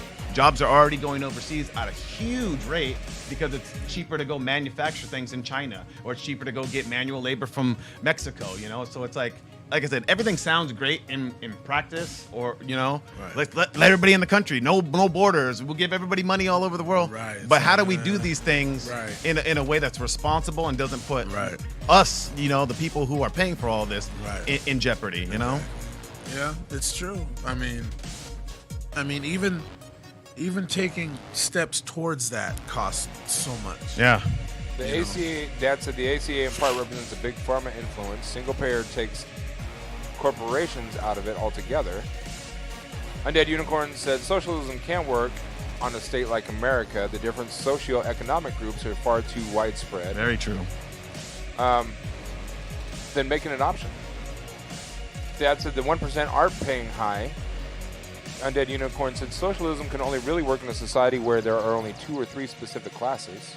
Pretty soon there's only going to be 2 or 3 specific classes. Here anyway in the States, Yeah. Dad said jobs overseas cause 1%, wanted more. Please elaborate. I'm not quite sure what you mean by that. Yeah, I mean, I know there are like tax loopholes and different like things that you can get around by, you know. Where is the cactus emoji? You know what? That's funny. I was looking at the emojis the other day looking for one. There isn't. like even in Soviet Russia, at the first they acknowledged stuff like that. But yeah, can we not began the capitalism and said can we not go look at like socialist like the locations? richest Americans? A study that came out March 30th, Washington Post. The richest Americans get a $33,000 tax break under the new GOP tax law. $33,000 when you're paying millions in taxes isn't a lot. That's probably less than 1% of paid. You know, Are they? I don't. I mean, I'd have to I don't see know because I don't have everybody's numbers. specific tax records in front of me, so I can't say like what percentage. I don't have My enough mom's been a tax preparer my entire life. Yeah, and I have a friend who also does my taxes and does that for big companies as well. And she says pretty much everybody who's making over whatever the 250K like figure is paying 50% in taxes, and then there's like weird wriggle room depending on. I've read numerous reports that say anybody making between $55,000 and $400,000 a year are paying the most. I mean, I would have to see those biggest numbers broken percentages down. are. Yeah. I don't believe that. I mean, it's a progressive see how scale. that It would goes make up. sense. Yeah, I mean, The more you make, the more you you're gonna get taxed. You're supposed to pay in taxes. Percentage-wise, Yeah. they're paying the most In a whole. per earned dollar. Oh, okay. Well, that may make sense. That's different then. Because, like I said, there are tax loopholes. There's different things for starting up companies and employing people. Like, we have to be aware of these things, or at least like not, forget To about me, them. and this is very socialist of me, and you can hate me all you want, but I think the Waltons should be paying a much higher tax percentage, especially in local communities, because it's people that need the roads to drive to their stores to be able to buy their goods. It's their employees that need to be able to get to the stores to buy their goods. They're only employing their employees 20 hours a week. They're not giving them full-time wages, so they're the ones that are having to live off social programs such as food stamps. Where are they spending their food stamps? Back in their store. So it's this giant revolution of money-making opportunity for them, and who has to pay for it? The local communities have to pay for it in the long run. Well, I mean, roadways and stuff, like everybody's using them. People from out of state are using them. Like, there needs to be some sort of delineation between like The majority of federal people stuff and state driving stuff and- in front of a Walmart, bro, are people going to Walmart or people that work at Walmart? I mean, yeah, but what does that got to do with the other people who are driving on the roadways? Maybe they're not going to Walmart. Why do they got to then pay for like that specific? Well, the people that live out of state aren't paying local taxes anyways. I'm saying Walmart as a business should pay a higher percentage of local taxes, community taxes, than other businesses should. I mean, I disagree. I mean, maybe if they have some sort of thing that's specially built for them, like a roadway or something that like leads to How many their roads property, have been built that lead to a fucking Walmart in this town? And, I mean, most of them are just off of main roads, 117, They happen to have been, 205, but and Mill Plain. Like, There's plenty of, and Hazeldale or whatever, Highway 99. Like, do you know a Walmart that's not off of a main road that was already? I don't. now the main roads are getting worse because all the Walmart stuff. Hello? I mean, I can agree with that, but yet still, they shouldn't have to then Right. pay for the roadways. Like, they're already paying for their property and Right. maintaining everything. Right. Yeah, that one's tough. At least I think a little bit more tough because you do have a legitimate claim. Right. If you are causing the road to be damaged more because you're having more traffic come through, Right. there may be Then, some sort of then claim. there has to be some sort At least an argument. responsibility. But how do you measure that as well? Exactly. Especially the Walmart up on Mill Plain because it's in a plaza. Exactly. Yeah. How do you Or it's next to a quantify how much plaza. extra damage is Right. done because they're there versus Right. not being there? It's like. Yeah. So I mean, it's another one of those things where you draw the line. Yeah, well, I'm very angry that we spend all this money in taxes and our infrastructure's crumbling, and what I'm saying, like that to me doesn't make any sense. Where are all my federal dollars going? It's not going to the fucking, the paying the federal whatevers, the people working at the federal Right. campgrounds. They ain't getting money. It ain't going to anybody during the government shutdown. It ain't going to TSA agents. Right. Just got all this money going places and Dad crumbling said when the infrastructure. 1% were paying 70% beyond $200,000, more money was reinvested and employees were better off. And when 99% are better off, more money is injected into the economy. That is simple economics. Shawn said, I'm going to Dutch Brothers, not Walmart. Yeah, when people got money, they spend it, and it stimulates Dad the economy. said more That's true. investment means more innovation. If you have a $13 billion profit margin, it's okay to pay a little more in taxes, I think. But that's just me personally. I mean, I will always depends, rob Peter to pay Paul. I will always be a Robin Hood. Undead Unicorn said, hang on, wait a second. So do businesses build their own roads or something? Absolutely. I'm for that. If it's a multi-billion-dollar business, yeah. But what if that multi-million-dollar business is in a plaza? I said multi-billion. Okay. You know what the difference is between a million and a billion? Okay, so let me rephrase it. It's immense. Let me rephrase it then. What if that multi-billion-dollar company is in a plaza? How do you prove that their company's bringing in more traffic than the one that's sitting that next plaza was built around that multi-million-dollar business? Why was it built around it? So do you tax the people? Do you tax the people then that up the percentage? No, you tax the billionaire that is the majority of the traffic in that complex. Yeah, well, I mean, you just look, man. Just if you're using more toilet paper in my house, I'm gonna charge you because you use more toilet paper in my house than anybody else does. But say that to a woman. You gotta pay. You use more toilet paper. I will say that to a woman. You're gonna pay for more, man. Right. You'll never. I'll say that to never her. live with a female. You can't compare it like that. That's different. Yeah. That's a different comparison. How is it different? I'm simply talking this. If there's a multi-billion-dollar business on land, and they have their own traffic that's there and doing their thing, and then there's a plaza that's built around that adds more traffic, I don't believe it's not adding just more wait, traffic, just wait, though, dude. Just wait till I'm done. Why? You don't wait till I'm done? I don't believe that the plaza. Trying to yell to piss off Shawn. I don't believe that this business that was already here should have to pay for the more traffic that the plaza causes. It's not more traffic.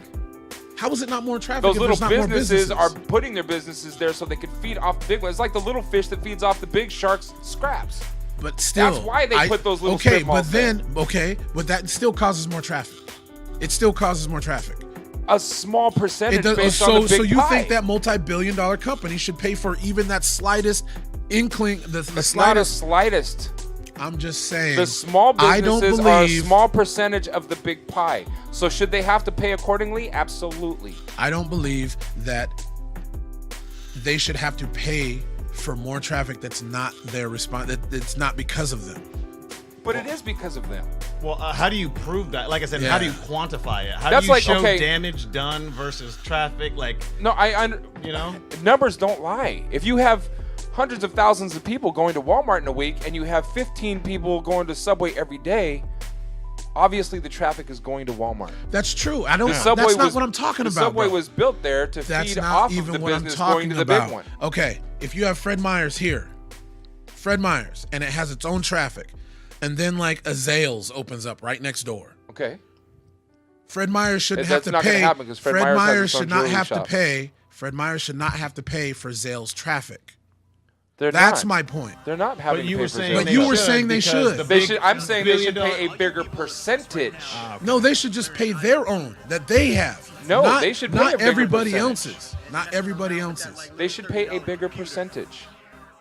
For their own just traffic. They make more money So- because they're a bigger entity. Like, Because or is it by size? they're more responsible for what's going on in the area. Okay, The roads, the listen, pollution, listen. everything that's going on to I get people understand into that area. I understand that. The biggest piece is coming from the billion-dollar corporations. Right. So the billion-dollar corporations should have to give the bigger piece back to the community. We're debating two different points. We're debating two different points. Your point is very valid, and I agree with that, but that's not what I'm saying.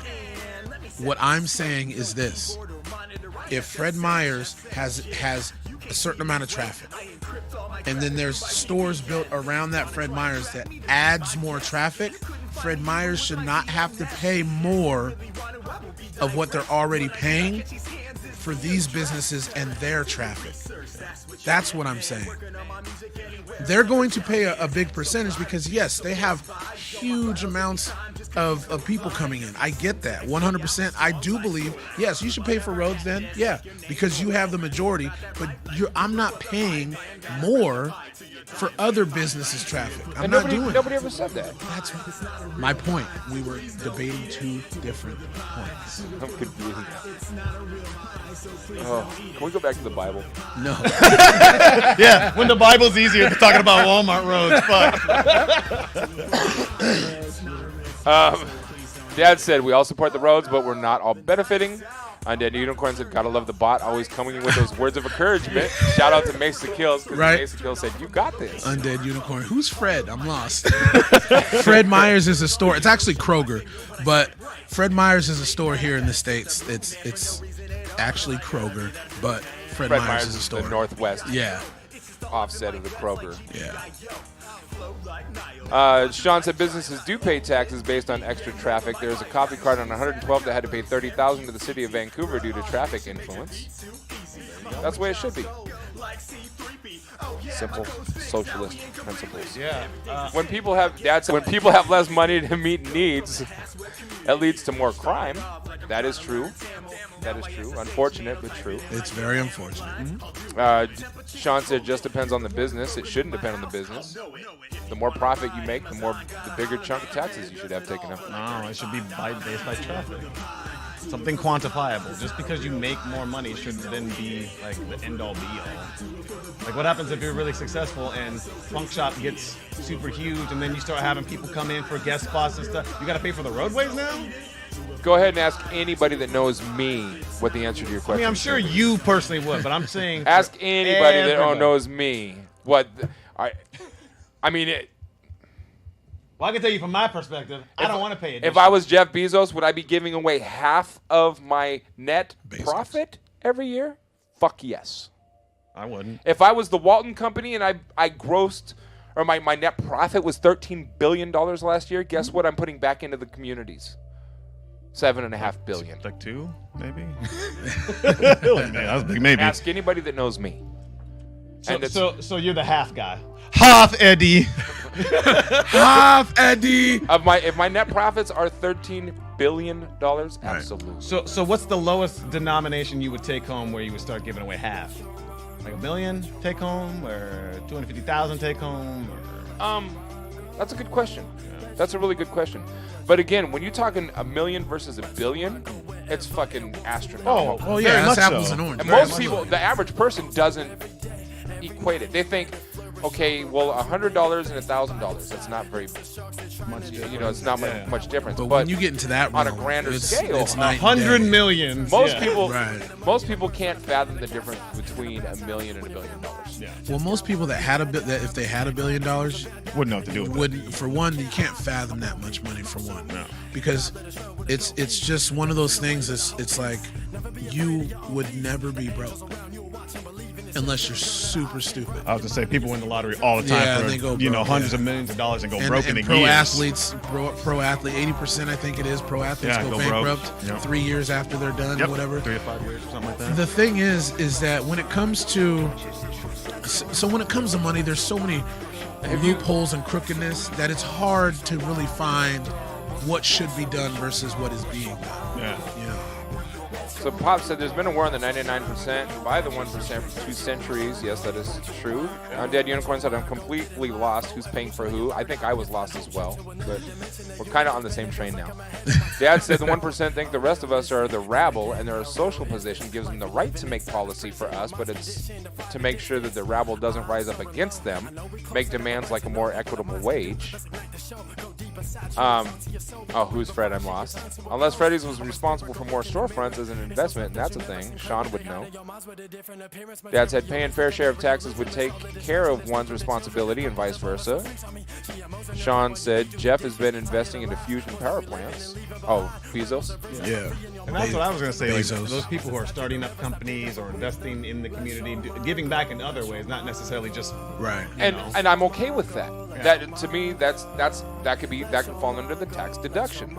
But a portion of whatever their billions are, whatever their profit, if the more profit you make, the more you should have to give back to the community, even if it's in a tax deductible form. I'm okay with that. Don't they have programs like that? Don't they have to do that, like a percentage of their like total gross revenue or something like that? But it's so small. Is it? I thought it was like small in comparison to what they're making. Is that what you're saying? Okay. Yes. I thought it like pretty much between those contributions and then the taxes, that's where the like 55% to 60% of like them being taxed comes in. Right. From like those tax deductible things and then your actual like taxes. There's a cap on the tax deductible things as well. Absolutely, I'm not sure what the numbers are, but me either. If they were fair, I don't think so many people would be lobbying against it. Maybe I'm just a bandwagoner. I was gonna say, yeah. You can maybe call me we that. should do some more research on it so we can I know. think there's a percentage of people that are like that think like, not bandwagon, but think like that. But I also think there's a percentage of people that are just mad that they don't have that much money. Oh, absolutely. I'm definitely not mad. No, not you. That's what I'm saying. That's what I'm envious as saying. fuck. There's different people. I'm not talking about you. I'm talking about there are people that think like you, and then there's a percentage of people that are just angry because that person has all the money and they're struggling. So they think like me. Yeah. So Fuck Undead Donald Unicorn Trump. said Jeff Bezos is an absolute knobhead. Bezos. Amazon workers are treated like dirt. You watched a lot of viral videos, but a lot of that has been proven not to be necessarily true. I remember when there was a viral impact of how Amazon treated their employees like slaves. Yeah. A lot of that was disproven. A lot of that was some disgruntled Google employees. treats their Even employees since pretty then, good, though. They've upped things. they've made definitely everyone changed a else better. lot. Yeah. Changed a lot. Shawn said Fusion Energy has been making huge jumps in technology over the last decade. There should be some up and running around 2030. That's what they've been talking about. Maybe you should The start new investing in the clean stocks. Fusion. Dad said one of the Koch brothers says he just wants his fair share, and that's everything. Then he said, yes, there's a lot of that, though, out there. God help us all. Power hungry ooch. Equality is important. Equality is important, but let me ask you this, Pops, real quick. Equality is important, I guarantee it. And I agree 100%. But is it equality that somebody, and this could be just way left field, and I might be taking what you're saying wrong, but is it equality for someone to take the right path, to go to school or whatever, become a businessman, become very, very, very, very, very successful in the means of money, if that's their success, than the person who didn't and doesn't have all that? Then there can't be an equality there. Because if I was somebody who busted my ass for my success, and then someone who's lazy is just like gets the same thing, that's not equality to me. Yeah, that's the equality know what I mean? of opportunity versus the equality of like outcomes. Right.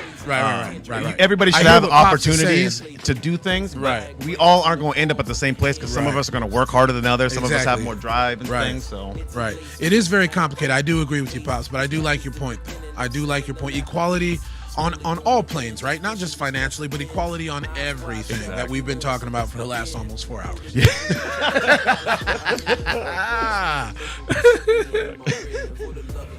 Well, no, y'all been talking almost 4. I've been talking for almost 3, right? Something like that. 4 hours and Or 16 3 and a half.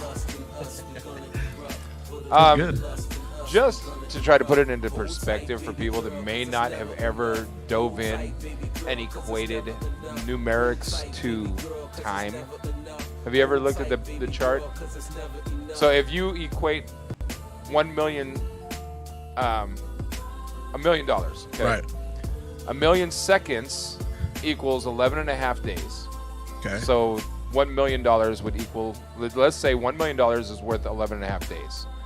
That means 1 billion is equal to 31 3/4 years. Yeah. But that's the huge description for people 11 that don't days get. to 31 years. Right, And so that's what the I'm saying. Like, huge if that you're people a don't understand. Yeah. multi-billion-dollar corporation, you can give away a few more years than the multi-million-dollar corporation. Right. You can afford it. It's Now, okay. where do you draw It's the not a line? Where do you draw the line between making somebody do that Yeah. and then giving them the choice to do that? I'm not giving them a choice. You're just gonna make them If do you're it. making multi-billions of dollars off the American people, Right. my God, you're going to give back to the American people.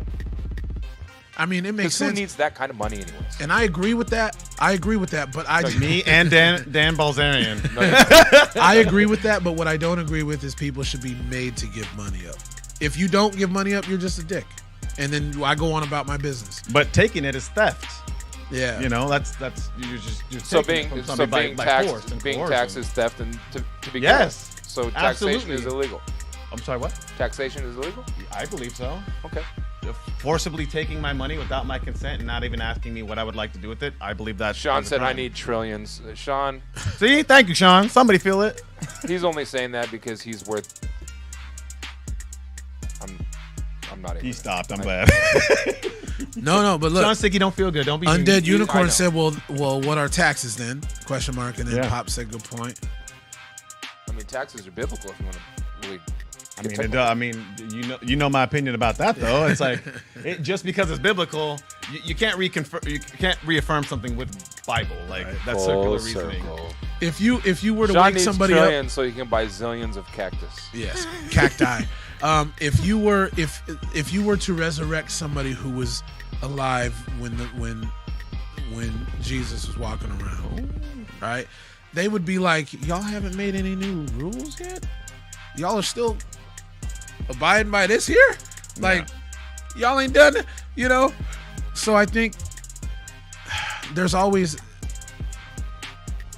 a variable. There's always going to be the argument of should you pay more if you make more, Sean, which I think you should, but I don't think you should be made to. Yeah. If you don't, you're just a dick. Well, I've heard some things proposed that sounded interesting, like a flat tax rate, like just 30% across everybody on all levels. Do something like that so people aren't being, taken advantage. Felt like they're taken advantage of. Right. I've also heard about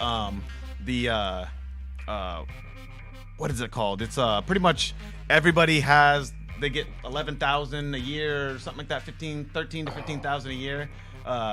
Universal basic income or something like that. Yeah, UBI, I think it is. I can't remember exactly what. On top of what they make already. Andrew Yang. Everybody in the country would just get the income to be able to live and So do Andrew whatever. Yang is running for president in 2020. Who? Andrew Yang. Okay. Andrew Yang. His platform is together we can build a new kind of economy, one that puts people UBI. first. And it's his thought. What is UBI?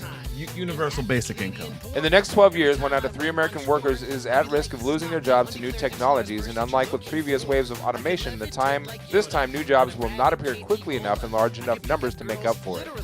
To avoid an unprecedented crisis, we're going to have to find a new solution, unlike anything we've done before.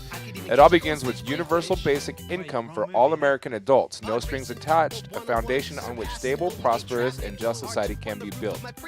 What is universal basic income? Universal basic income is a form of Social Security that guarantees a certain amount of money to every citizen within a given governed population without having to pass a test or fulfill a work requirement. Every universal basic income plan can be different in terms of amount or design. Andrew Yang is running for president as Democrat 2020 on the platform of UBI.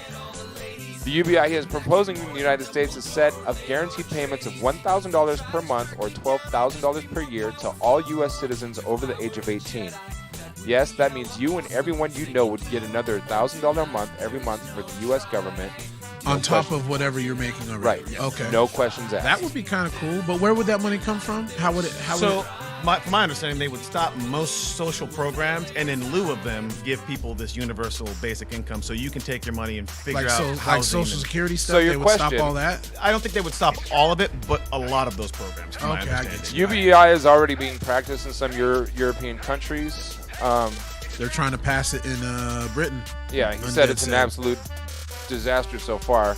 How would we pay for universal basic income? It would be easier than you might think. Andrew proposes funding UBI by consolidating some welfare programs and implementing a value-added tax of 10%.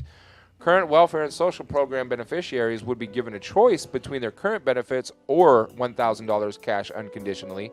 Most are going to prefer the cash with no restrictions. Oh yeah. So imagine how much money we'd save out of those social and welfare programs. Well, and that was the thing that I saw was there was like a huge discrepancy in the amount of money that would be being shelled out. And it's like, that's why I can get on board with stuff like that, but not socialism, because this is like the closest thing to socialism that I think anybody's really tried in the modern world. Right. But it is going to get us closer to something that could be functional. And I don't know what would happen or once they implemented it, if housing things would go up or, but just the fact that we could potentially be saving money with these programs and still helping out people, the homeless population, pretty much gone. Things like this are the strategies I think we should really be talking about and trying to at least get an idea about. Right. So this says a value-added tax is a tax on the production of goods or services a business produces. It's a fair tax, and it makes it much harder for large corporations who are experts at hiding profits and income to avoid paying their fair share. A VAT is nothing new. 160 out of 193 countries in the world already have a value-added tax or something similar, including all of Europe, which has an average VAT of 20%. The means to pay for a universal basic income will come from 4 sources. Number 1, current spending. We currently spend between $500 and $600 billion a year on welfare programs, food stamps, disability, and the like. This reduces the cost of universal basic income because people already receiving benefits would have a choice but would be ineligible to receive the full $1,000 in addition to current benefits. A VAT. Our economy is now incredibly vast at $19 trillion, up $4 trillion in the last 10 years alone. A VAT at half the European level would generate $800 billion in new revenue. A VAT will become more and more important as technology improves because you cannot collect income tax from robots or software. New revenue, putting money into the hands of American consumers, will grow the economy. The Roosevelt Institute projected the economy would grow by approximately $2.5 trillion and create 4.6 million new jobs. This would generate approximately $500 to $600 billion in new revenue from the economic growth and activity. Number 4, we currently spend over $1 trillion on healthcare, incarceration, homelessness, services, and the like. We would save $100 to $200 billion as people would take better care of themselves and avoid the emergency room, jail, and the street would be generally more functional. Yeah. Universal basic income would pay for itself by helping people avoid our institutions, which is when our costs shoot up. Some studies have shown that $1 to a poor parent will result in as much as $7 in cost savings and economic growth. Pretty major, and there's a lot of really smart minds who definitely a lot of smart minds. Some would say though that there are people that sit on their ass and just want to collect a check, right? Yeah. So if those people are doing that, some would argue and say, once you have money, you want more of it. And the people that are already being lazy and collecting a check, if they were to implement that, I think they would find a way to want to keep cheating the system and finding ways to make even more money. Well, I mean, of yeah, course people there are is, gonna but do that. percentage-wise, I think that it's going to probably save more wouldn't make people that from big of a going out deal. and committing Do you crimes. know All how of a sudden, much more people don't have motivated- to steal, Right, and right, why that go makes risk sense. your life or your Right. freedom when you're Right. getting money? Right. And for me, the niggas who want to sit at home, let them. Right. Then they ain't gonna be out in the streets doing anything. That's They ain't gonna true. be buying up drugs. They're not That's gonna very be. true. If you want to stay home, if you have no ambition, you that's you. Right. I would much rather give you $12,000 a year than have you collecting all the different resources from Right, programs. that's true. my pop said Yang personally doing this for one family in New Hampshire and his example being followed by someone else doing for a family in Georgia. I think one estimate shows raising taxes at the top could help make this possible. Yeah. Great argument in that read, Paul. Undead Unicorn said in Britain we have a gigantic problem of people sitting on their asses collecting benefits. We do here too. Yeah, we definitely do So here if too, you brother. have an option, okay, you can collect this $1,000 a month, or you can collect your food stamps. Yeah. Most people are gonna $1,000 can be hugely motivating to a lot of people. For sure. Yeah. Especially in the lower class. Yeah, for sure. Especially. I think it would mean more to them than it would be middle class people. Yeah, Absolutely. for sure. Of course. Absolutely. Give me $1,000 a month, and I'm probably gonna spend it on stupid shit. I mean, I'm gonna make For the sure all my first few bills are months. paid. Yeah. And Right. that would pretty much cover most of my essentials. And then I Well, can as go far and as I'm work a concerned, my job bills are and, stupid you know, shit. Like I hate Comcast, but It would actually cut down on stress levels, which then would compound people down. Face-to-face conversations, less fights, less violence, less hatred, less anxiety. Moms could stay home and actually breastfeed their kids and build that rapport. Like, no joke. Like, That's true. That's No, true. build that rapport. No, that's real talk. Children, which is went a to huge breastfeed thing. instead of nurture, specifically breastfeed. Well, breastfeeding actually Moms builds could a go back to close giving the bond teat. by staring into the thing. And I like to see titties out. So I mean, let's be real. But in all seriousness, like that's one of the biggest factors I believe in like younger kids and their issues in schools and blowing up and stuff is that they don't have that close home life. And the 0 to 5 stage in life is the most crucial for their development. And so not having their parents around, they start getting emotional, They get anxiety, separation Yes. anxiety. So one of Separation the anxiety. questions that could go along with what you asked, won't people spend their money on dumb things like drugs and alcohol? The data does not show this. In many other of the studies where cash is given to the poor, there has been no increase in drug and alcohol use. In fact, many people use it to try to reduce their alcohol consumption or substance abuse because they're happier. Yeah. Right. People go out and get a fifth when they're depressed. That's what I'm saying. Yeah. In Alaska, that's people what it is. Alaska, for example, people regularly put the petroleum dividend they receive from the state in accounts for their children's education. The idea that poor people will be irresponsible with their money and squander it seems to be a biased stereotype rather than a truth. Decision making has been shown to improve when people have greater economic security. Giving people resources will enable them to make better decisions. To Yeah, I improve their think it's just in situation. America, but Agreed. Yeah. Won't people stop working? No, I doubt it. I doubt it. It's because, the people that are lazy, $12,000 they a year won't doesn't work. go that They'll far. just collect the check. But the people that are motivated, like you were saying, that want to better themselves, I think they would continue to better themselves. Yeah. It's just an extra tool to better yourself, I think.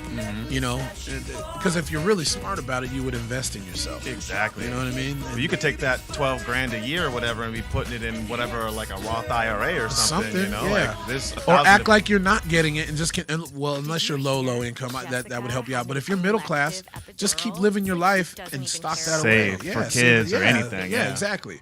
Or in Paul's case, you would save and then give half of it back to whoever needs it. If I'm making billions of dollars Also, in profit. Right. I was gonna say, I think there should be a program to like opt out of that $12,000 if you are a billionaire or something, and not that it should be forced, but you should be able to opt out of it, and Right. that should, I don't know, give you some sort of credit or some sort of something, Right. Or even a program where they just like talk you up for doing it. Yeah. But I think that giving that opportunity for people that who don't $12,000 need it to give it back, Yeah. that could be huge too, and save That additional definitely could money. be huge. If that and then- $12,000 is going to put me in a higher tax bracket where I have to pay more money, I don't want that. You probably give it away, yeah. Yeah, that makes I don't sense too. There's just a lot of variables, and I think, it's a great idea, equality for everybody and all that. That's a great idea, and like you were saying earlier, it's great on paper, but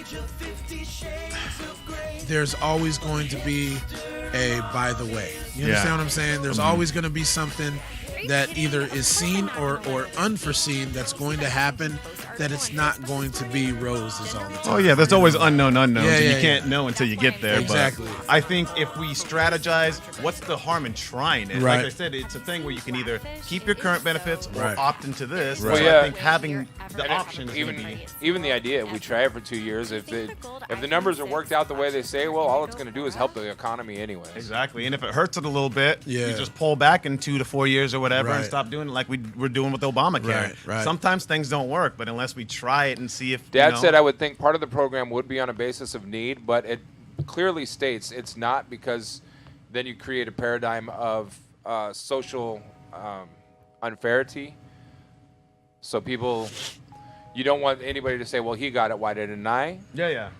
Because that would even make a bigger divide between the social gaps. Yeah, that's why the universal piece has It to has be to be there. universal. Right. It has to be everybody over. If it's going to be people over 18, it has to be every American citizen over yeah. 18. Now, what I would say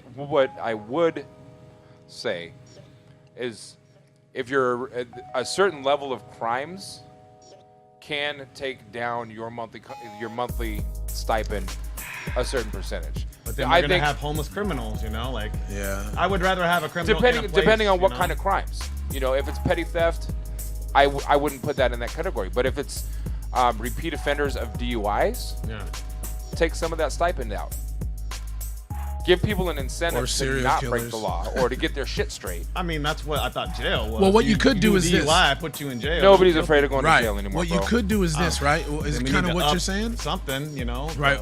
What you could do is We can't because the social justice warriors true. out there, That's very true. even prisoners have feelings too. What Pops was saying and what you were saying is, which you would, depending on your crime history and all this other stuff, would depend on how much you get.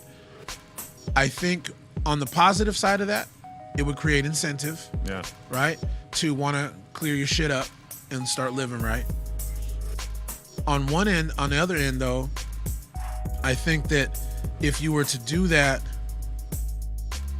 on the flip side, like if someone says, I'm going to give you $650 a month instead of $1,000, there has to be some kind of, but that $650 could go up to $1,000 if you for do. a certain amount of time you're living right Yeah. and continue to live right once you get to that $1,000 point, right? And I think that would be even more incentive for people to be like, oh shit, let me get my shit together. Yeah. You know, let Well, I put like me in that Funkshop. idea. Or even like something where doing additional things could maybe like build on the 12,000, maybe get you up to Which 13,000. would build if more you're- incentive for people to go out Yeah, and be a go-getter. You know? exactly. Yeah, the more you do, the more you make. Is the concept kind of on that? Mm-hmm. Yeah. And then you wouldn't have to hire people just on race or gender or whatever. 'Cause Exactly. people would go to school to become qualified to get hired at that job or whatever they would do.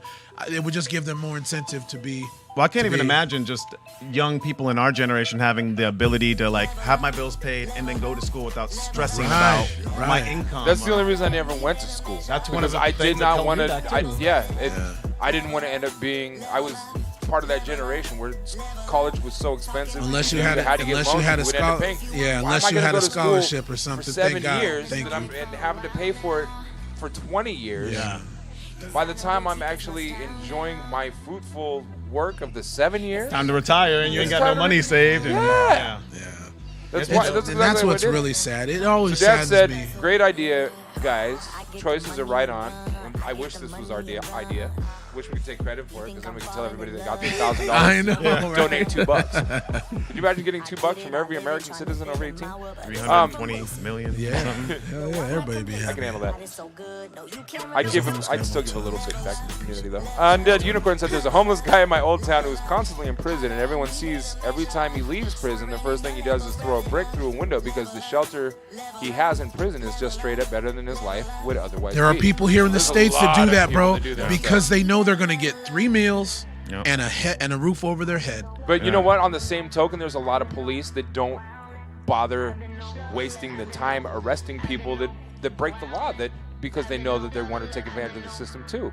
It's crazy. Where do you Like, draw the line? Where does that circle start and stop? Yeah, yeah. Because I've seen like homeless people or addicts, anybody that just wants to do something to get in jail so they have a place to sleep overnight.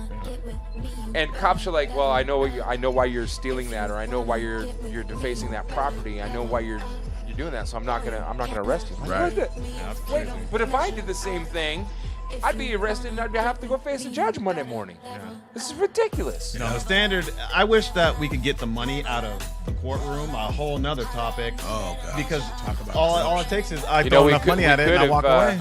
We could text Walmart a little It more. sickens me. That subject sickens me that two men can do the same exact crime, but one has more money to pay for a better lawyer and gets less time for it. Dude, that than boy the- who than the raped that person. girl behind the dumpster and got like 2 months or 3 months or whatever. Bro. Still, and the judge even said sending him to jail may like compromise his emotional state or some shit. Like he's been pretty much coddled his whole life and made too much money, so I can't send him to jail. That kind of shit needs to stop. It shouldn't matter how much money you got. If you're Donald Trump on down to my broke ass, Right. You regardless, you should be tried and dealt with the same way. Exactly. If Paul and I did the exact same crime, got caught the exact same way, we went to court, we should get the exact same punishment. Exactly. hands down. Yep. And it shouldn't be based on income. It shouldn't be based on, oh, who's your lawyer? Oh, okay, cool. You know, because most of these assholes chill out with each other any goddamn way. Yeah. And they're like, look, man, so this case that I'm doing, why don't we just give him 5 years, make him pay a fine, and then that conversation is that long, and they're like, so let's go eat. Let's go get something to eat. It's not even important to people that are making those laws, and that's where I think it gets scary. Yeah. You know what I mean? If two people create or do the same exact crime, they should get the same exact time. Hands down. I don't care what it is. I don't care. Sure. Male or female. Male or female. Black or white. Right. But the argument, because I see things on both sides, and the argument is, let's say we both broke into a house, which we would get charged on that, but you killed somebody and I didn't. Oh, I should obviously be dealt with. That's different. Yeah. We should get the same amount of sentencing on the break-in. Yeah. And that's where I'm done. Yeah, exactly. And then the judge is like, okay, you can go. Now, Josh, for your crime of or whatever, you know. But a lot of times they won't do that either. No. A lot of times they'll compromise. They'll just we'll drop off the break-in and we'll go with just the murder. Exactly. If we can get that to stick, if you guys will compromise. Exactly. So Dad says if I didn't need my stipend, it would be given away. Yeah. And a lot of people, that's great. A lot of people in the country probably feel the same way. Yeah, I think a lot of people would do that. I would definitely. I'd pay my bills so we could keep doing Funkshop TV because this stuff is expensive. It's super. People have no idea how much time and effort and money it takes to continue this ball. College should not be so expensive, institutionalized. That's why we need to work for equality. That's right. And then he said, like it or not, a large percentage of our democracy has turned into a corporatocracy. That's real. We need to change that, and that's exactly part of what the HR1. Part of what HR1 is looking to tackle. There's good things about corporations, but not much. It's true. I wish we can go back to an independent trade society. I'd be okay with that. Yeah, free would. trade. We've never really had like a true free trade society, but we've had pretty close to it. You know. Right. I mean, when we were letting the Indians capture the beavers and skinning them, and then the Cowboys were taking the pelts and trading them away. That's true. Tons of money. Yeah, that's about the closest we got to it. Oh shit! It's 3:09. I gotta get up out of here. There's good. What's HR1? I will send when we get it cut up. When we get this chopped up, we'll go over. I'll send you the HR1 segment. We talked about it on this almost twice, 1.5 times. Yeah. Because we got so far down a different path that I had to start it over. Went down that rabbit hole, bruh. Undead Unicorn said the worst thing that ever happened in my country is when Margaret Thatcher privatized so much of the government. Government should never be privatized. Never. The railroads, the steelworks, the telecom service, it all got wrecked by Maggie Thatcher. Yeah. That's where our country is headed if we're not careful. Yeah. That is the path that's the direction we're headed in. But that's why I'm scared of like socialism, like true socialism. Because it's like I understand it. That's why I'm a democratic socialist. People are too used. Because then you put the democratic tag on it. Because I put a qualifier on it and it changes it We already completely. have socialist programs. People are too used Yeah, to. but that that's are not vital. socialism. That's not communism. There's a big difference between Socialism and communism aren't exactly the same thing, but They're we'll not. tackle that That's why tomorrow. they have two different. You're not going to be here People tomorrow, are right? too busy. I mean, I can come in if you guys don't mind me leaving. I just gotta be at my thing by 12. I don't you, care. yeah, you dip out whenever. Yeah, I'll come and I'll just take off. The problem is there's too many people that are passing over or they're stepping over $1 for the penny. Yeah. You know what I mean? And something needs to happen. Something needs to. Yeah, we'll get it up, either upload go it on through YouTube in the next few days. whatever. So anyway, yep. Looks like I'm going to have to do the editing for it. Damn it. Of this one, the longest one that's ever been ran. Well, it's because I don't want to transfer it to a hard drive and then count on somebody else to chop it up. We put it. He looks at me. We put yesterday's on a hard drive. In my defense, my computer would not read the drive, and I could not figure out how to get it to. Oh, because it got reformatted yesterday, huh? Do you have you got that drive in front of you? It's right here. This Plug one, it into that laptop just to make sure that the drive is working. Yeah, I thought it was going to be fat. Is the 32, stream coming to like an end? Yeah. Flash, but it's we've not. been live My for system 4 is hours in and 41 minutes. TX This or is whatever. the longest And it daily still wouldn't read this. podcast that we have had. This is definitely the longest one that we have had in a long, long time. And if we keep talking, we're not going to have anything to talk about tomorrow at 10 a.m. Undead Unicorn, this is my first time seeing you, man. Awesome opinions. Awesome information that you throwing out. Undead Unicorn Appreciate said, I don't it. know what time it is over there, but it's night for me, guys. So good night, everyone. Hey, Good night, brother. 3:11 p.m. We usually end about 1 p.m. Be good to yourself, man. Dad said a privatized government is autocracy, the home of oligarchs, or wannabe oligarchs like Trump, but it's been good, guys.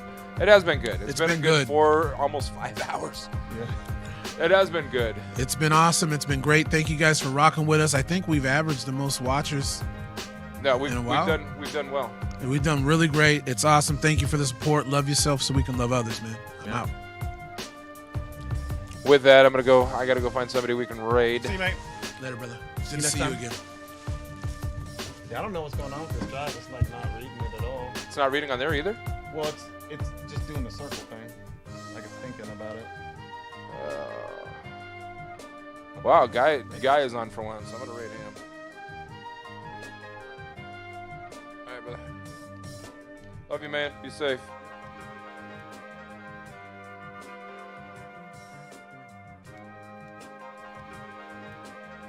That concerns me because it was working fine yesterday. Yeah. And I don't know if Follow me, everything is alright. Todd X, thanks for the follow. Appreciate that. Good looking out. Fortnite, and you're gonna tell them, be yourself. What? They don't know anything about entertaining. We're gonna go raid Guy Level because I love everything he has to say. He's very informative. He helps people grow. He's a good dude, man. Good positivity, good energy. Thanks for tuning in. I'm Biggz. Duane just took off. You got Josh sitting in front of me. We'll be back tomorrow at 10 a.m. Love you guys. You're getting the disclaimer. Stick around because we are rating. We're rating Guy Level today. He's a huge community supporter. He knows his way around Twitch and YouTube like nobody's business. Very intelligent, very positive, and he offers a lot of free layouts for your Twitch pages or for your Streamlabs pages. So if you ever need a custom layout or anything, he does that, but he offers free ones on a regular basis too. So be good to yourselves, be good to one another, love each other. Tomorrow is not promised. Adios.